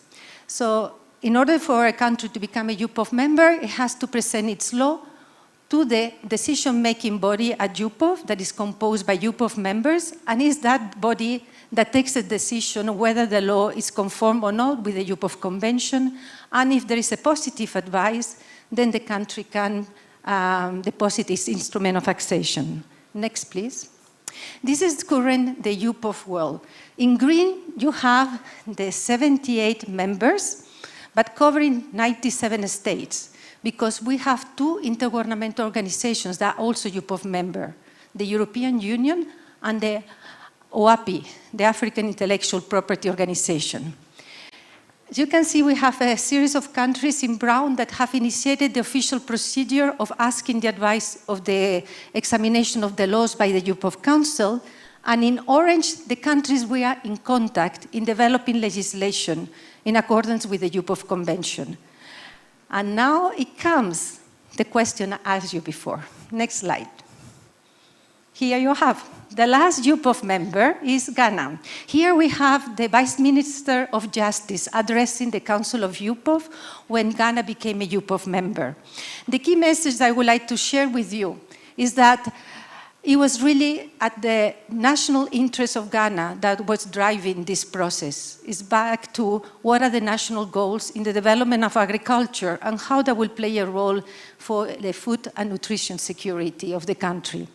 Next slide, please. But then we heard a lot about what are the challenges in encouragement, investment in plant breeding.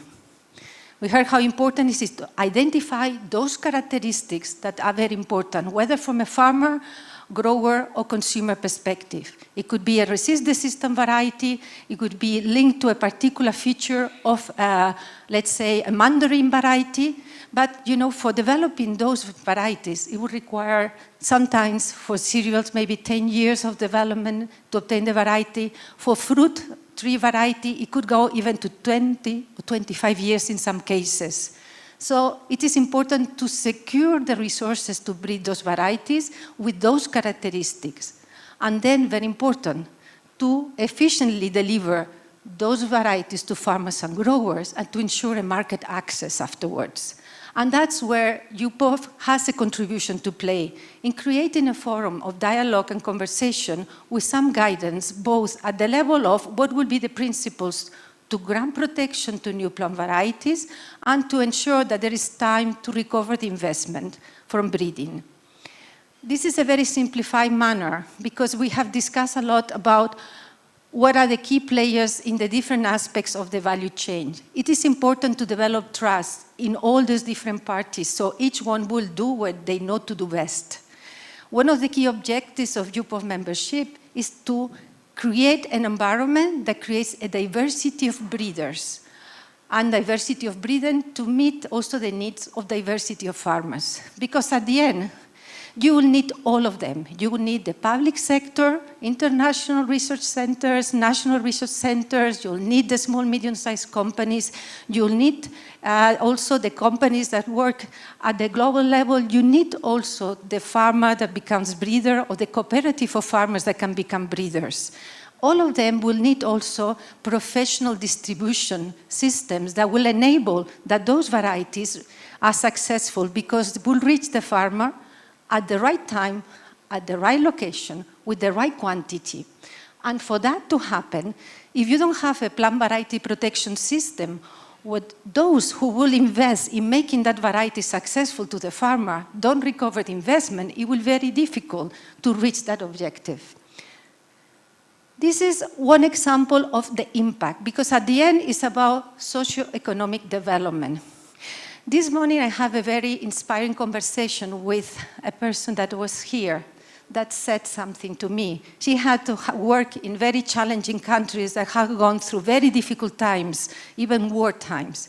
And she told me, seed is key to build peace, to develop peace, and to develop growth. Agriculture never needs to stop. And the key for keeping agriculture going is seed, and it's quality seed.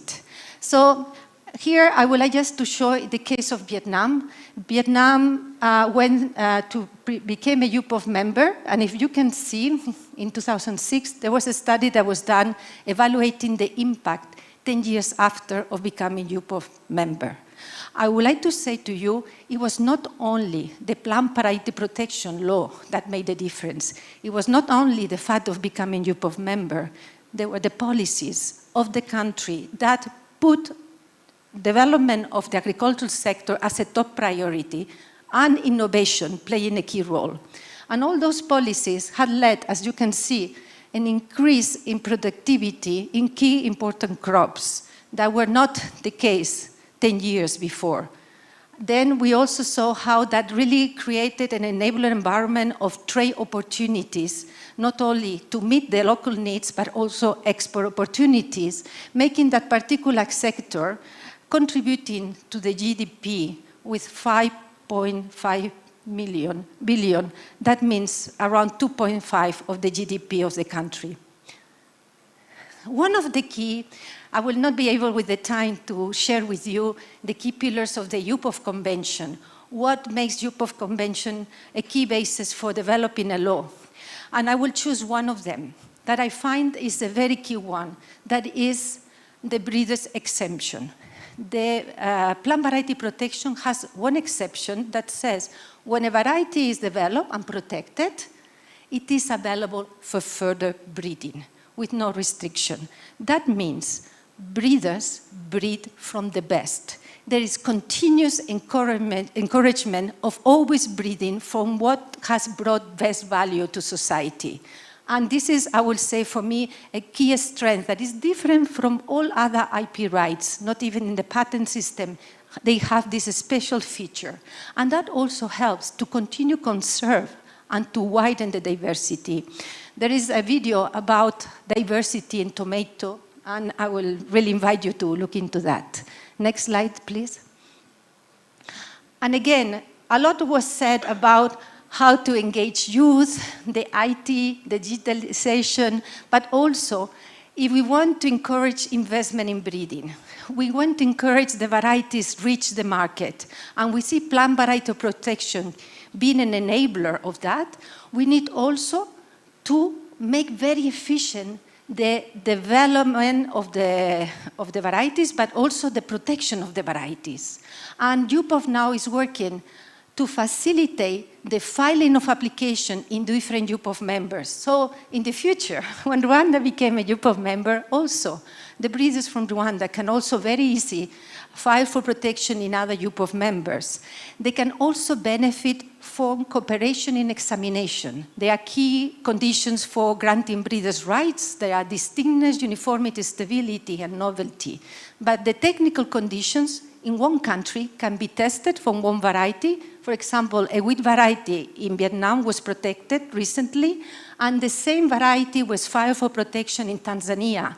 And the Plant Variety Office of Tanzania didn't need to do the testing again of the same variety, but could just base the decision on the indigenous test taken by Vietnam, because there is a common way of examining varieties. So this is one example on how I will say this is one of the key objectives of UPOV, how to facilitate the implementation of the national systems so protection can be granted as quickly as possible, because the time in the market is also reduced for the breeders to recover the investment. So it's very important, efficient protection.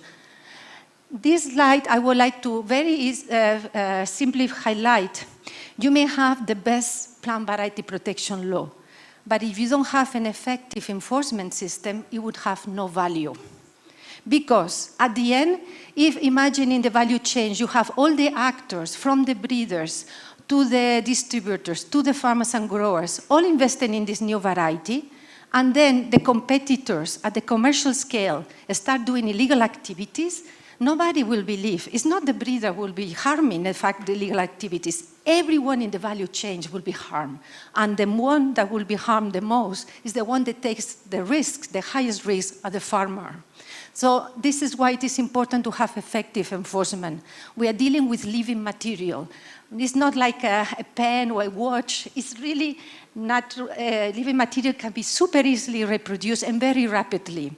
So effective protection is very important, and effective enforcement measures at the border, provisional measures also key.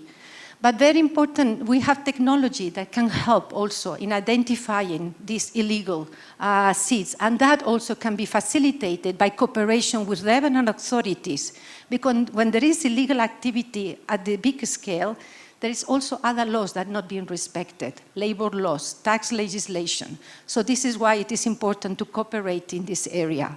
But one key message I would like to give is because I heard 70% of the farmers in Rwanda are smallholder farmers. We have heard that actually in UPOV members, there has been no legal action against smallholder farmers infringing plant breeders' rights.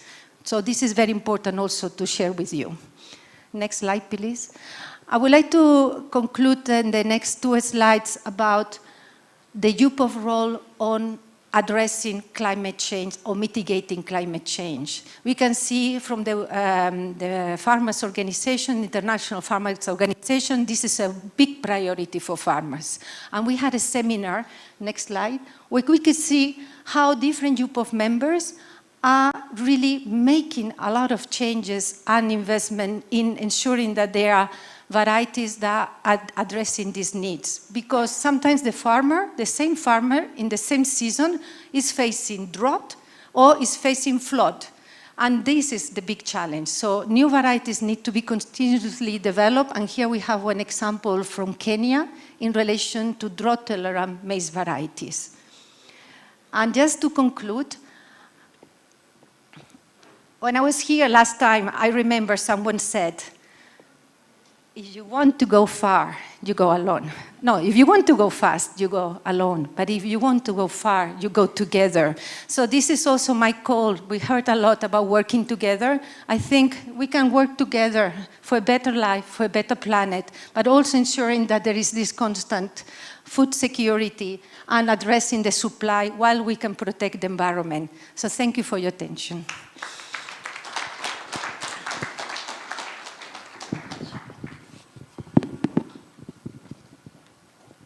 Well done, well executed. Another round of applause for her, please, ladies and gentlemen. Thank you very much. Right, so we have the second last presentation before we close this particular phase of the program for today. And we're going to be hearing on commercialization of research technology and innovation to propel economy and food security. Quite a very important subject. And we're going to be hearing from the seed production specialist, African Agricultural Technology Foundation, and that is none other than Dr. Munyaradzi Jonga. Let's give him a round of applause, ladies and gentlemen.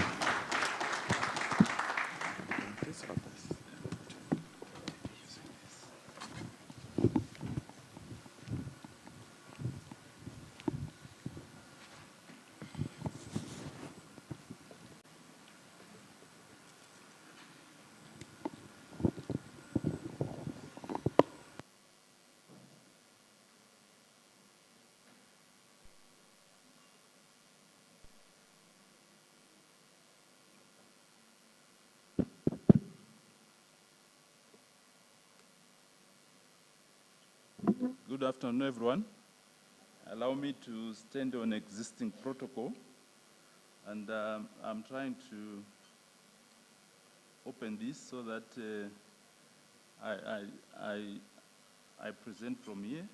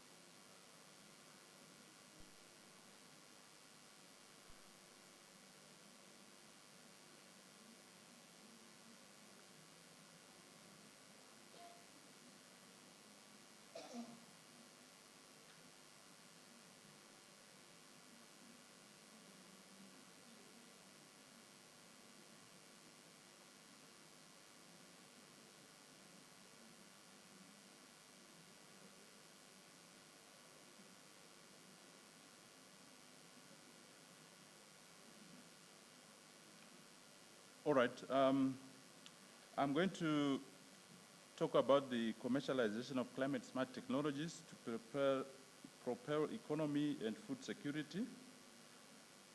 And I'll be using some case studies of some success stories involving partnerships. This thing is taking time. Next slide. The outline of my presentation is maybe I need to go down. You can actually do from up here. Yeah? You can even do from up here. Yeah. Yes. I don't know why it's not opening.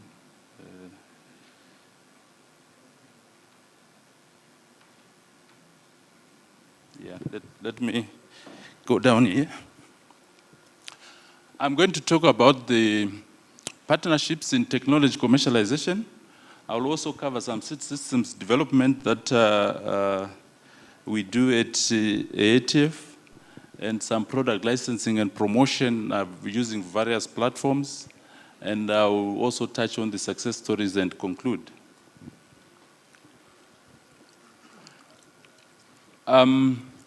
There is just a schematic to show the partnerships for product development.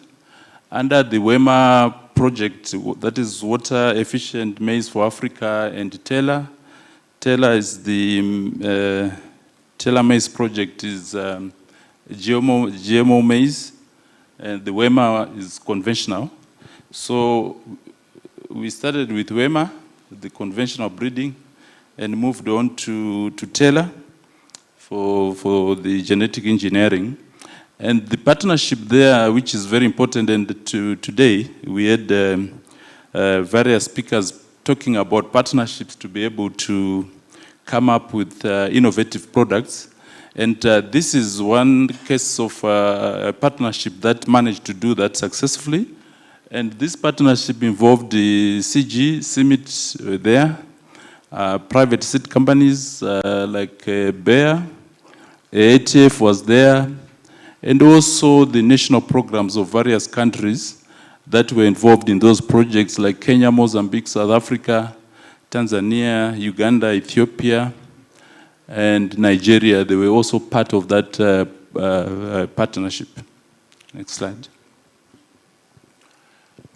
In terms of the products that came there, as I said, the WEMA involved the conventional breeding, those marker-assisted breeding, double haploid techniques, and so on, to come up with drought tego hybrids. These are climate-smart varieties that are drought-tolerant, and we use the branding for them. So those ones are branded drought tego, and above 124 variety hybrids were released, and that is the tego brand, that shield.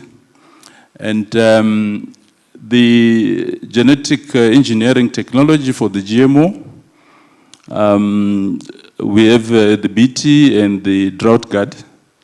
And you'd see the shield there for Taylor. Some of it is like a double shield to show the stacking of the events. But the hybrids that were developed from these projects, we have hybrids and inbuilt lines that are available for licensing to seed companies. Next slide. And this is also another partnership model that in commercializing these products, this kind of partnership is very important for delivery of the technology, where we look at the national seed authorities of various countries. We look at the national seed associations, like why we are here, and the agronomy and stewardship support. We talked about good agronomic practice and everything, and stewardship, actually the technology, so that is sustainable in the market, especially the transgenic. They need a lot of stewardship. But at the center of it all, there are seed companies and input distribution channels that will do the last mile and take the products to the market. Next slide. This is work to do with seed system development and commercialization. Just to summarize and say, we look at various aspects there. When we are into commercialization, we start with deployment, then we go into seed production activities and product commercialization. And you'll see that there are so many actors now as you go through the pipeline of commercialization that are involved, with a lot of activities that are needed there. A lot of actors, we talked of agro dealers, we know of promotional activities, the seed production, we need certification, capacity building, stewardship, and all those partnerships are needed to be able to effectively commercialize the technologies. Next slide. Foundation seed supply. The model that we are using for these Taylor and Tego hybrids is the partnership that is also involved in the production and supply of early generation seed, the foundation seed. Maybe previously the model has been to say, if you're a seed company, you have to do your own breeding. You have to do your own foundation seed. You have to produce your certified seed and sell it. And people, those days, it was like, that's a strong company.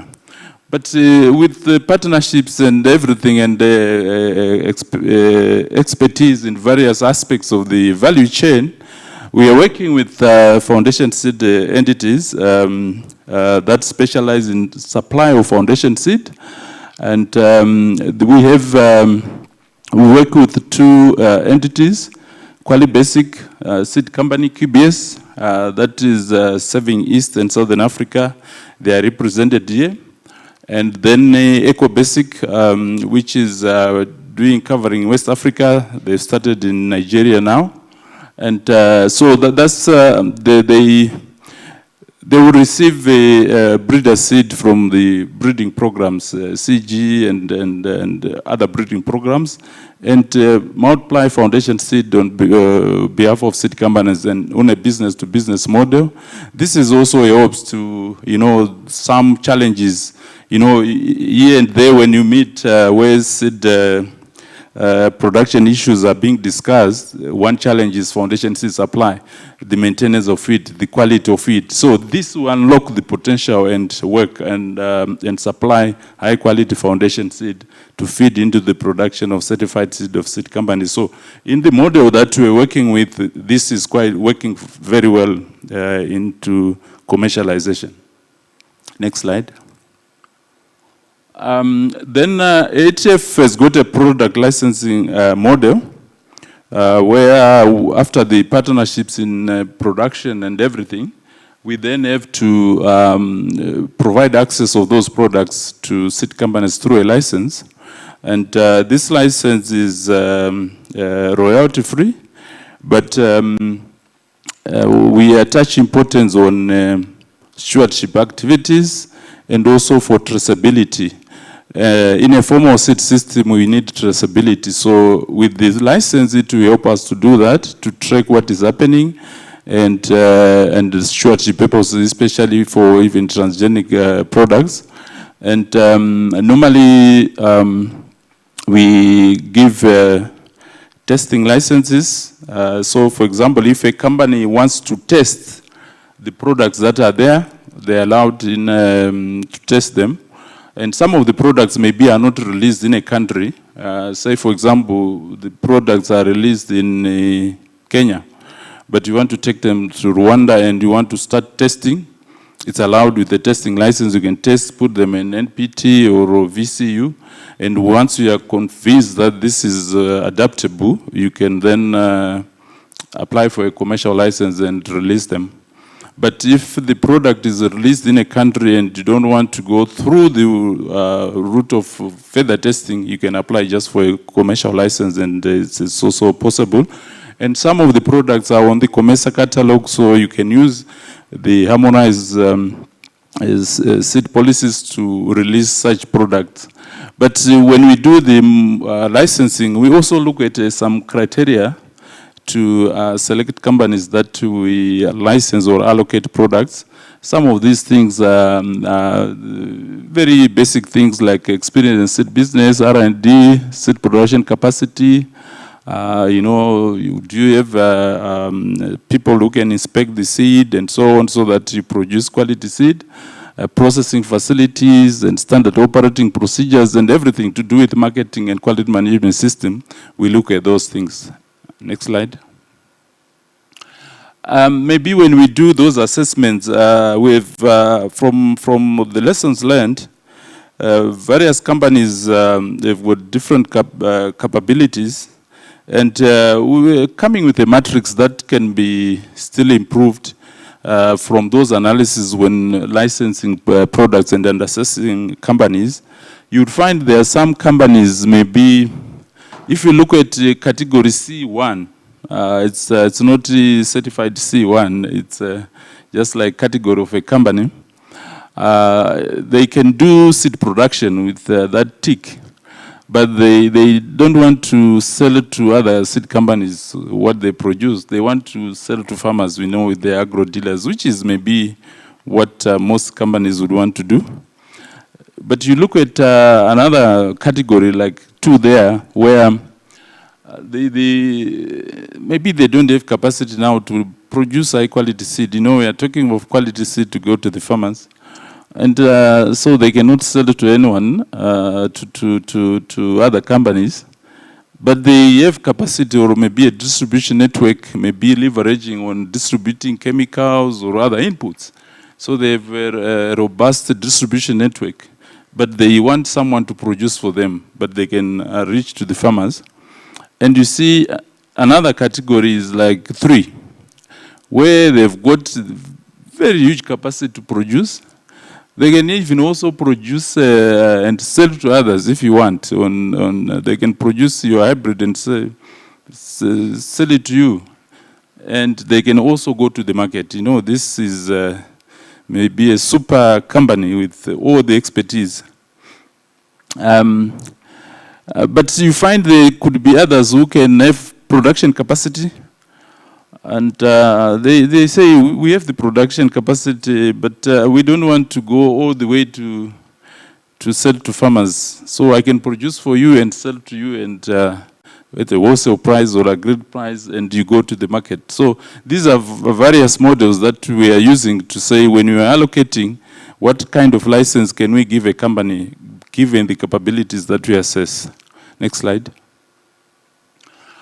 This is maybe some options. When you're commercializing these products, they can be applied to other products. It's not necessarily constrained to, limited to the drought tego and Taylor products, where as those categories, building from those categories, if for say at the production level, you don't have the capacity now, you can outsource that. But as well, you are building your capacity to move to your own production. But at you see at on the sides there, we put EGS company and the basic seed supply from EGS company. So even if you are out, you can outsource production, and you can work with the EGS company to supply foundation seed. When you're outsourcing production from someone, then they can also come and do business with you. Even when you move on to own your own production, the EGS company, as I said, QBS or EcoBase can also supply foundation seed there. Then you come even at processing.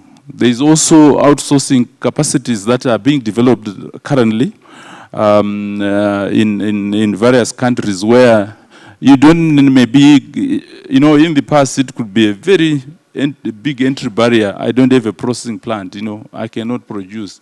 But with these models, it will make life easy to get into the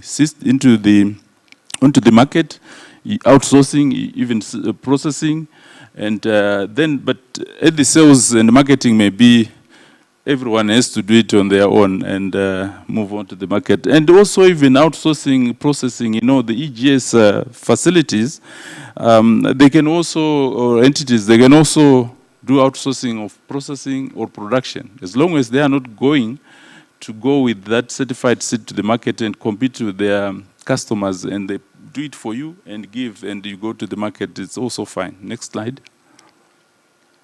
This is a drought tego promotion. My colleague Solomon talked about this, where we are promoting drought tego hybrids on the TAT platform in various countries that Solomon mentioned. So these are some of the promotional activities we do to make sure that the products are licensed by various companies in different countries, so that we deliver new varieties to the farmers. Next slide.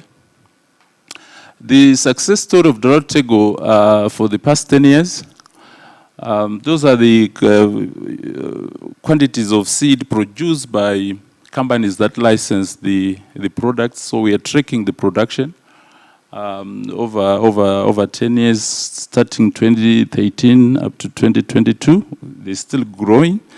I tried to put in an exponential curve to show some good growth and steady growth that we want there. But we are now having more companies from more countries coming to license the products, besides those countries that I mentioned earlier on where the projects were running. We are having more countries outside those project area countries, and also even leveraging on the TAT platform that are coming to license, some even applying using COMESA harmonized policies to release products. So this is the trend that the seed production opportunities, seed business opportunities, and the participation of seed companies towards food self-sufficiency. And we're using the drought tego.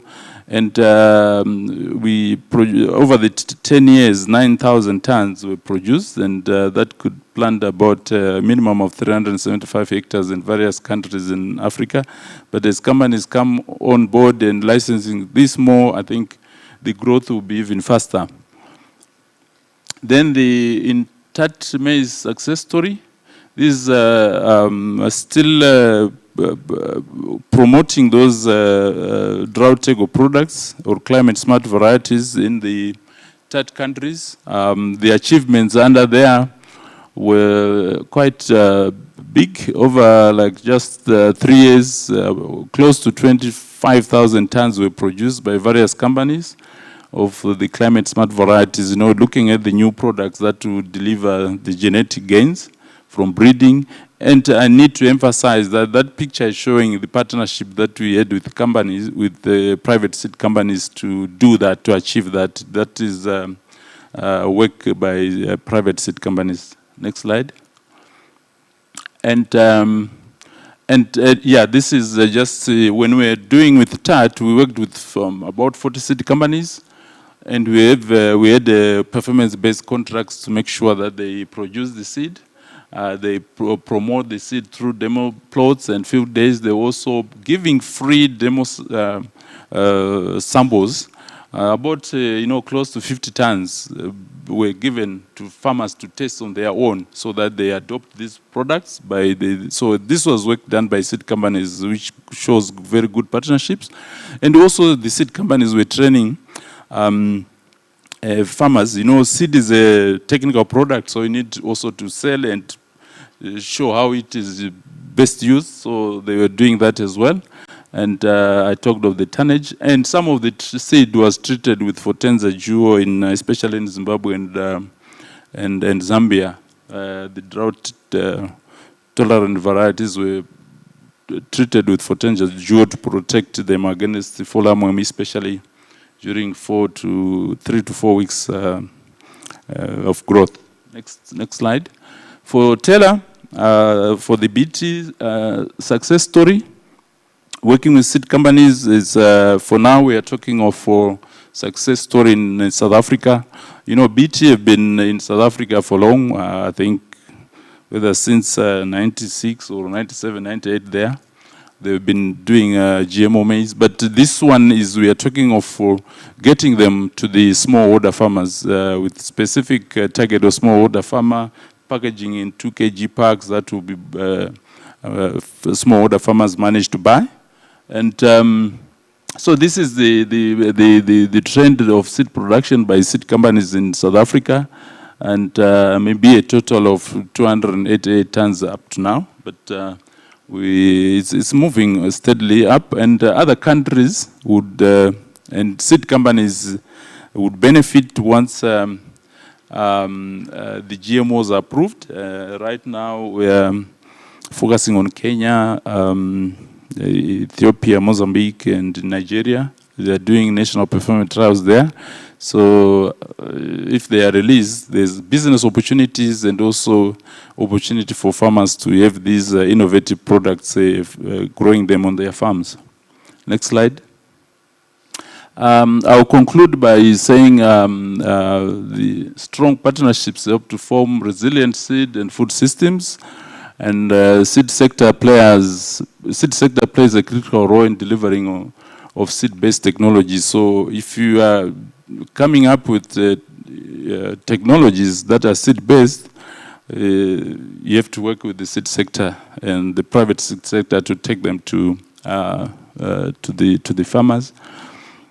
And high seed yields from improved climate-smart maize hybrids give better opportunity for seed self-sufficiency in Africa, and also even through cross-border trade. These new genetics that we have, even the productivity from on the seed parents or seed yields are high. There are also genetic gains there, and that gives an opportunity for businesses and also even access of inputs. People were talking of seed is expensive. Maybe I don't agree, but more when we have productive or high yields on the seed, when you are producing the seed, especially on these, the female parents give very good high seed yields, and you would be able, and your efficiency, the cost of production will not be very high. So that can make the seed affordable and give opportunities. And the grain yield, again, using these adapted hybrids will be high, but I want to quickly mention that it's not only the hybrids, but the agronomy that goes with it. That is very important to contribute to food self-sufficiency. And over the past 10 years, a total of 35,500 of climate-smart maize seeds were commercialized through these partnerships with private sector, through the WEMA project, Strike Away project, Taylor, and Tat Maize project. So that's quite significant, and those good partnerships are making it happen. And this seed that was produced would cover about a minimum of 1.4 million hectares in Africa. And this is continuing with the private sector taking it up for sustainability and continue running with it. Thank you.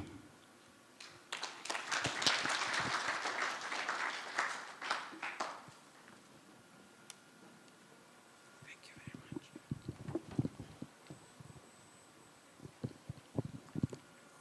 We can appreciate Dr. Munjararadzi one more time, ladies and gentlemen.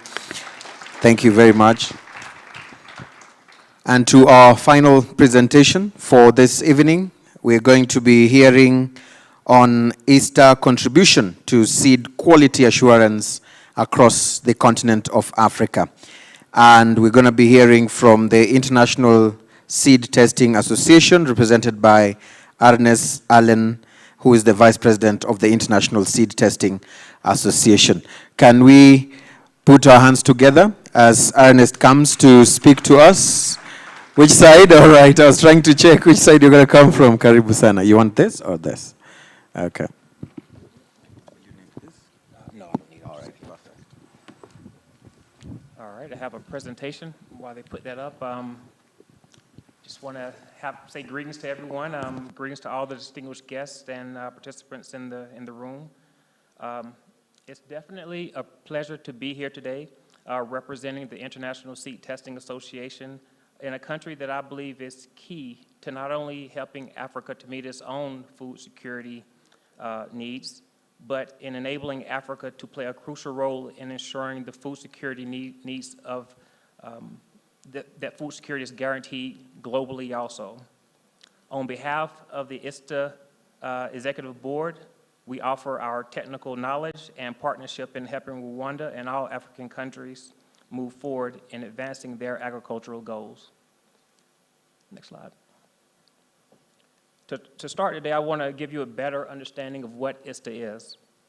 Founded in 1924, ISTA is an organization managed by its member governments, whose goal is to promote seed trade and food security through outreach activities that support uniform seed testing and quality seed evaluation worldwide.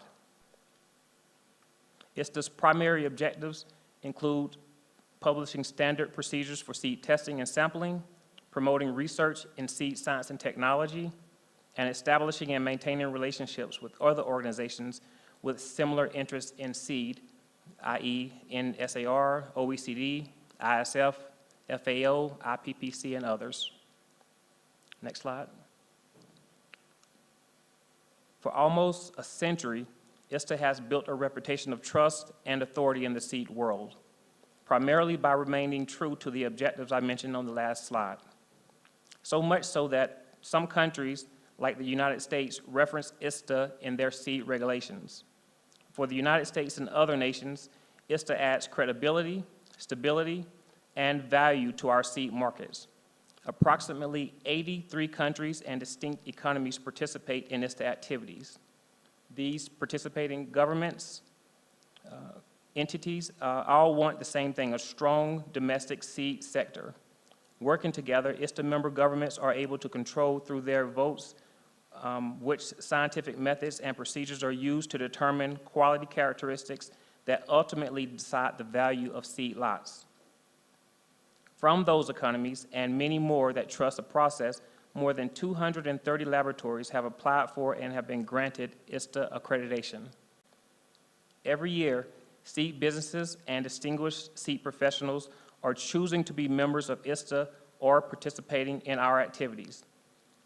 I'm sorry, you can go back to the next, other way. There you go, right there. All right.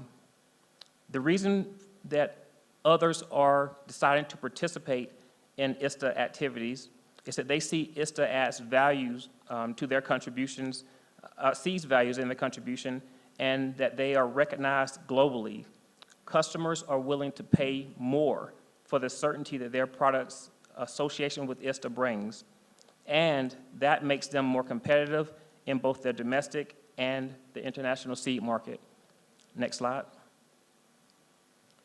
Any country or distinct economy can apply to be a member within ISTA. In addition to the fact that member governments can vote on the actions and the future agenda of the organization, they also have the opportunity to lead the organization with the support of their peers. Currently, ISTA is led by 11 member governments that together form the ISTA Executive Board that you see on this slide. You can see that the current distribution of the members are are pretty geographically diverse, with Europe having the most at 3. You can also see that we only have 1 member right now representing Africa. And while Zimbabwe does represent Africa very well, there needs to be more representation. I do want to highlight the officers of the organization. Sorry, go back one more slide. There you go. I do want to highlight officers of the representation before I get to this slide here. Currently, ISTA is leading the organization under the leadership of Keshivulu Kuninsoth. I'm the vice president representing the United States, and Dr. Steve Jones is the past president representing Canada. I will take over as president in 2025, and I've decided that my term will focus on ensuring that ISTA is doing all it can to support African countries, prioritizing providing training workshops on sampling and testing, increasing the number of accredited laboratories on the continent, and increasing the number of member governments within Africa. So under the executive committee on this slide, you see the ISTA Secretariat, who's led by Dr. Andreas Wise. And there's this team of about 12 members there. They take ISTA's, they take the executive committee's direction and make sure that everything that they want is applied and ran throughout the organization. That includes ISTA events, publications, and the ISTA Accreditation Department, which we'll get to a little later. Through the ISTA Accreditation Department, ISTA contracts with a dozen auditors around the globe to meet the difficult task of planning on-site audits of ISTA's nearly 200 laboratories on a rotating basis every 3 years. Next slide. Earlier, I mentioned ISTA's objectives. The most important thing we do is publish the ISTA rules, which I am also the ISTA rules chair. The ISTA rules are a comprehensive set of seed testing methods and sampling procedures that are meant to ensure a stable way of determining seed lot quality. ISTA's methods are reliable, repeatable across laboratories in different geographic locations, and produces results that are reproducible. These 3 qualities promote confidence in the domestic and international seed buyers who often seek out ISTA seed for themselves, and who are often willing to pay a higher price for ISTA-linked seed lots. As countries realize the value of truthfully labeled seed to their economies and to their environments, they are requiring these tests more. As some domestic seed industries mature, they are seeking out membership within ISTA on a more frequent basis. There you go. Many countries realize that ISTA is the best way to ensure that when their seed is shipped to a different location, that it gets there without interruption. So you get there faster without their local authorities maybe putting your seed on hold to do additional testing because they trust the ISTA name. Next slide. The ISTA Executive Board, along with the rest of the world, understands that Africa is full of potential. But as with almost any good thing worth having, there's always challenges. For many African countries, those barriers include a substantial need for investment in fertilizer, seed storage, irrigation, and a reliable way to determine and ensure quality seed. ISTA offers uniform testing protocols that will focus on seeds of plants that Africa sees as important, technical training and sampling and testing, and a world-recognized seed quality assurance program. And once a laboratory is a part of ISTA's accredited program, they can issue ISTA certificates. Many importing countries require an international certificate issued by ISTA, an ISTA-accredited laboratory. ISTA certificates can be used to verify acceptability by the importer's government before the seed is shipped and may speed the process, as I mentioned earlier, through customs and quarantine, preventing delays and economic problems for the shipper or the importer. The certificate comes in 2 colors, depending on what the customer needs, either orange or blue. The orange certificate represents the seed lot as a whole. It means that ISTA processes control the entire process of the seed, from sampling to testing to the writing of the certificate. The blue certificate means that ISTA only controls the testing portion. We did not control what happened prior to testing and sampling. Countries that are importing seed on an ISTA certificate require different things. So there's no one way to decide which certificate someone needs or a country may need. You simply need to get in contact with your customer or the importer, and they'll let you know what they will require.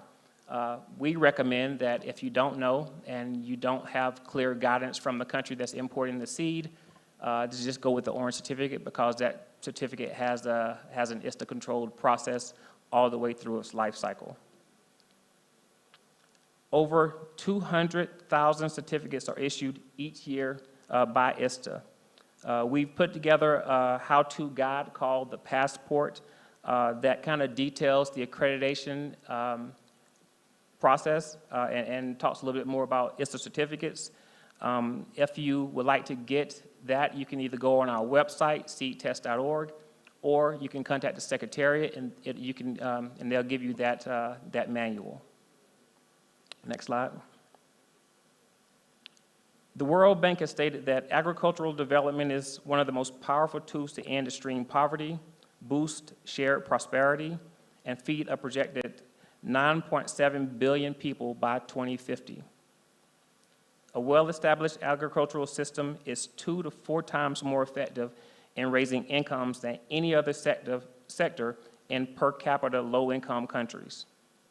It can also help to solve the 2 central issues of the 21st century, feeding our rapidly growing population and overcoming natural disasters and political crisis. The ISTA Secretariat and our accreditation department has reported to me prior to coming on this trip that Rwanda seems to be making serious strides at being an ISTA accredited laboratory and a contributing member of the organization. So I'm happy to hear that. And we also heard that earlier earlier today. ISTA looks forward to partnering with NSAR and the Rwandan government in expanding Rwandan seed sector in the international market and making the Rwandan seed sector a model for Africa. Next slide. And that's all I have. I cut this presentation a little bit short because I didn't know if anyone would have any questions for me that I'm willing to answer now. Plus, I know it's time to go, so I know everyone's ready to get out of here. But if anyone has any questions before I get off the stage, I'll be glad to answer some of those now.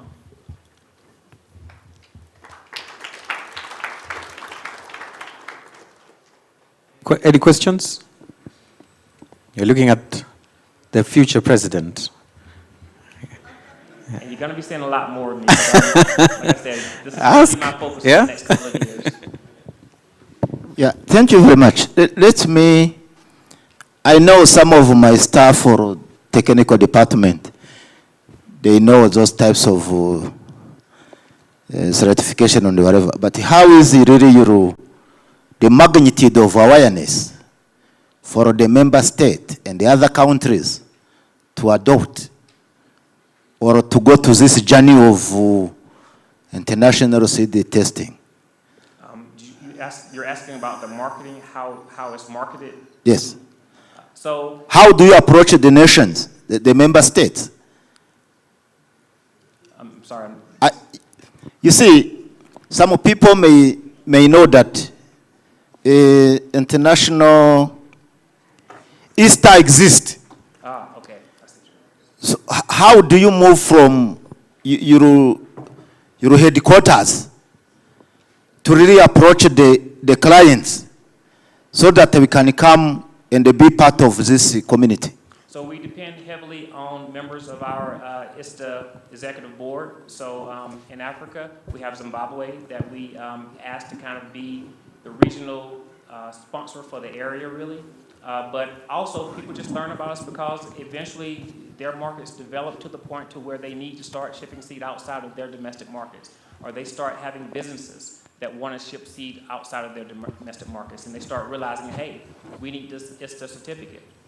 So they start calling us and they kind of start asking us questions about how they can become an ISTA accredited lab, or a government might call if they're involved closely with their private seed industry and start that process also.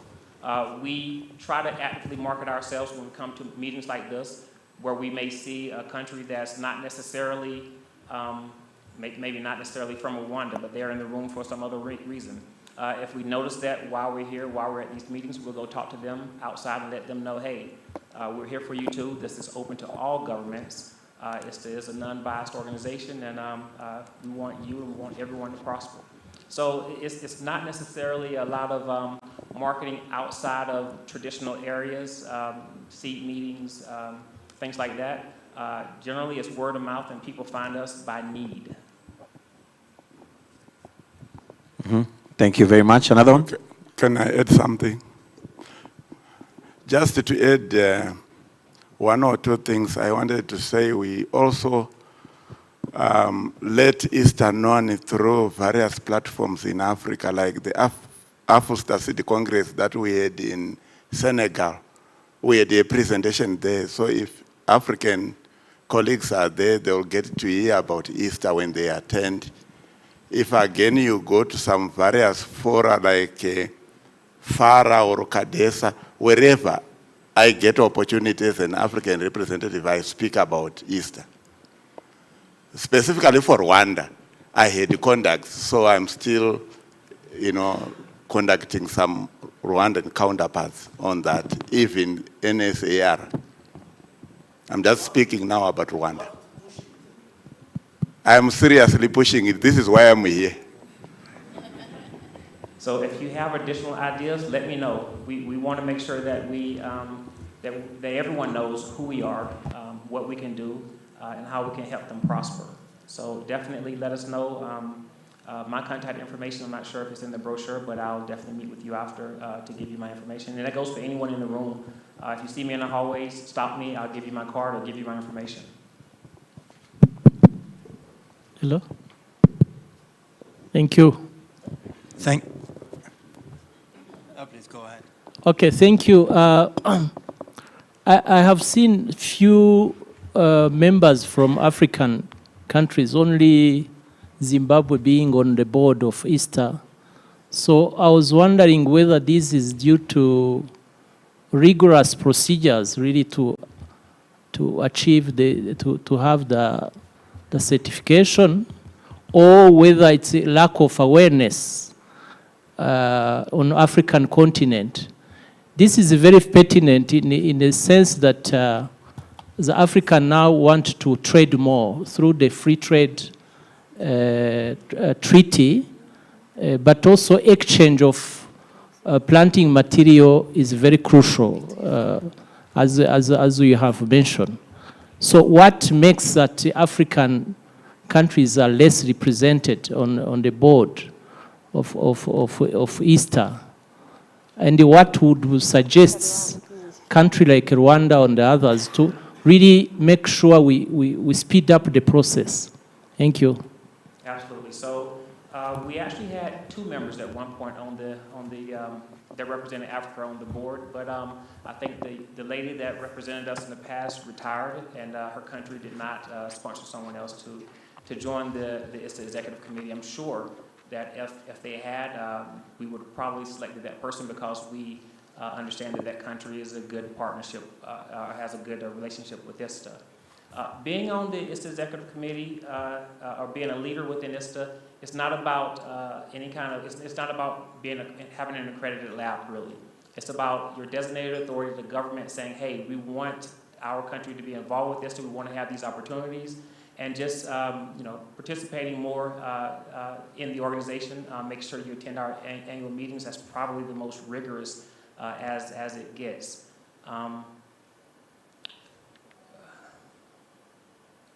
I think moving forward, again, in the future, Africa's going to be seeing a lot more VISTA because I'm going to make sure that that happens. But perhaps you're right. Maybe it's just, and the gentleman up front was right too. Maybe it just hasn't been advertised enough. Maybe people just assume that because we are an international organization and ISTA has a pretty large mandate that it's difficult to be a part of the executive board. We really need competent people. We need people that really understand and believe in the process and that's willing to help not only themselves in their own country, because when you're on the ISTA board, you're representing all countries that are ISTA members, but people that are willing to be active. And sometimes it requires a little bit of a time investment more than anything. But no, I'm glad you brought this up. I'm going to definitely take it back to our executive committee and see what we can do. What ideas are out there in terms of trying to make us more visible in Africa and making sure that people, at least countries that are already members, understand what they need to do if they want to support the ISTA Executive Committee by being on the board.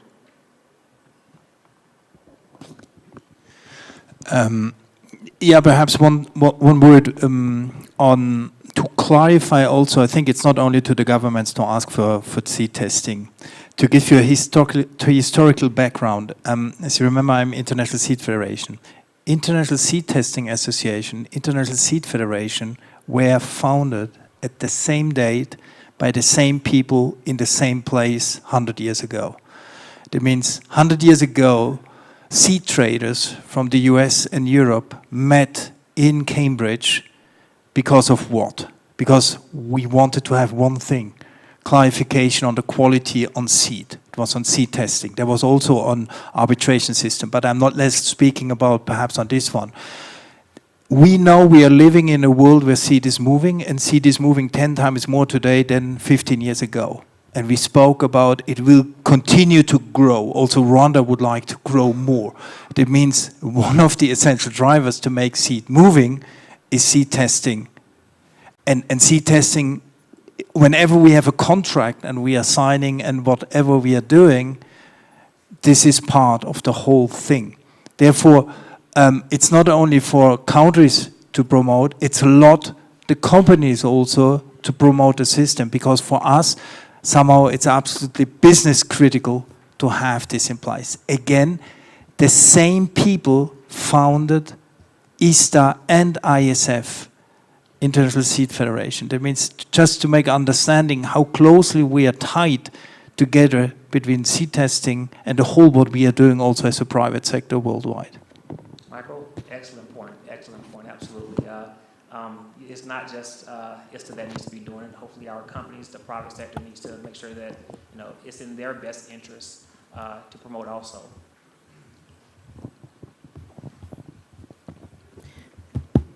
Thank you very much.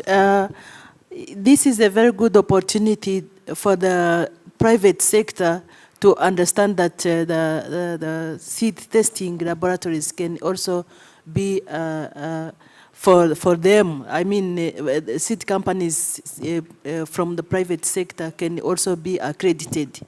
And in our current law, in the Rwandan law on governing seed and the plant varieties in Rwanda, provide this provision that the seed companies, private sector, can also have their own testing laboratories. So those testing laboratories can also be accredited, ISTA accredited. Thank you. Thank you. There's one more hand over there. Yeah, my voice is strong enough, so I will talk without it. Okay, let me have that. Yes, just maybe getting back to the question by the gentleman about the board. I think it's more about the rigorousness of the process of becoming an ISTA accredited laboratory. And as a private company that have done that, I can definitely tell you that for sure it's expensive. Yes, it's rigorous. Yes, it takes a long time, but in the end, the benefits of having ISTA accreditation and having the access to the world, because you have accreditation to send a seed under a trust formula to anybody in the world outweighs all of that. So by last count, I think there was 8 ISTA accredited laboratories all over Africa. So it can be a government, but it can also be a private company that apply for accreditation. And yes, as a private company that has done that, I can just confirm that it's always worth your while to do it. And we deliver that service now to a lot of companies in our region that also improve their access to the world. Absolutely. That's a very good point too. So 2 things we're talking about that we've talked about in this, well, I talked about in my presentation, and that is being a government that wants your country represented within ISTA so that you can make decisions and vote on things that happen in ISTA on the executive board. And then there's being the company that can make these ISTA orange certificates and ship your seed around the world and being seen as an authority because you do have that ISTA stamp by your name. So the first one for the governments, it's not a tremendous amount of work for the governments to get involved. Participation is probably the most expensive thing that you have at that point. For laboratories, it is more rigorous. The gentleman over there is correct. And it's meant to be more rigorous because we got to remember earlier in a lot of the presentations we were talking about trust. And people need to trust the process. They need to make sure that they understand that the people that are in the testing laboratories are competent, that that they are not skimping, that they are being audited by an external source. So it is definitely a more rigorous process. It is a little bit more expensive to be an accredited laboratory, but there are definite benefits, and the way your competition sees you and the way your customers see you generally change when you become an ISTA accredited laboratory. So full agreement with the gentleman over there. It is a very worthwhile process to become an ISTA accredited laboratory, and definitely to have one in your country so that at the very minimum you can send seed through that company to other nations around the world and increase customer base for your seed.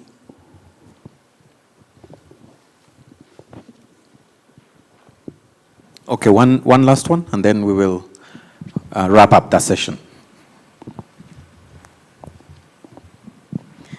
Thank you so much. Just I would like to ask if there is a reason behind providing 2 certificates, 2 different certificates, the orange and blue.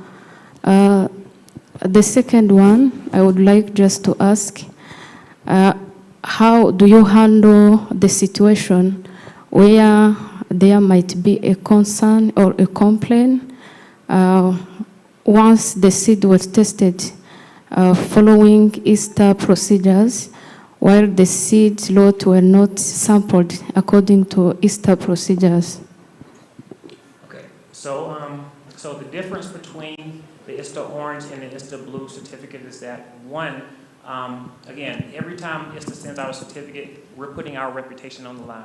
As an organization that's been in business for, not business, but that's been in operation for over 100 years, we're putting all of that on the line and saying this seed lot is true to the best of our abilities. This has been tested, this has been sampled throughout the whole process. What this test says on this paper is what you're going to get to the best of our ability. That's what the ISTA orange says. It's obviously, we're testing biological specimens here, so sometimes the tests vary a little bit, but people understand that. When you're talking about the ISTA blue certificate, generally you're just saying, hey, this was tested according to ISTA rules in an ISTA accredited laboratory. We don't know where the seed necessarily came from. It just came to our laboratory and we're testing it for a customer. Well, for some people, that is okay. Generally, in domestic markets, that's where you see a lot of the ISTA blues being issued. But governments, they want to see that everything was controlled because they understand there's going to be a little bit of variation amongst, in any kind of a biological test.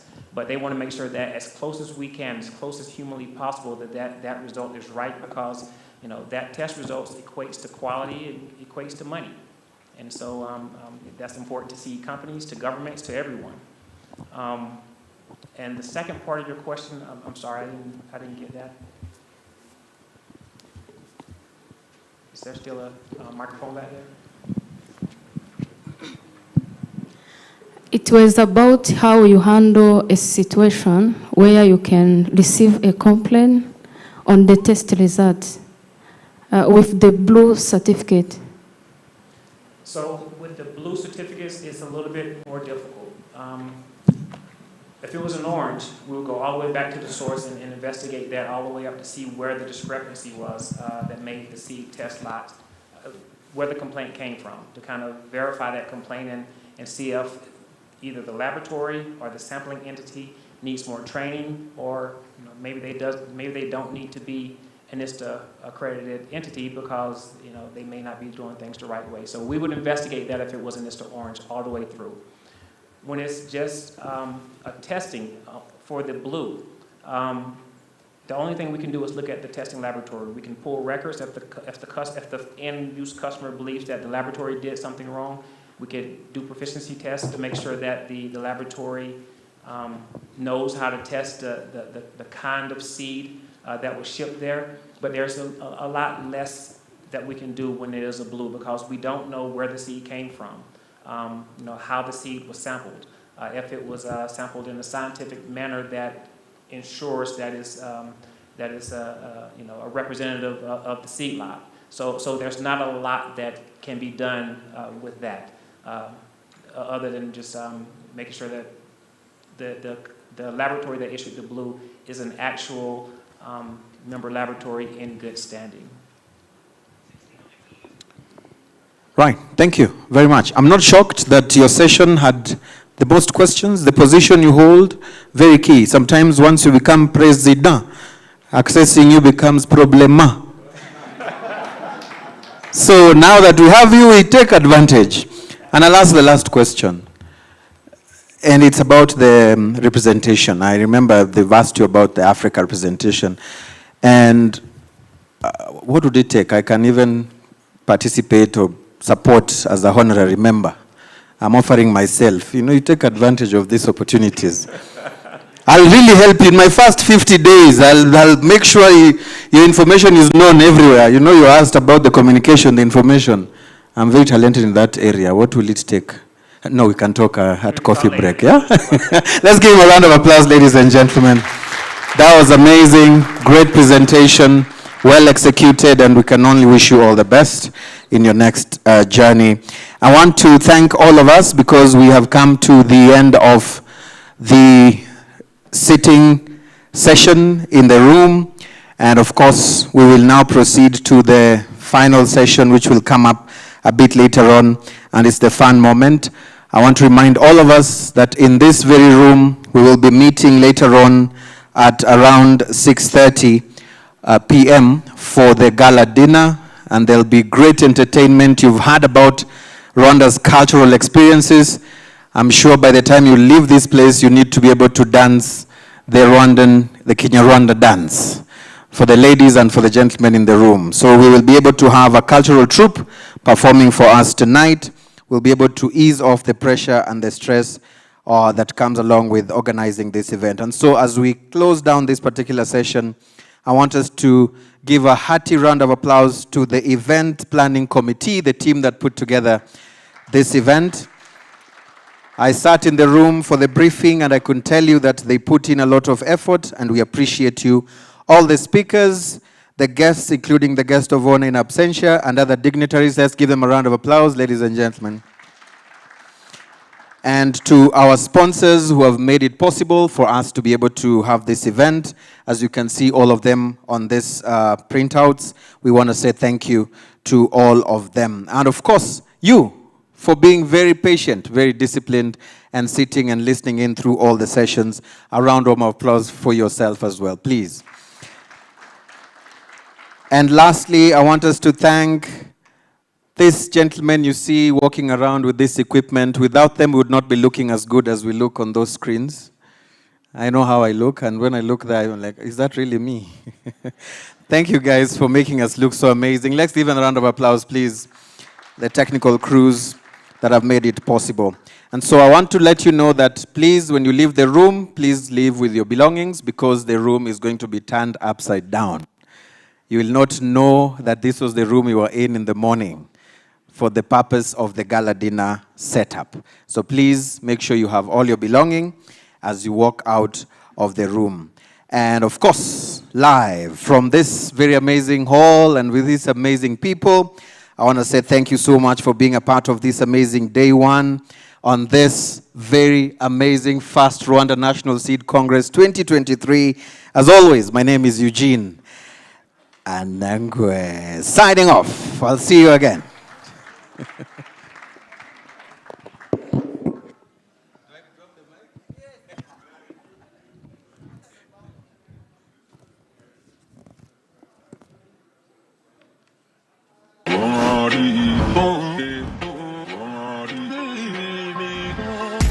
Bank of Kigali Agribusiness is a strategic initiative of the Bank of Kigali to provide product and financial services to agribusiness customers through dedicated agri department and also professional staff. We are focused on key value chain. We are focusing in the Irish potato value chain, maize, rice, coffee and tea, horticulture, and dairy value chain. That means that's our focus in terms of business opportunities, but we are quite open to finance other value chain as well. So these initiatives support the growth and the success of the farmers as well as other value chain actors in two ways. One, that's the product and services you're providing that are financial. We provide loans, savings, account, advisory services to coach them, to support them in terms of getting in working capital and investment. And also we have another component of non-financial services where the farmers, we are working together with farmers in partnership to make sure that we increase the knowledge of the farmers and also sharing information on climate, on market information so that the farmer can take the informed decision. The first benefit is just to work with someone who understands your business. We have the agribusiness managers per value chain. These are agronomists understanding the sector. The second one is just to have the right product and services that can meet the customer needs, the farmer's need on time as well. The third one is just to make sure that we have this non-financial product, as I said, to support the farmers. We are not supporting only farmers on the financial side. We are also partnering in the businesses to make sure that the knowledge are increased. If there is any new technology on the market, they need to be aware. So lastly, we are supporting the farmers in different initiatives. We have a different initiative on the market that can make the loan we are providing to the farmers affordable to them. So it's unique because the bank decided to set up the agribusiness department. That's unique on the market. So we are having the agribusiness managers by value chain. We have the product from input to output. You may say if it's a product, someone in a maize value chain focusing on input, we have product dedicated for that activity is doing. In production, the same. In aggregation, the same. In processing, we have the entire value chain. We have the product specific for them to support working capital as well as the investment. As you assess the agribusiness will start from the seed. That's why we say that is farm to fork. We need to think on the seed side, the input.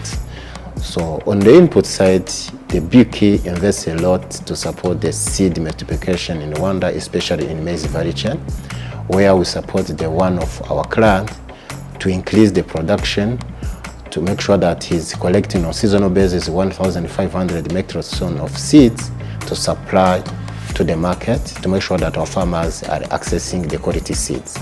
So our commitment is just to measure the impact of our transaction in this journey. How many farmers are working with this agri-entrepreneur? How many farmers are buying the quality seed? At which level our production has been increased and the contribution on the food security.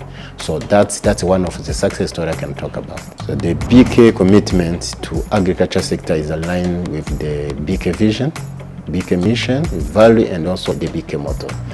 As far as to the vision is concerned, we need to have the high-end innovative products. That's all agriculture financing is all about. That's why we have the department, that's why we have the professional staff, to make sure that we are at the top of the market in terms of innovative products and services. Finally, as BK motto say that we need to financially transforming the lives of the Rwandans, and you know that the agriculture sector employs 66%. We need to be part of that journey and now to make sure that our impact is also in agriculture, and that's the huge market. So we can be able to meet our commitment in terms of financially transforming life. Well, thank you very much. The Bank of Kigali made the commitment of 150 billion Rwandan francs in upcoming 3 to 5 years. That will be our total portfolio, that your target. So what I can say is just we have huge commitment, and that's a transformation journey in agriculture finance space. And what I can tell to our agri farmers, processors, or any agri value chain actors, we are open. The door is open to support. We need to be sure that our farmers are aware of this product, are aware of our commitment. The second one is just we are focusing on this through our branches. We have 68 branches. That will be also the commitment of each branch to support the agribusiness. Any farmer or any agribusiness actors around the branch will be getting this service to the branch. Another thing that you can commit is just we are working with the different initiatives to make sure that any support that's coming from the government of Rwanda, that's coming from different partners in terms of development, the farmer is getting that support through Bank of Kigali.